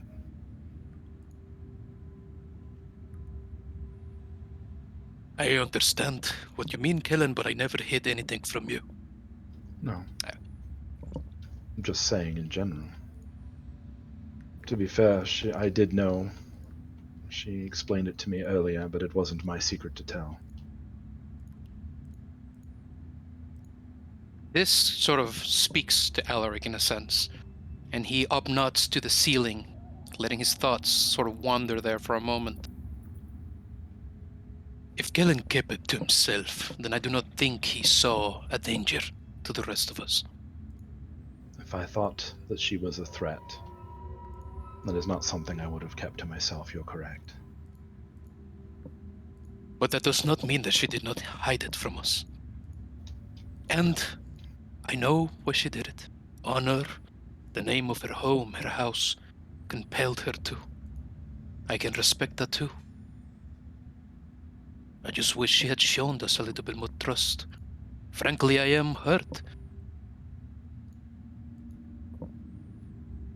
But I do not think she's a monster, not for a moment.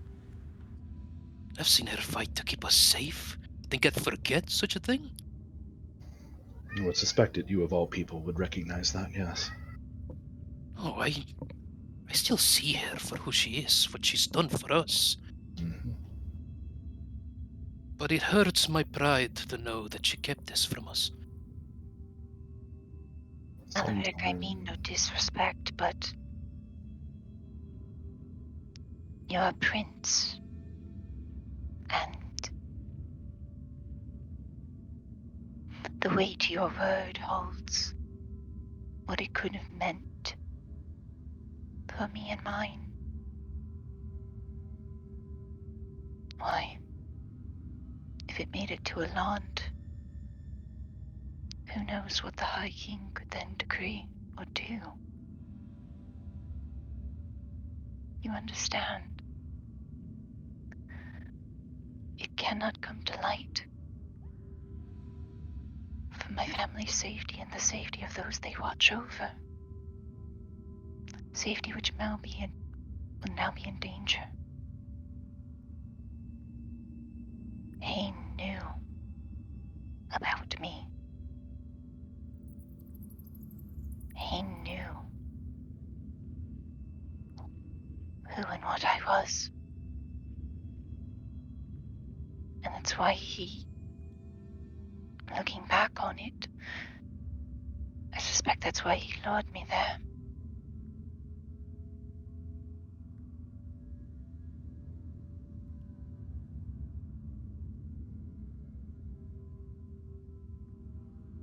We have fought for our shared lives more than once.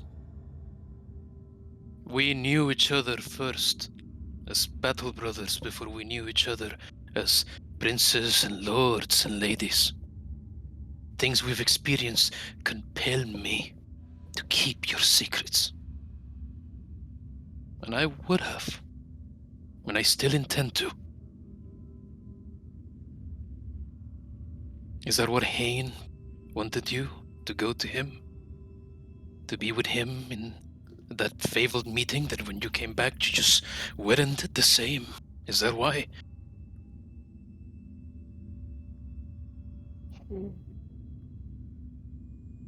Exploited what I was.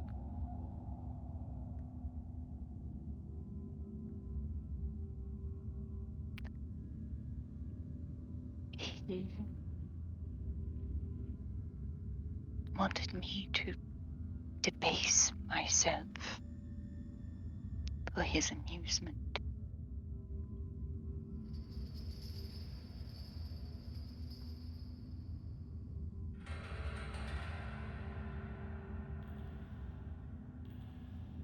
I suppose the only question I have in this, given where we are, is,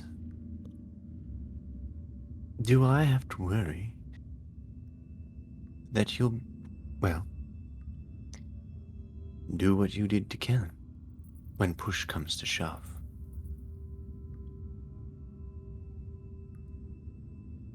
I don't think so, no. It's never happened like that to me, not in a very, very long time. Not since I first found out that I inherited the bite as well. I think that if this was Didn't you commonplace, Didn't you say you did not remember doing it? How do you know you've not done it before?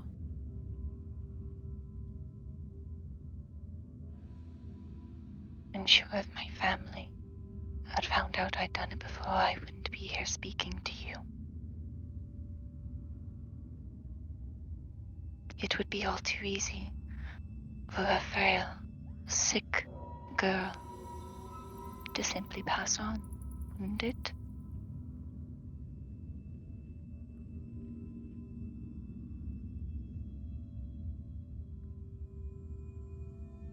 Frail and sick, you say?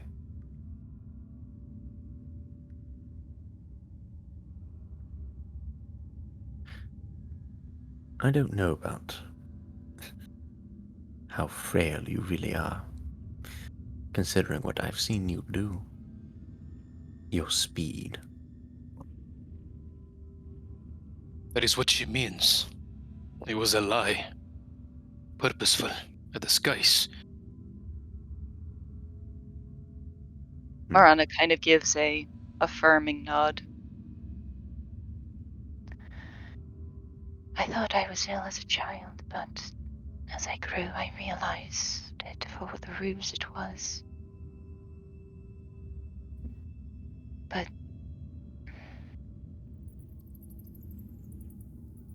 sometimes it's hard to feel as if there isn't something. Never mind. Siluril, we have traveled with her almost a season. If she was to bite any of us, she would have done it by now. Or at least, I like to think so. I imagine it would have been pretty hard to hide a bunch of bloodless bodies behind us. Besides, she was able to eat your food and the other food around us before. I don't think that it's something that is compulsory. And besides that, I knew what I was getting into. She was dead, and I didn't want that. So, it's not as if she did something to me. Know what lesson I see to learn from that, Kellen? She trusted you And you brought her back with that knowledge. Now Mm. trust To be us. clear, I was the first that made it to her. I did not want her to die either. Good. Then really nothing's changed, has it? Perhaps one thing, we can begin to trust each other more. On that, I think we can all agree.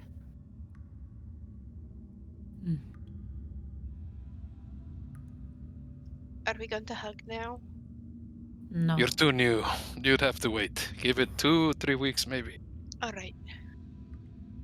You stand by the corner, though.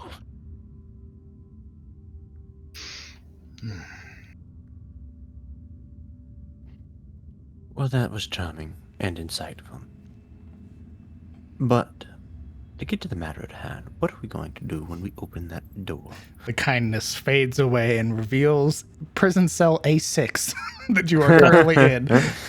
Yep. Womp womp. That hasn't changed. What are you doing, party? I think that we should We make an are effort. going to get the cell and Correct. go to the generator room. And we're going to crush anything in the way. And we should stay together and support one another in battle. We got a little strung out back there in the last hallway. Yes, I want to be able to cover everyone and have everyone cover each other in turn. Frankly, I don't want to lose any more. I don't want to lose any of you, so I would Try and- gladly accept that offer of not being laid out on my arse again. That's wonderful. How are we leaving this room? now, how about Alaric and Solaril? You take the 4. Morona and Ashield, you take the rear guard. You and I will take the middle ground, as we are flexible like that. And with your speed, Morana, you can easily shift position if necessary. How? What? Cyril, how are you standing there like that? When you I did- gotta move, hold down shift. Oh, fancy. She's broken containment. Yeah, Well, get her! Boing, Holy shit, boing, She's broken through the line. She's like red Detroit. pilled and did the She's- Oberon move and broke the grid. It's like Detroit Uh, become human. Thora, are you opening the door? Whenever everyone seems to be in position, she will ready her flail with her right hand, and her left hand will be hovering above the door. Okay. Are we ready to go? Ready his bow with an arrow knocked. Yuria gives one last look to the glass behind them, and then, presuming there's nothing there, we'll give a nod. And her hand will press against the door. You should be able to open the door. Boing! Womp. Go, go, go, go! Really, she will step As out. you rush out, you are it's- met with the overwhelming chill of this place that rushes to meet you. Ah, wonderful. Someone's happy. Finally! God, I was cooking in there. With 75 degrees, what the Should- fuck? Is So I it was getting like, misty in here? Beautiful. Is it getting misty in here? As you also open the door, you would see that fog rolls in to meet you. Ah, shit. Someone really has been playing too much Like GTFO. Fuck vaping you. it up out here. What the fuck? Where's the fog repeller? And Who's BRB. hotboxing the fucking corridor? When ventilation is broken, this is what happens. Illithids be doing fat bong rips in the hallway. So I'll like, kind of wave her hand around, trying to move it as she goes.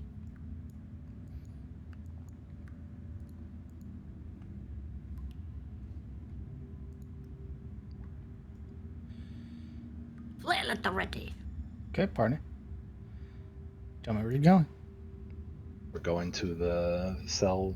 She's gonna count the doors.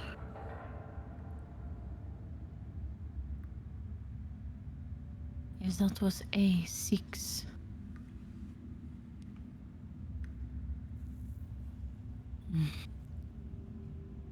believe you had asked it to open the last door for us already. Right. Then we will proceed there. Come, she whispers.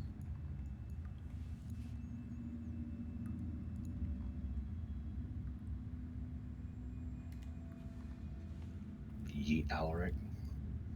You can move in real time, by the way, guys. Am I I'll not tell you when moving to to you stop. guys? No, you're kind of... Oh, there he goes. Oh my god. Please use your WASD. Don't drag. I was just trying to get him to move, you know, because it wasn't working.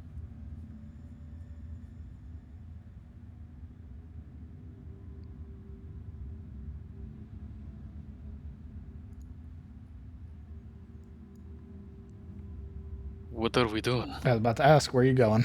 I was checking the corners. Silverell would have peeked around the corner to check. Go ahead and that roll she me can see a... through the clouds. Yeah, go ahead and roll me a perception check at disadvantage, please. Those are prettier, right? Those look much nicer. Yeah. Peering around, there doesn't appear to be anything that you can see. I'd also like to take a look in here just to make sure nothing got in. Go ahead and roll me a perception check at disadvantage.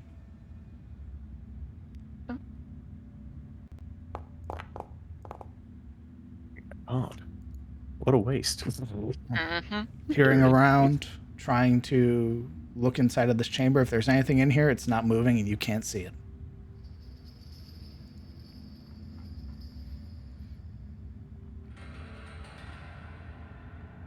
Are we ready?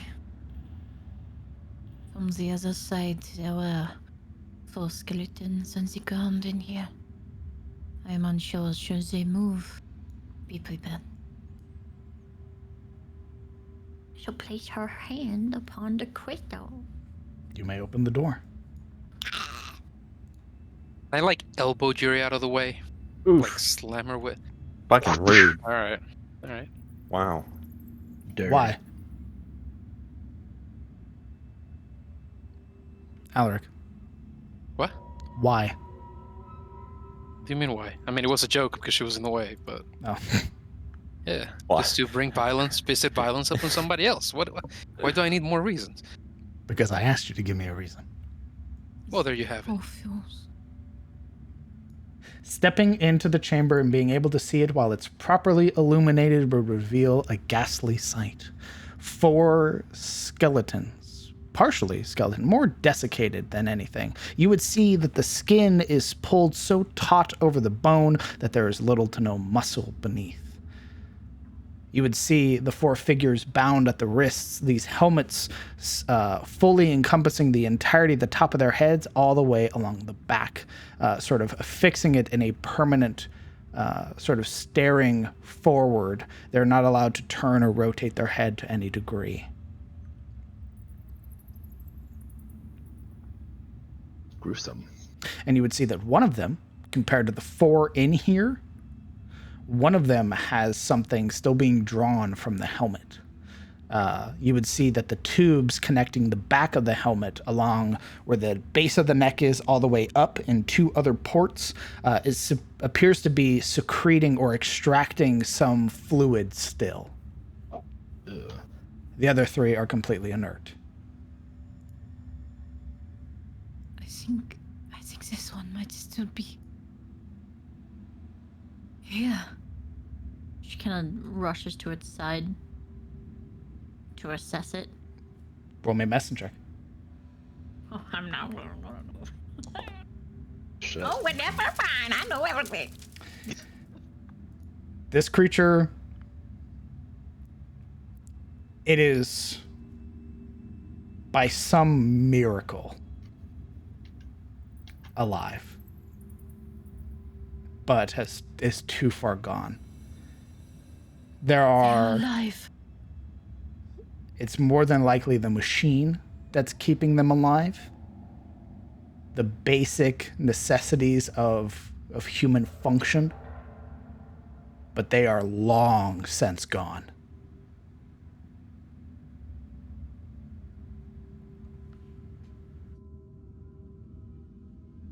Maybe not.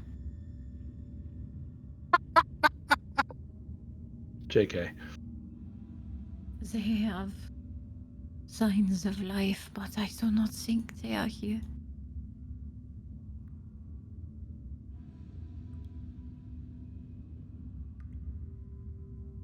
And all of those cords, all those tubes are connected to this object here, which resembles the power cell that was described to you by Jin. Silra will kind of approach it and then Oh. look back at this one. And look back at this one. See any differences? They seem similar to her. To what Jin told me this power cell would look like.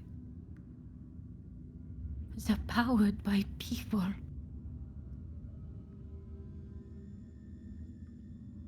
That little stone thing showed me a lot worse than that too. They drill up and take things, do experiments on them.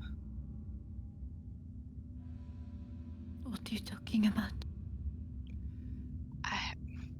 Alright, you know how I touched that rock and kinda spaced out there for a bit, couldn't move? Yep, very memorable. Yeah, very memorable indeed. I went through the life and times of Rourke the Kobold. What? Yeah. It was this kobold witch doctor, medicine man, whatever. He was trying to make something for his chieftain and literally right up through the ground, this metal container, and these things with squid faces stepped out and they did something to him.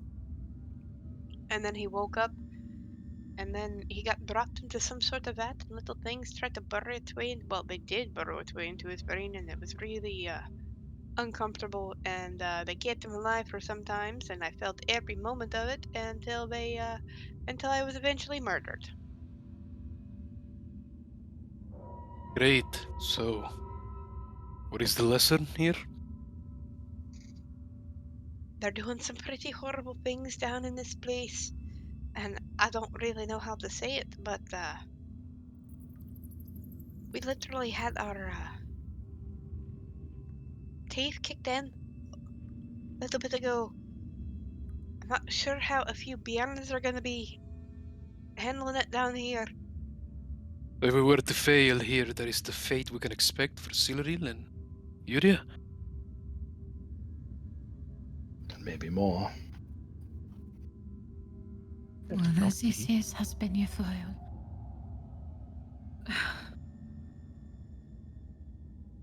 I do not know if they are new or something else. Did they say they could...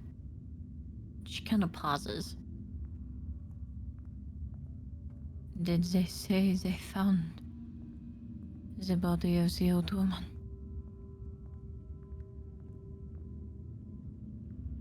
You mean Henry's wife? Yes. No, they didn't. But Yuria kind of peers around Silverill's shoulder. I don't think it was that old. Also, with your nat 20, the figure attached to the helmet is a man. DM? Well, then belay that question because I wouldn't have asked it had I known they What do were you a man. mean? Maybe Henry's wife is a dude, you know? DM, those Why we assume? those things coming out of the body, are they like moving like actual liquid? Are Yes. they pumping something? They are extracting something from this entity into the power cell. So they're extracting, they're not. Okay. Making use of his height and length, LR will sort of lean in and try to get a close look of what he can see of the liquid as it's surging through the tube. What are you trying to discern about it? Just what kind of like properties it possesses, if it's if it's slimy or if it's completely liquid or things like that. There are 2 fully liquid, and then there is 1 semi-solid that Sort of moves. viscous. Yeah, sort of moves with breaks in between it. And that is the red tube that is connected. The two blue tubes are drawing and extracting while the red tube is feeding. So thoughtful. So the red one is giving it, and the two blue ones are extracting. As I said. Okay.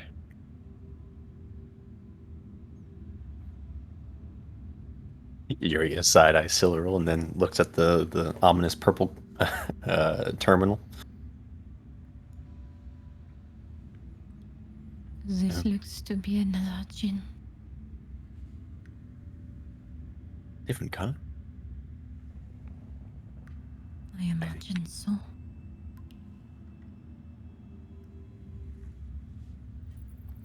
Maybe it isn't Jin. There's only one way to find out. I'll put my hand on it. Okay. Pressing your palm to it.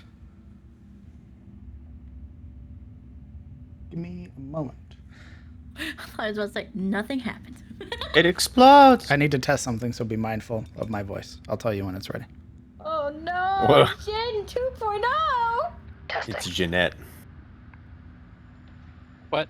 Overseer acknowledged. Yo, is that Jeanette? Let's go. What? Very good looking. Define designation. Designation. Specimen collector. How can I assist you, Overseer?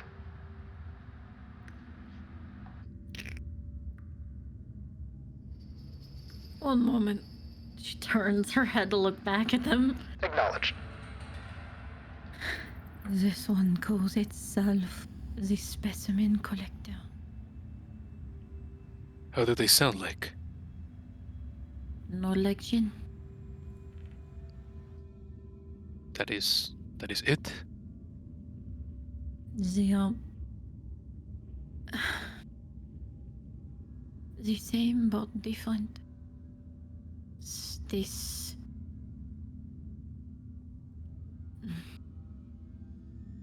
metallic sound. All right. Well, before you tell it to do anything, looking at these things, one of the tubes seems to be feeding whoever is tied to this, and the other two are extracting some kind of liquid I have never seen before. Might be that if you meddle in some way, we might just kill the person that is attached to this thing. Yuri looks back, giving this less than healthy victim a very dubious look. I have a feeling he is all but dead. I mean, look at him. I already looked at him. Don't think there's any saving that one, unfortunately. If there's anything left, it's probably best just to be merciful about it. Shouldn't we at least try? Kind of. Suppose. Yeah, that. Specimen collector. Disengage current specimen with non-lethal actions. Overseer, be advised. The specimen is already in derelict state. Compound A4 is being pumped into their body. Removal of it would result in immediate death and termination of specimen. Do you wish to continue? Terminate command. Understood. They said that if we were to disengage them, it would mean immediate death. Something called a compound. What was the compound? Compound A3. Compound A3 is being used on them. Alaric, having taken a closer look at this fluid, it bears a very striking resemblance to the compound you currently hold on your person.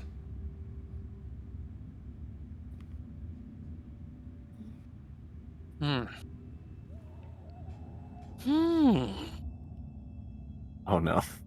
Oh, that makes sense.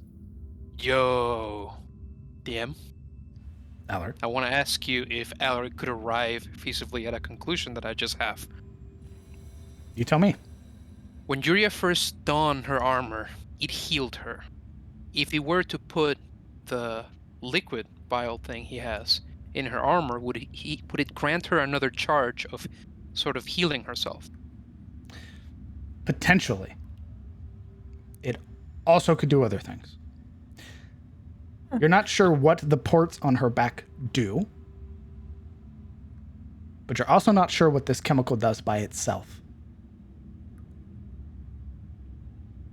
Well, you'd still watch as Alaric pulls up the flap of his satchel and drags out the vial itself, and its contour was sort of pressed into that satchel because it's not very big, right? So it was protruding. And he holds it beside the tube, holding there the colors side by side, trying to see if there's any contrast and realizing that they match in hue. Yuria, this fits in your armor. It fits, and it's the same thing this thing has been fit. Ew. Reasonable reaction. Yeah, I mean, fair, to be honest. Dude, gross. Disgusting! Perhaps it is a good thing that you didn't want it attached. Who Yes. knows what he'll do? It might just fuel her on. I'm glad you're coming to this realization. Perhaps this is what the Compound 8 is? What?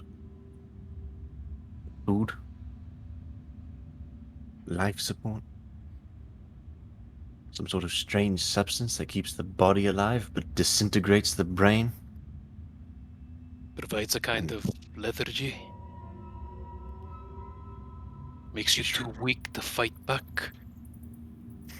Well, sustains them past the point where they would have normally died. The specimen collector said the same. That if the body has changed into its final stages,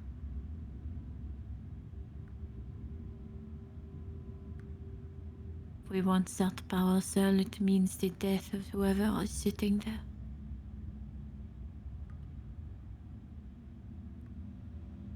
I'm not really sure what kind of life they would have anyway, if they even if we were able to save them. Excuse me.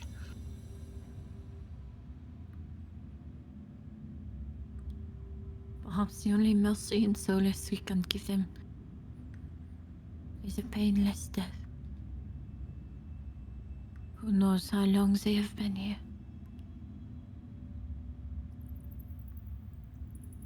Why don't you ask the terminal and see how long they've been here? Specimen collector. How long has the current specimen been here? Scanning.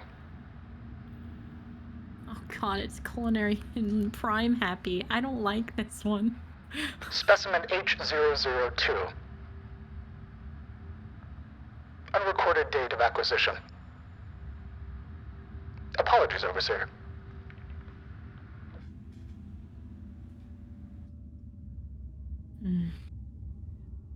Silveril. It does not have a date in which they came here. Do me a favor. Ask about specimen K002. Specimen collector. Do you have any information on specimen K002? Scanning. Specimen number K002. Designation: Cobalt. Origin: Northern Quadrant, B12. Status: deceased. Do you wish to go over the overview? Yes. Scanning. K002 has responded favorably with the recent administration of Compound I-4. Increase in muscle tissue growth, metabolism, and regenerative properties. Noted decrease in motor function, awareness, and speech. Regression to proto-stages with communication. K002 shows heightened levels of endurance when attacked by other specimens. Overseer has approved injections of scourge resin to move K002 to the next state of metamorphosis. She would relay all of that to everyone else. Do you wish to continue to the next overview? There is another bit of information. Do you wish to hear it? Yes. I want to hear it from the other side. Continue, specimen collector. Understood. Overview 2. Metamorphosis complete. K002 has fused with tadpoles with minimal destruction to the physical form. Psionic link established with Elder Brain. We've begun commencing weapon training. Would you like to continue the overview? She would relay all of that and say yes. Overview 3. Weapons training successful.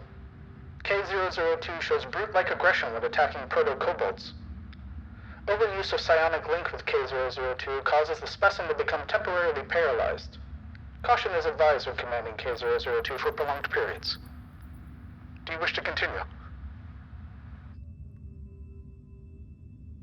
She would look back at Ashilde after telling everyone this.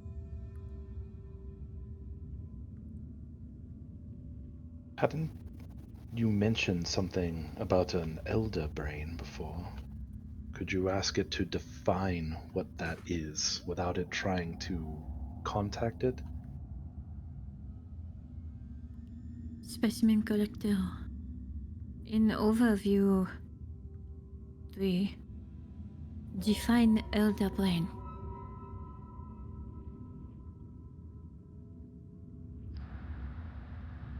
Overseer, I don't understand. You should have a connection with the Elder Brain. Why are you asking me to define? This one's a smartass. To make sure all records are factual.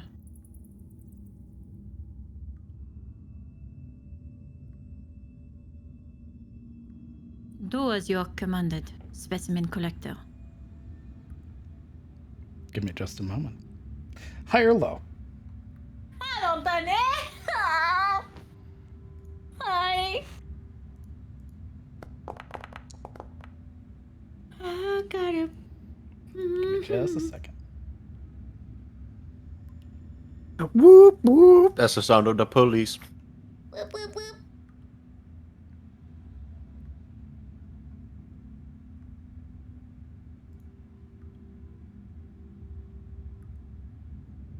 By the way, do you have all that information about K002? I do. Did I have it? K002's name was Cree. I'm calling it to a new name. Huh. Are you sure you want that? It died a horrific death. That's a bad end. That's why she's not there anymore. That's a bad end. Understood, Overseer. A hive mind is a collective consciousness of our people. A means of communicating via distances. You seem to have severed your link with the Elder Brain. Would you like me to connect it? Say no, say no. You all can't hear this. Good point. Warning that prolonged distances from the Elder Brain can result in psionic pain. Are you sure you don't want me to establish connection? Thank you for confirming my suspicions. You have kept records quite correctly. We are still in need of some information. I will return for this another time. Thank you. She will move her head. Okay. And she's Okay, just bye. like, "Ah." And she will turn and like still holding her wrist with like really weird eye open, right? And relay that. Everything about the hive mind, everything about how they want to reestablish her link to the hive mind. Yeah. An elder brain acts as a central hub of communication for all mind flayers within the colony. Just as a brain does for a living body. Linked to the elder brain, the colony acts like a single organism, acting in concert as if each illithid were the digit of a hand. An elder brain considers itself and its desires the most important things in the multiverse. And the mind flayers, or the illithids in its colony, nothing more than extensions of its will. Each presides over its own colony according to its unique personality and storehouse of collective knowledge and experience. Some elder brains reign as tyrants, while others serve as sages, counselors, and repositories of information, and the lore from the mind flayers that protect and nourish them.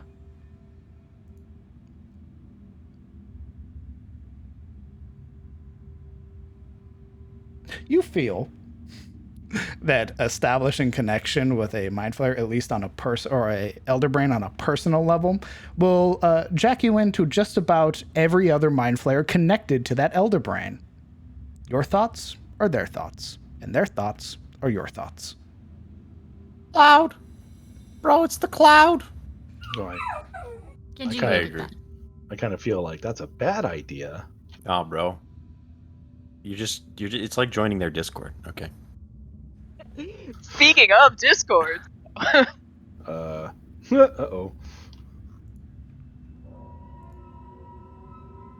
Yeah, Silra will stand there. This one was Falmo.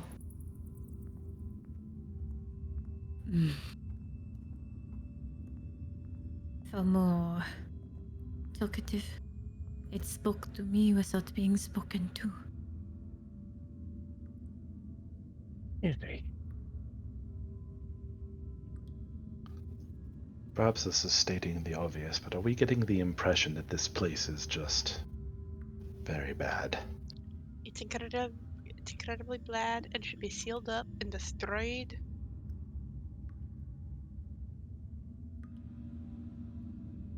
I mean, how does one even go about destroying a place like this? It's a good question. Besides, It's not like it's a seafaring vessel that we could just crash into the rocks. Or scuttle. Wait, is it? I doubt it.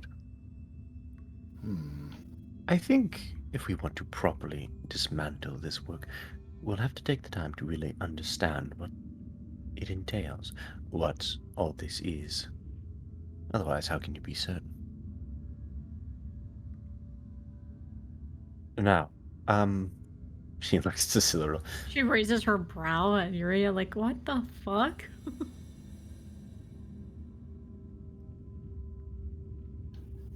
Another concern comes to mind. In collecting this power cell and giving Jin more power, are we then empowering the other creatures here, including this elder brain?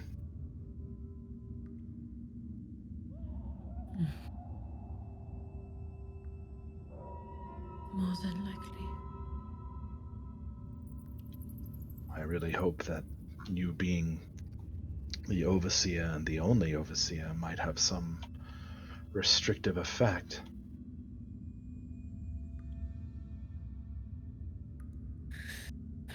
Well, when I was talking to it earlier, trying to get Yaya tuned, it spoke of the overseer like a title.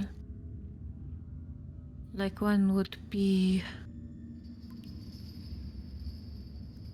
the highest vassal of a king. And the king was the elder brain. So I can only assume that this elder brain would be aware of our actions should we embolden Jin. Maybe it would be best to keep Jin from talking to it. Maybe there's some way to bring this place down.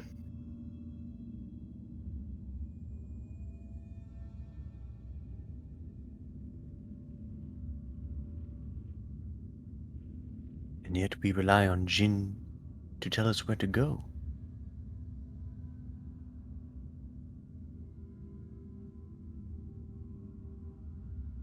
At least at the moment. We could command the specimen collector here to release the power cell. Convince it is needed. Perhaps that's the best thing we can do right now. Take it with us.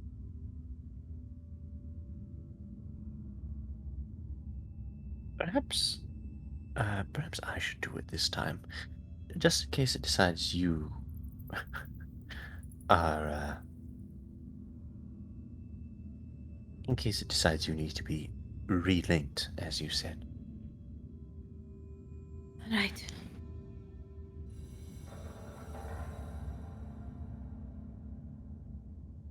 Yuri, Yuri will set her hand upon specimen collector. Alienist acknowledged. Query. You are also lacking your link to the other brain. She winces. About that. Attempting to reestablish connection. Uh-oh. And we remove our hand. All right. She sort of smacks her lips, looking down at the crystal. Well, it's very determined to link us back to whatever this hive mind is. Maybe you just have to assert some dominance.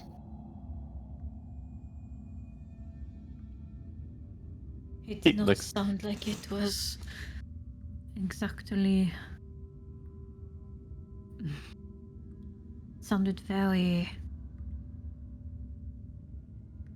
I don't know how to explain it.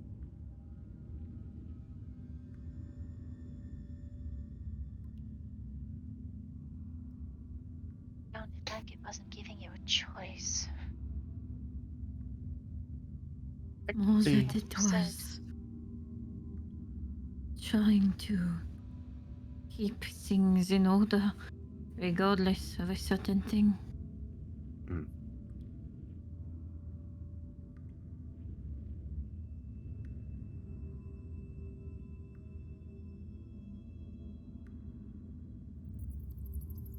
I'm unsure. I'm not sure we can we just remove that power cell on our own, or is it sort of stuck there? The only way I have about that is all Alec did was touch the door, and that alarm went off. Well, let's avoid that. Maybe honesty is the best course of action here. What do you mean? Well, we can't actually connect to the other brain. At least, Jin couldn't.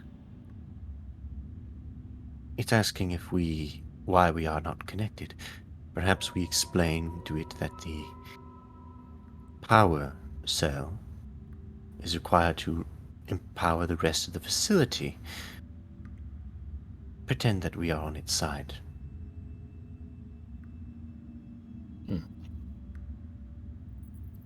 Just don't Perhaps let it. you can do that. Just don't let it tell you what to do. Yeah. Right. She will I gently. do not think that my ability to lie is quite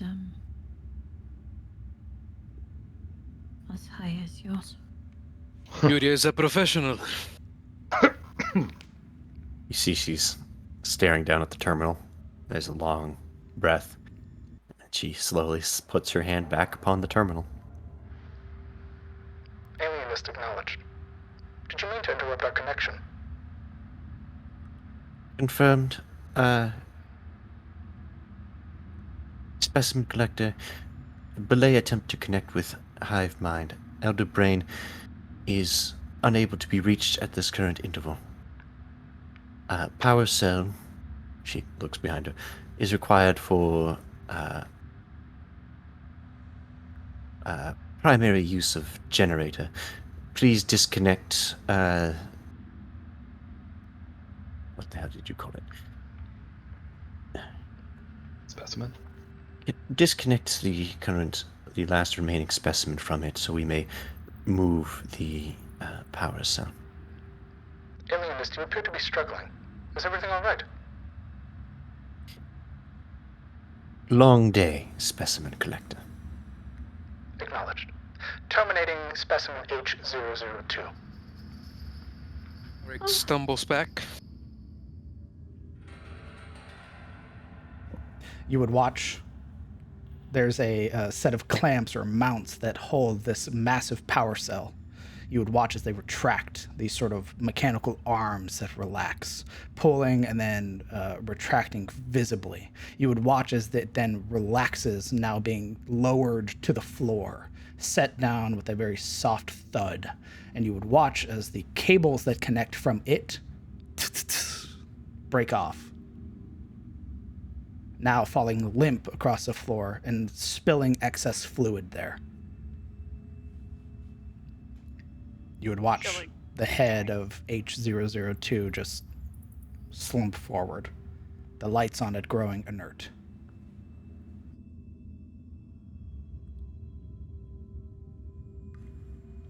Power cell ready for retrieval, Alienist. Specimen collector, recommend preferred method of transportation for power cell.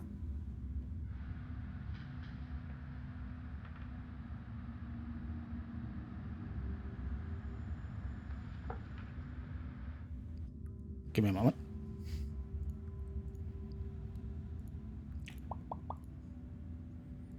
It just flashes a picture of a pot holder. Oh, that's easy. It explodes. Detonating power cell. Heck you guys. Preferred method of movement via Alienist or Overseer is telekinetic movement.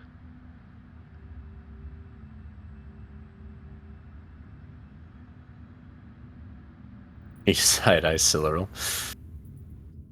Confirmed. Secondary preferred method of transportation. That's a very odd question. Physically, if you wish. Understood. Producing handles. You would watch as from it, 2 ports open, producing small metal rods that then bend and connect fully to make a handle, like you would hold a briefcase.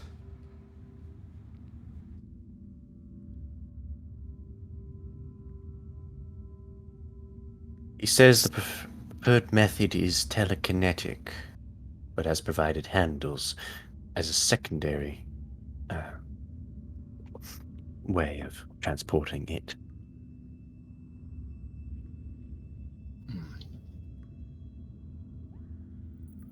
Does it seem heavy? Incredibly so. Do you think it'd be able to explain what that big tube that Alric has is for? What is it?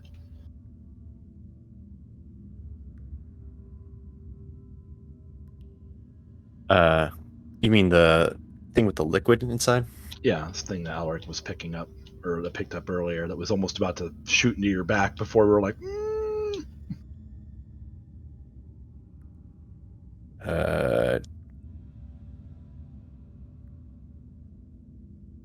Do you remember the compound identity? Wasn't it 08 or something like that?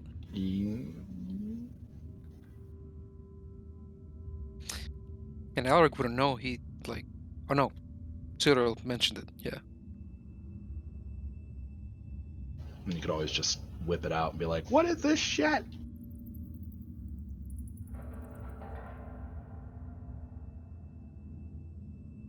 Specimen collector, identify liquid used to sustain now terminated specimen. Compound A2. Sorry, A3. Aha. 3. Okay.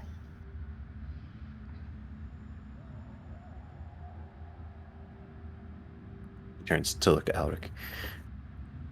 You said the liquids were similar, yes? They're not similar. They are the same.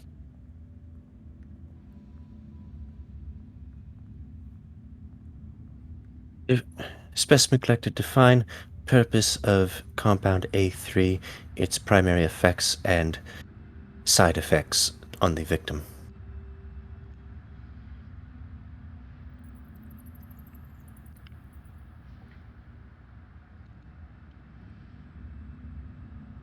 Compound A3's main function is healing, both bodily and mind.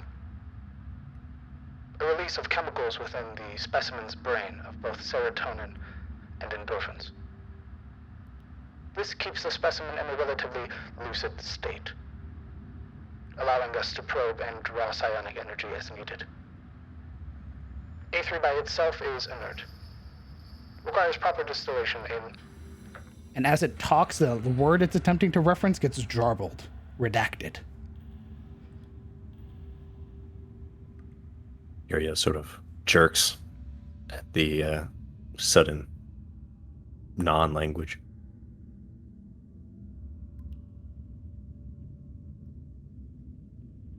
It is a method of sustainability, of healing. It also leaves one's mind more open to, well, investigation. It on its own, she eyes the cartridge that Alaric has, is, as it says, inert and requires something else. The words were jarbled when it tried to mention whatever other recipe is needed. Alienist, be advised. Auxiliary power remaining at 5%. Confirmed, specimen collector.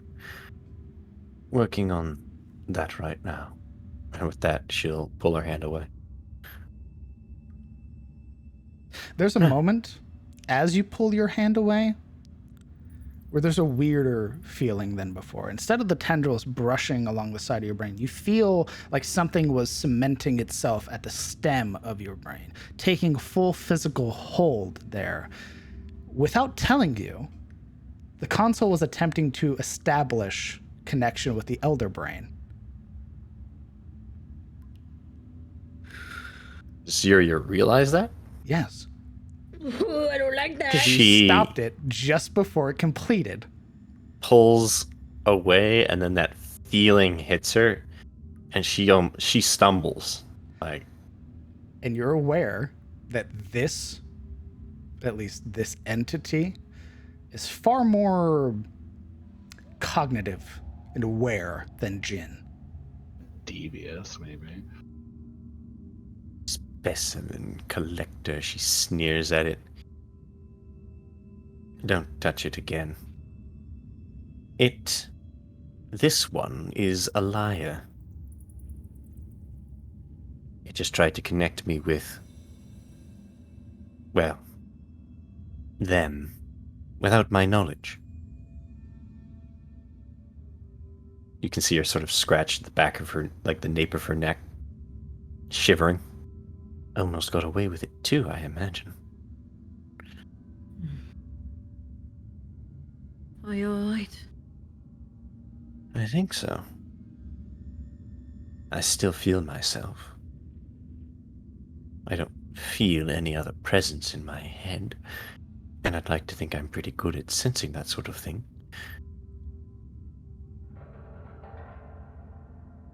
I think we'll be fine for now. Let's get this power cell where it belongs. She gives Specimen Collector one more dubious look before turning on her heels and walking away from it. Alaric will reach out to take a hold of both handles, one hand into each respectively, and he will test its weight. He won't force it. He'll just see how much give it has in comparison to how much he can lift. It is within your realm of lifting. But it Does it is strain him? cumbersome. Okay. So with a rather deep, he'll hoist it up and stumble back, nearly hitting Juria with his back as he balances himself. So we have it. Where do we even take it? As you are holding it, you begin to emit a soft purple glow. Ooh, you're irradiated, bud. Sorry. Cancer time. More so the thing you're holding begins to emit it, but potato.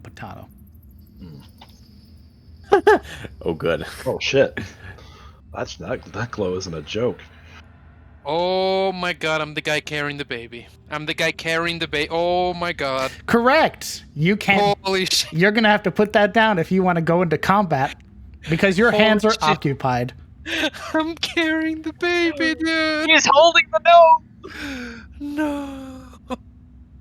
Oh, that's amazing. God, I hope it explodes. I mean, I hope it doesn't explode. You're apple. It chokes you. Thankfully, because of your strength, you are able to carry it without reduced movement speed. However, to attack, you will have to put it down. And I imagine that's an action. Correct. Now everyone can see us coming too.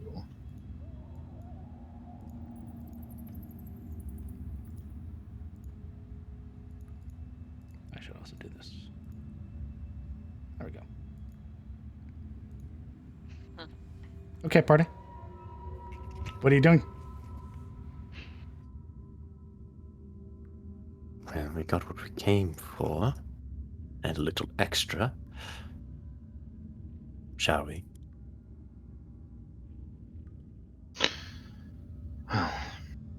Next up is through the doors. Correct? I'm a little dubious about giving this facility more power now, but perhaps it is the only way forward. Do you have an alternative? Unfortunately, no. Not without some extremely destructive power at my disposal, anyway. We could go scouting around and exploring the different floors, but considering the dangers that are present, and the dwindling energy that Jin and Specimen Collector are giving, we're going to be having less and less of their help in the future. And at some point, we're going to have to confront those things. I think we're going to have to confront a lot of things. They came from that direction, did they not? The generator room, that's the door that they came from, right? I wonder if they're there waiting for us. We should be prepared for it.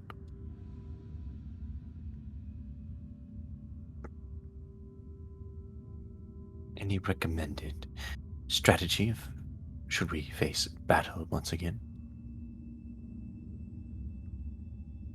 Well, having never fought their particular like before, I can't really say.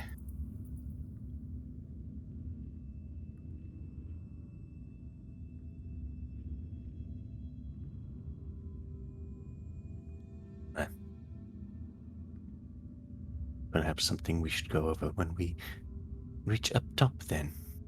If we're going to keep doing this. Cyril? Yes. Are you coming? Is there something else keeping you attentions? My biggest worry is that this console is going to tell everything else we are here. Possibly. It does seem to have alternative motives in comparison to Jin. Or perhaps Jin has already done that. Either way, sticking around here won't do us any good. Right.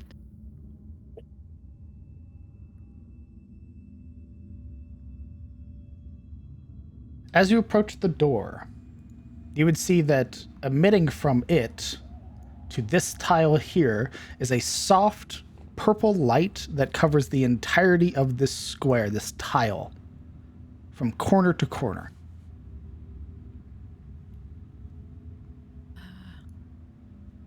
That is new. She'll point down at it.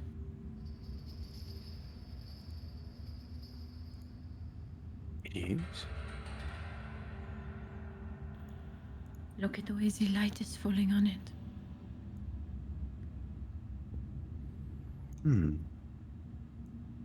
Was it the scan that it said started yesterday?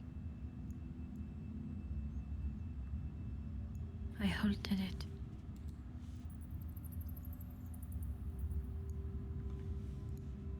But maybe whatever Wave her started hand it- over really quick over it. You would pass through and you would see that it's a light of some sort. Also, you all left Alaric behind, so I assume he's twiddling his thumb somewhere. He's dead. He didn't move. She would look up. You would see the source of it is a small projected light at the very top of the seam. She would point at it. It's coming from there.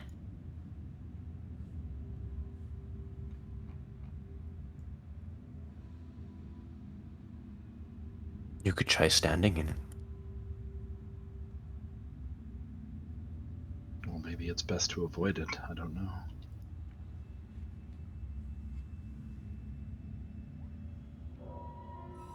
Do you want me to stand in it or not? She looks to everyone.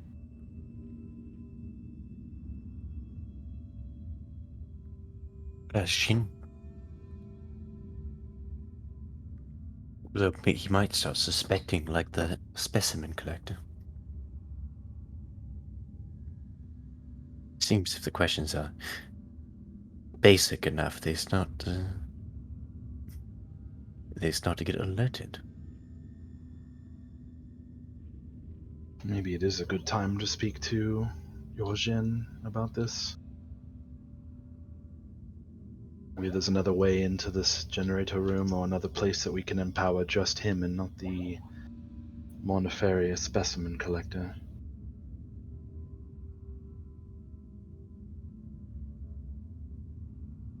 You would notice as you walk into this or get up to this room, the carpet has been completely torn down from the window, and the barricade is gone. Fuck. Someone has been here. I mean, we saw several patrols. What? Oh, right. Alaric, if you're attempting to get in there, brother, I need an athletics check with that thing. Hold on. Are the table and the chair actually strewn down right there? No, they're gone. Ooh. The things you used for the barricade are gone. So to cross like the window frame, Yes. I need an athletics To check. hike your leg up and use this, like carry this massive thing with you, I need an athletics check. Essentially to long walk across. If he looks like he's struggling at all, Silver would be there to help. Okay. Why are you lugging that thing across the breach?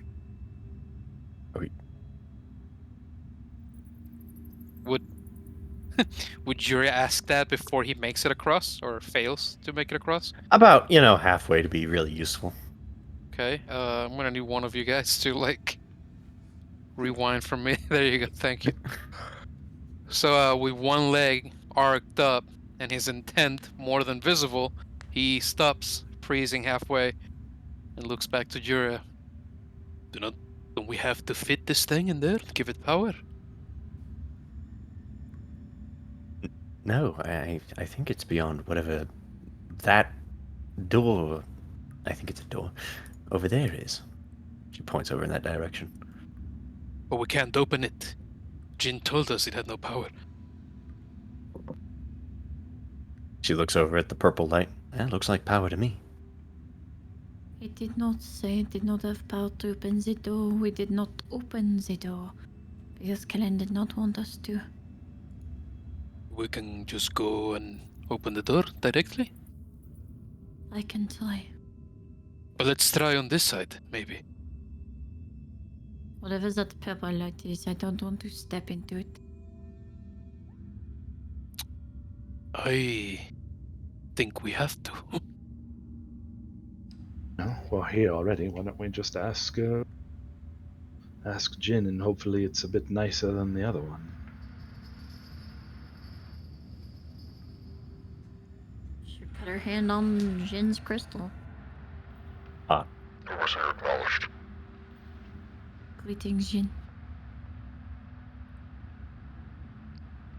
Open the door to this corridor here, please.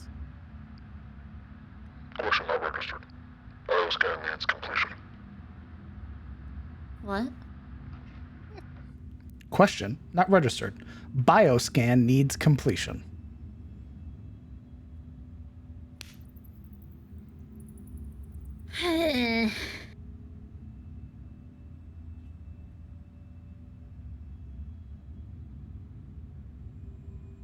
Define bioscan.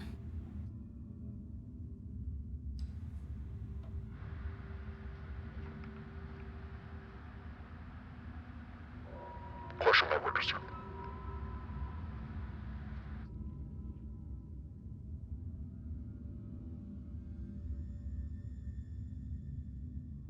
Cyril, do you Yes. remember when last time the door opened? We saw a bit of a bar being filled over the door. What? Yes, when we first saw it opening it. What are you talking about? Do you remember when I hurried us all into the cell before we rested? The thing that pushed us into the cell was that same door, opening it. I think that is what the bioscan was. The door was perhaps checking who was on the other side and then letting them through. Like a weird sort of filter, maybe. Do you not hear the problem in those words? It means it was scanning for something. Us. If Or it was scanning, there must have been something that was being scanned. what are you trying to tell me here? We were not over here. The debris is gone. The rock is gone. Yes, it was the enemy who came through the door. But now you'll be us. And we have to subject ourselves to the scan.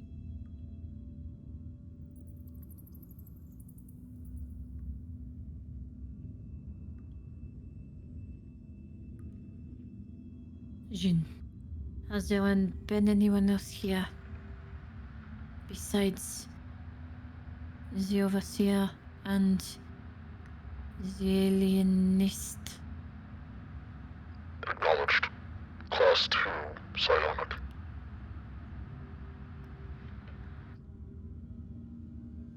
Was they allowed entry? Yes.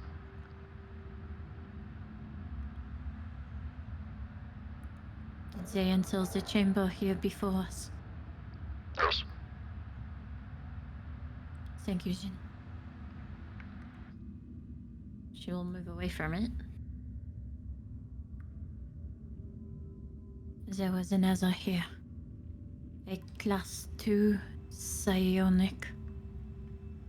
And they are inside that chamber. Oh, sorry. I thought you were What? talking about the room you were in. Not this one. No, sorry. Yeah, he was talking about that they had been in this room. I misunderstood your question. Apologies. Since she would not have moved away, she would have asked if they had entered this room. Negative. I am unable to find them in my scan. Warning, Overseer. 4% remains to auxiliary power. My faculties and permissions will soon be revoked. Of course, Jin. I am working my hardest to restore that to you.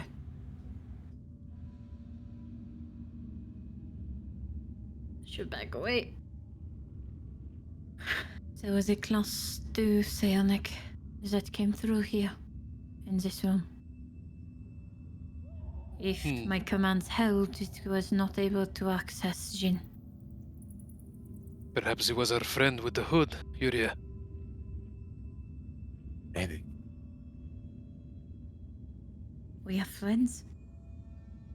You all saw him. The Just... Yes.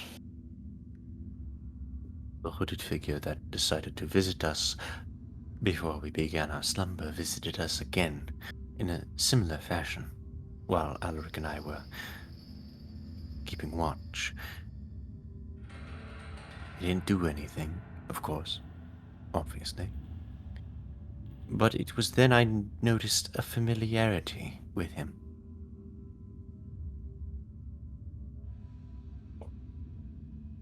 If you recall all our times of us being stalked,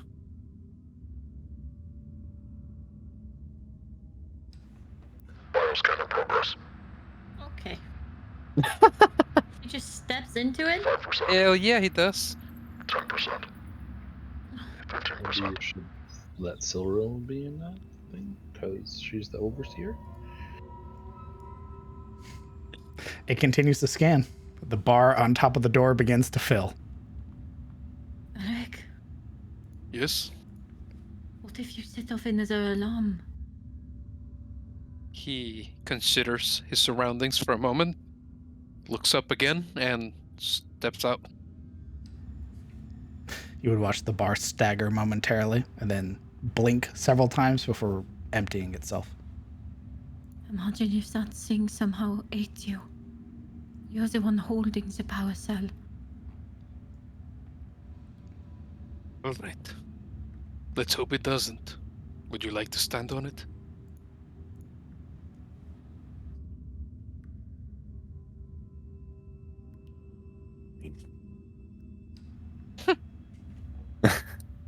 Laurel's like, Bioscan in progress.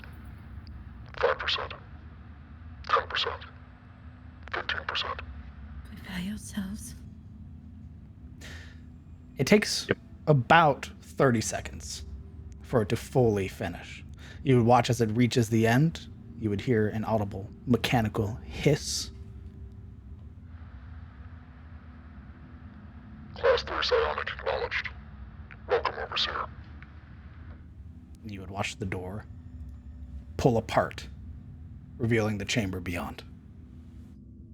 She will look back at, or I guess look over to Alaric with, it's like a anxious look. Oh, that wasn't so bad, huh? you'll be fine. Look at you all pale.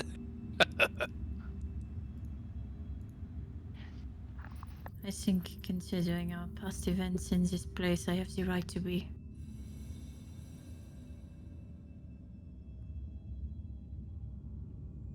Good to see that with all that stoicism of yours, you can still feel a little bit. What you see before you is a hallway that sort of continues for about another 50 or 60 feet before reaching another set of doors. You would see before it another console that is pressed about 10 feet away. You would see that there's a break in the hallway that goes north. Once everybody has moved their tokens, I will transition us over to the new map. There is no power on this side, by the way.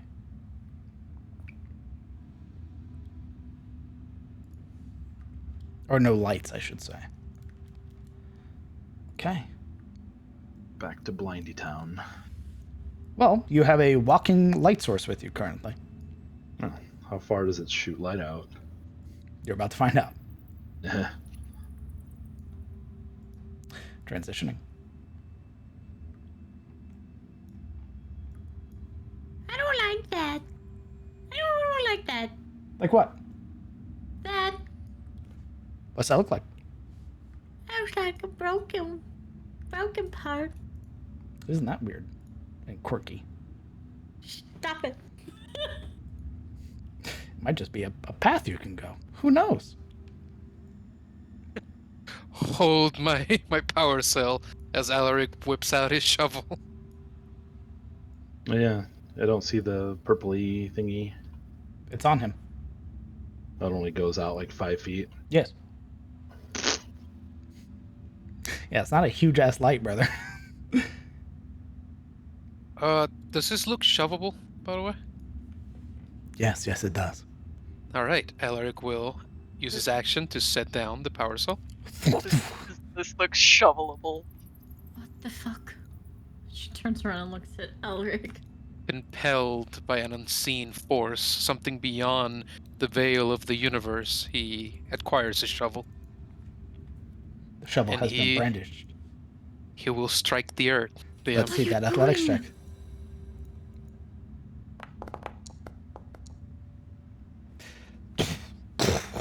The DC was 20. Ooh! Oh my god. Of which you managed to clear it, revealing a side chamber beyond. Elric. Low, droning turn of the head to Cyril. What? What are you doing? I'm using my shovel, it's why I brought it.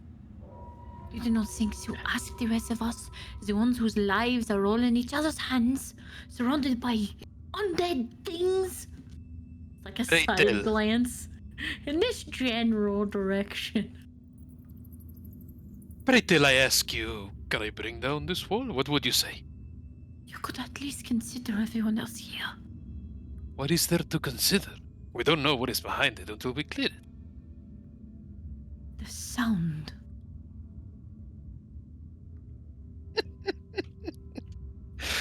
Alaric stands upright. Oh, sorry, I forgot to say, as you also transitioned into this map, the noise is much louder. Oh, And the moment you break this wall, it is the loudest it's ever been. Oh my god. Oh wow! You did it. Look what you did. I didn't I'm do gonna that. yell at you. Once I figure out what you did, I'm gonna be so mad. Apologies. That was supposed to be there when we entered, so... It's much I thought it louder was- now. The moment you broke this down, it is like it's almost like you're at the source. And this blockade, did it seem natural? Like someone purposefully put something there, or it's just fallen apart debris? It looks like it was previously a doorway that had collapsed. Sorry, not a doorway, like a maintenance tunnel. You did it. Well, I vote that we go through the little tunnel I just dug.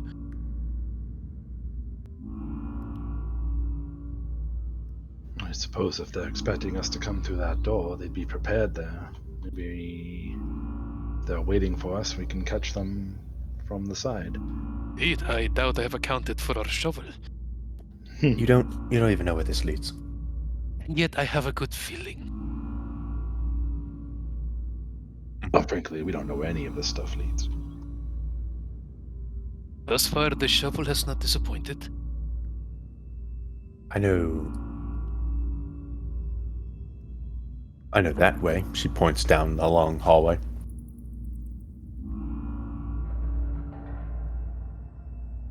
Are there any signs actually to indicate, like, cardinal direction?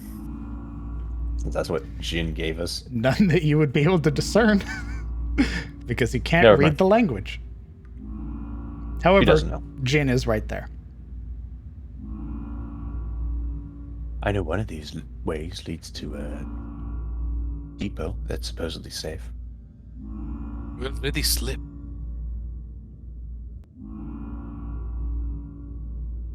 We have to restore power. And restoring power is here, not the depot. You can't blame a woman for preferring, safe havens. If you want to run away, the rope is still back there. Would you like a escort? Are you offering? I am. Why would they take children? We know why. We saw why. I said where? If not to those chambers, to be sucked dry of their mind, where else would they take them? Some kind of pen where they wait until their turn comes. They're, Orana looks over at Ashilda. Didn't you say something about a vat or something? I did. Tadpoles, it was weird. It did something to the poor kobold. awful.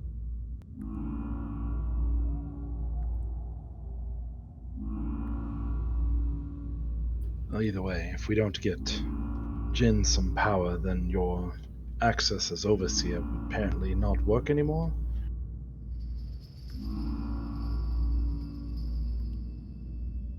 Yeah.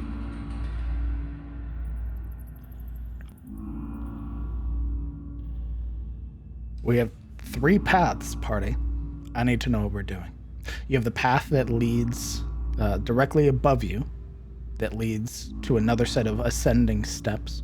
You have the path directly to the right of you with a Jin console, and then you have the path directly at the bottom of you that looks to appear to be some sort of maintenance hallway.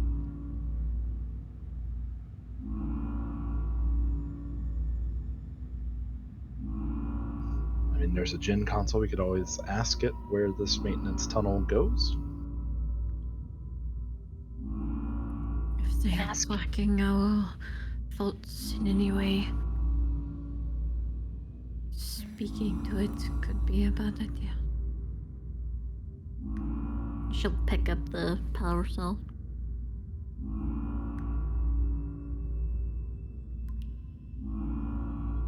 So that means opening the door via Jin is out of the question.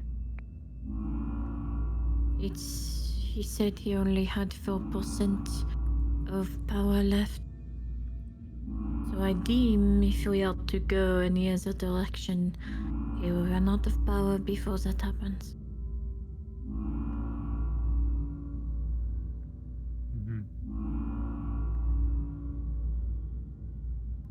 Well, maybe if we can get his power back, then we can backtrack, I suppose. We should be careful going forward, though. Like I said, if they're waiting for us, we'd have a bit of a sticky fight on our hands.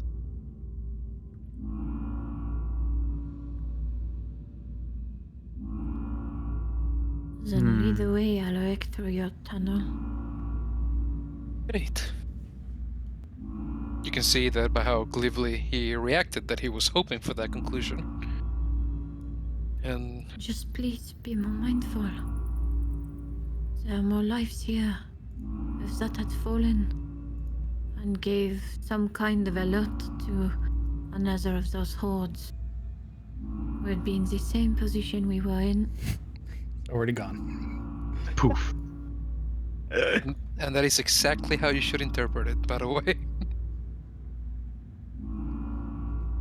Wow. Immediately upon stepping into this corridor, it is cramped. It is I've done something. incredibly narrow and incredibly short. It's just barely like a foot above Alaric's height. It still seems symmetrical, right? This wasn't carved by anything. It was. Now, this appears to bear the same resemblance to the walls as the ones outside. So it's just a maintenance tunnel, in Indeed. a sense. Okay. Okay. You would feel the flooring beneath you a little more loose. Like going through grills, in a sense. Indeed. Are they actually grills? And you don't know where they drop to. I'm sure we'll find out soon enough. Well, Do you want to go after Alaric, Sil, or do you want to take up the rear? Or... I mean, she's got the power cell, so. Indeed. I mean, she's sitting there pretty stunned that for some fucking reason he's being so rude and walked away from her while she was talking, so no, you can go after him. Oh boy. very well. Forever trusting Mr. Shovel, Alaric goes in search of comeuppance.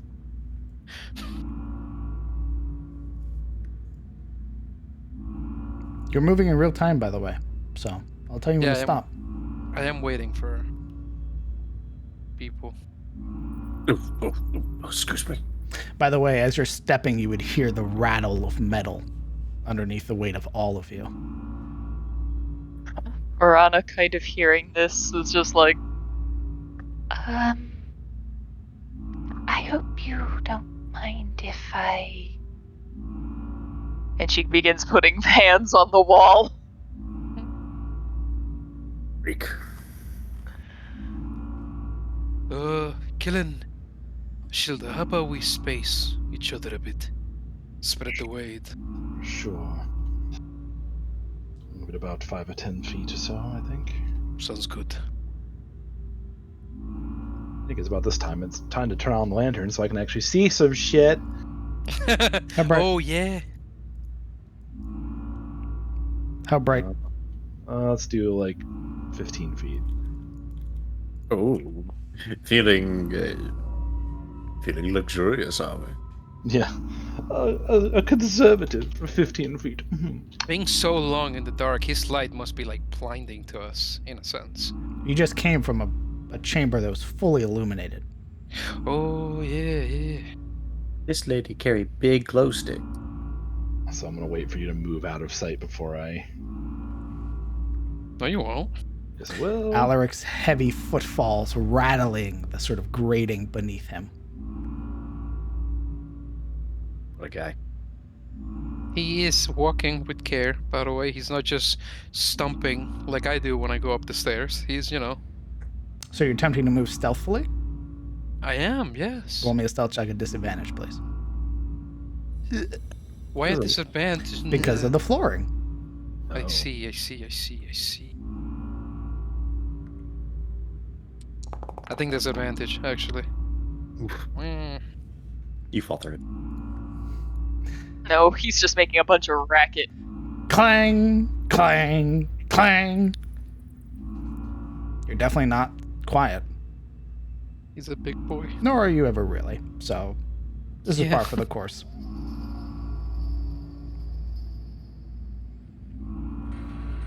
Who knows? They might just think he's a ghoul. That's some fucking wishful thinking right there.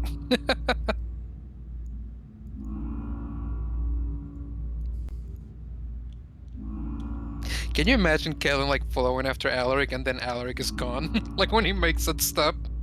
Just poofs into the floor. Oh, shit. So, party. Uh-huh.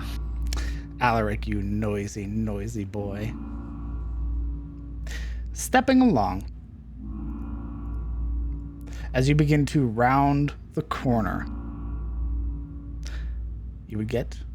Actually, everybody would be able to move forward one more square. So please move forward one more square. Oh, this is the generator room. Nice. You would see a massive object on the other sort of through this chamber, this doorway, leading out to this marvel of machinery. These numerous sort of tubes and connectors that all bring this one thing to its entirety. You would see that there are, at least on this one, smaller flickering purple lights. But as you approach, why don't you roll me a perception check? Yeah, I'm gonna roll your perception. Yeah, I'll roll your perception check, of course. You know it, boss. There you go, boss. 17. As you clank your way up to this passage, you would hear, as you approach, sort of stopping, soft humming. And you would watch as, sort of rounding the same passage as you are, or sort of beginning to move, you would see the hooded Soldier boy. figure, that long beak-like mask, their head turned with this sort of quizzical cant. And then you would hear laughter. And that's where we're going to pick up next week. Oh, that soldier boy. Thank you all for playing. Thank you for having me, even though I don't feel the best. We will pick this up next week on the 16th of September for episode 36 of Cometh the Fall. Where the party... Sad. What? Nothing. Okay. Where the party fights some new enemies deeper within Facility-05. Cool. Hey, DL. Yeah. For birthdays, do you give us free 20s? Like one single 20 we can use? Old. I'll give you inspiration. Old. Okay. It's effectively a free 20. That's a lie, and you know it. That's a lie. You know it. I've seen the double one. I've rolled that. The one and the two. Bro. DM over here being like, I'm a used car salesman. That's a free I've rolled 20. the Slaps. crit one. Inspiration crit one. It happens. Sparks beautiful is sick, so I will be taking my leave and going to bed now. Thank you Get for having out me. of here, dwarf. Goodbye, chat. Goodbye, friends. Goodbye, dwarf. Can't believe dwarf. This is what you see, by the way. Hey, yo. Oh, hate that. Can I talk to him? He seems like a good fellow. You can certainly try. I will. I want to laugh with him too. Something's obviously very funny. I want to ask him what's so funny. And I will show chat. I also want to ask VR. why he's got Mountain Dew on his lap. Can't help himself. Is he a gamer? He looks like a gamer. That looks like the average gamer. This is is the entity that they have seen a few times. This is what 10,000 hours of CSGO looks like.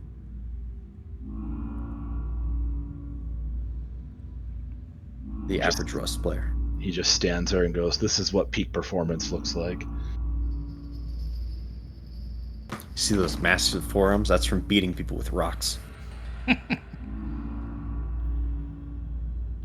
Horrifying. Nah.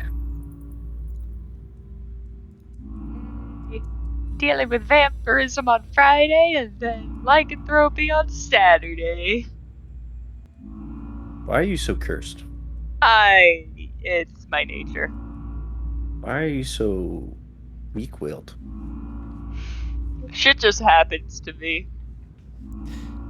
I should also say, for as long as the players wish to stick around, feel free to highlight any questions you may have for myself or for the players pertaining to the game, the campaign, their characters, and use your channel points to highlight them, and we will answer them to the best of our abilities.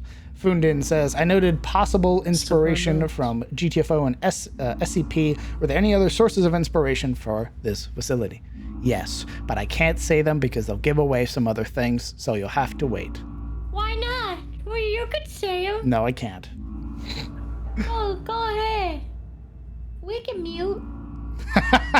No. Turns upstream. You get to wait and figure out what other inspiration lies in this place. I don't like that. Rainbow Six Siege, I start lean spamming. Also, now that Marana's secret's out, how's the party feeling about her now? How you feeling? Let's start with Alaric. How you feel about Marana? Well, see, Alaric is a very selfish and self-centered prince, so off of just learning this about Marana, he's made it essentially about himself, and he feels hurt that she kept the secret from him. But naturally, there's all those other positive traits he knows about Marana, and those supersede his own pride and how hurt he is about not being told. Because in some kind of abstract way, he thought him and Marana were tight, you know? Like, yeah, we tell each other stuff. We wouldn't keep this from each other. He was wrong. And it's good that he's wrong, because it's not true. It's just something that he believed out of every member of the party. We already know Kellen, because Kellen kept the secret the longest. Traitor. Traitor. Silo Real. How you feeling about Marana? She still doesn't trust her. She still thinks she's lying, but she's going to keep an eye on her. Yoria. Don't say it like that. Ew, God, it's like that Saturday Night Live skit. Hey, Aaron. Hey, Ron. Jacqueline. Quillen. Yuria thinks Morana's telling the truth, but not the whole truth. She herself has sort of multiple layers to the secrets she keeps. And so kind of, you kind of reflect your own shit onto others. And so, much like herself, she's assuming that this secret about the Dampier is only like the first layer of Marana's secrets. However, Marana hasn't killed them yet. So there's that to go with.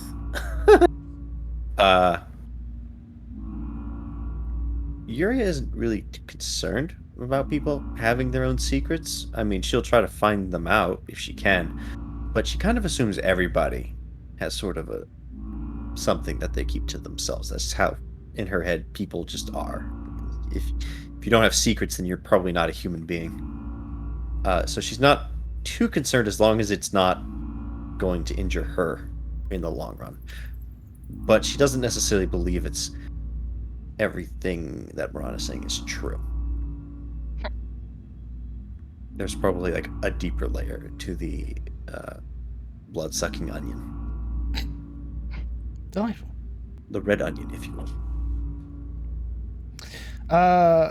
Is there a grave mine in this facility? And why is the answer yes? Well, Razi, maybe. For Silo Real, how are you feeling about your new coworker in the Psi facility? Yeah. Wow, I'm freshly hired. I can't wait. I'll make you proud, overseer. Silreal, is, I guess, she's mixed on it.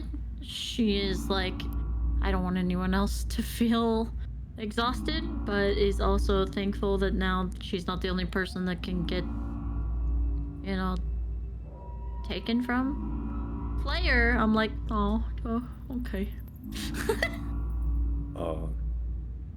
I thought Cody was referencing Specimen Collector. No, I think they were. Oh, I thought they meant your new alienist. Yeah, I think that's what they were referencing. You know what that means, right? It makes Alaric, Kellen, and Marana the D-boys. Correct, because they possess no Let's psionic go. capabilities Let's whatsoever. go. D-boys! I just felt cool to be useful. I was talking about Yuri. Gotcha. You're still very useful. Yeah, you have ultimate say. The alienist is still the alienist didn't get a choice when reestablishing connection. Alienist. That's fucking freaky, bro. Yeah, bro. Unlike the overseer who got a choice if they wanted to reestablish connection, the specimen collector went, "Oh, you don't have it. Let me do it for you." Bean. Let me. She get never that. went into Alaric's head. It'd just be like a tumbleweed, just. Ooh, ooh. What the fuck? Look, I've been in that head. For psionic power, I mean. Oh. I thought you just meant like general intelligence. No, Wow. the fuck. Holy crap. Oh wow. With how long the party has deviated from the main storyline and conspiracy of the Iron Duke gaining influence behind the scenes, how much will the overall world have changed with the Iron Duke continuing on his orchestrating his scheme since the party has left him unchecked ever since leaving the keep? How much power has the BBEG, the Iron Duke, gained without the party making efforts to stop him? I can't tell you that. Bro, you We assume don't we even have. know where the hell this guy We is. got. That man is so far out of our scope. Even if we were focused on him, like. We don't even know where he is, or who he is, or what he looks like. Like. They have a name, and that's it. That's it. Yeah. We know he thinks we're neat. We think. He We might also have think a we're name dangerous. and like no resources with which to find out more. That's. Yeah, pretty much. For now. For now. So, I mean, even if the whole party was like, you know what, this Iron Duke, yeah, fuck that guy. He's the real guy who put us in prison. Let's just primarily focus on this. We wouldn't have any leads necessarily. It would be like, all right, let's find him. Let's Where get do we him. go? We're just sitting in the middle of the woods, like, all right, now what? Yeah. All right. We I would guess not we'll know where to even start go to that town. guy. So he can do whatever he wants. Theoretically, it's just a title. True. You don't know the name, well. you just have a title. Theoretically, this is just a game and we're all having fun. Stop! My immersion! Theoretically. Metaphorically, it's a symbol of life. Well, I had a great time. Did you? Indeed. Did you? Yes. But did you? You know, on second thought, yes. Oh, okay. Just making sure. Yeah, it was alright. I gotta turn off this auxiliary thing. It's killing my headache, bro. Blah. My man was know, like, but- Fix the let's power. turn. Fix the power and it goes away. My man was If we like, fix the let's. power, then something bad's gonna happen. No. Guys, as adventurers, it's our job to activate the long dead forgotten thing and make everything generally worse. That's our job, our duty as adventurers. And then kill it and pretend we're the heroes, even though we caused the problem in the first place. We fixed That's the issue. That's what we do. That you started. No, You. take that back. That's what we do. So what it real. means. You'd mentioned how you're suspecting you don't know any of the party members. Was that a true statement? And if so, how distrustful of the other party members is Silo real? Or is it just Morana? All these questions about how much I mean, we she don't doesn't trust know each any other. of them. The only person that she majorly knows is Alaric, and her trust is placed well with him because he's within her family line. Well, of like her trusted family. She's adopted, but still. She can trust him based on, you know, the same kind of family twins you feel in trusting your siblings. I mean, she doesn't really know anyone else. What are you gonna do, Chris? What are you gonna do if she does? Huh? Yeah, fuck me on that one. Can't wait. She knows that they fight alongside her, but I mean,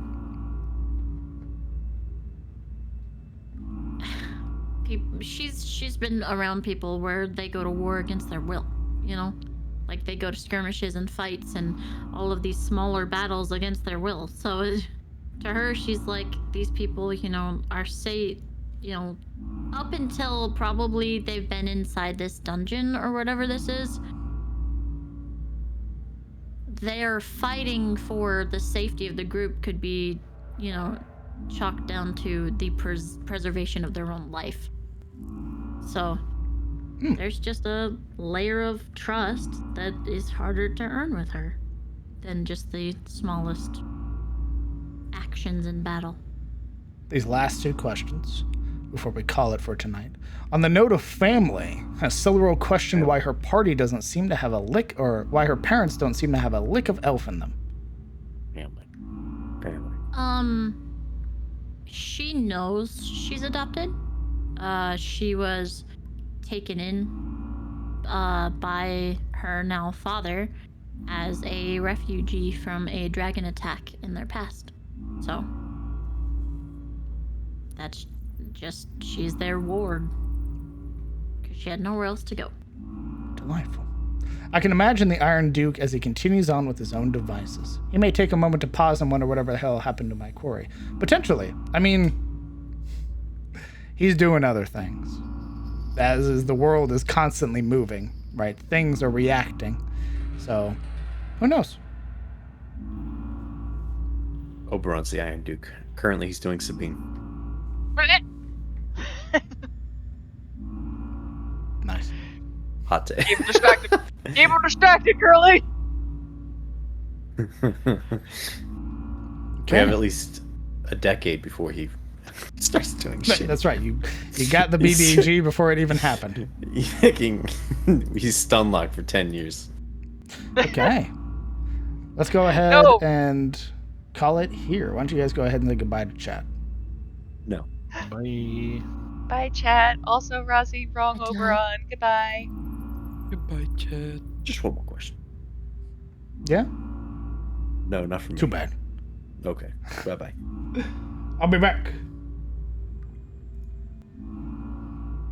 Hey. Thanks for sticking around, guys. I appreciate that. I had a great time. I'm really glad that they're still continuing to explore the dungeon. It's about as long as I expected it would be. There was a moment where I was like, I don't think they're going to get that far. But I think eventually we'll start ramping up once they have the power reinstated. So I'm excited. As always, if you are a new follower or new to the stream, hello. I'm the Crown DM. Welcome. This is our Friday game, Cometh the Fall. I stream every Monday, Wednesday, and Friday, including Sunday over on Momo's channel, or the player, Siluro. We host another game there called The Secrets of Irist. Both are 5th edition games ran in my homebrew world, the world of Aetus. If you would like to know more, you are more than welcome to join the Discord and inquire within our lovely D&D questions tab, or our Lore of Aetus tab, whichever you'd prefer. As always, I hope that you all have a great night. I hope that you all rest well. I look forward to seeing you guys this Sunday over on Momo's channel while the party continue to explore the ruins of the Temple of Allure. Until then, hug your loved ones, tell them that you love them, and I'll see you all later. Crit Confirmed Dice, thank you very much for the new sub. I appreciate that. Right as I was ending. Thank you very much. I appreciate your prime. I look forward to seeing you all later. Good night, chat.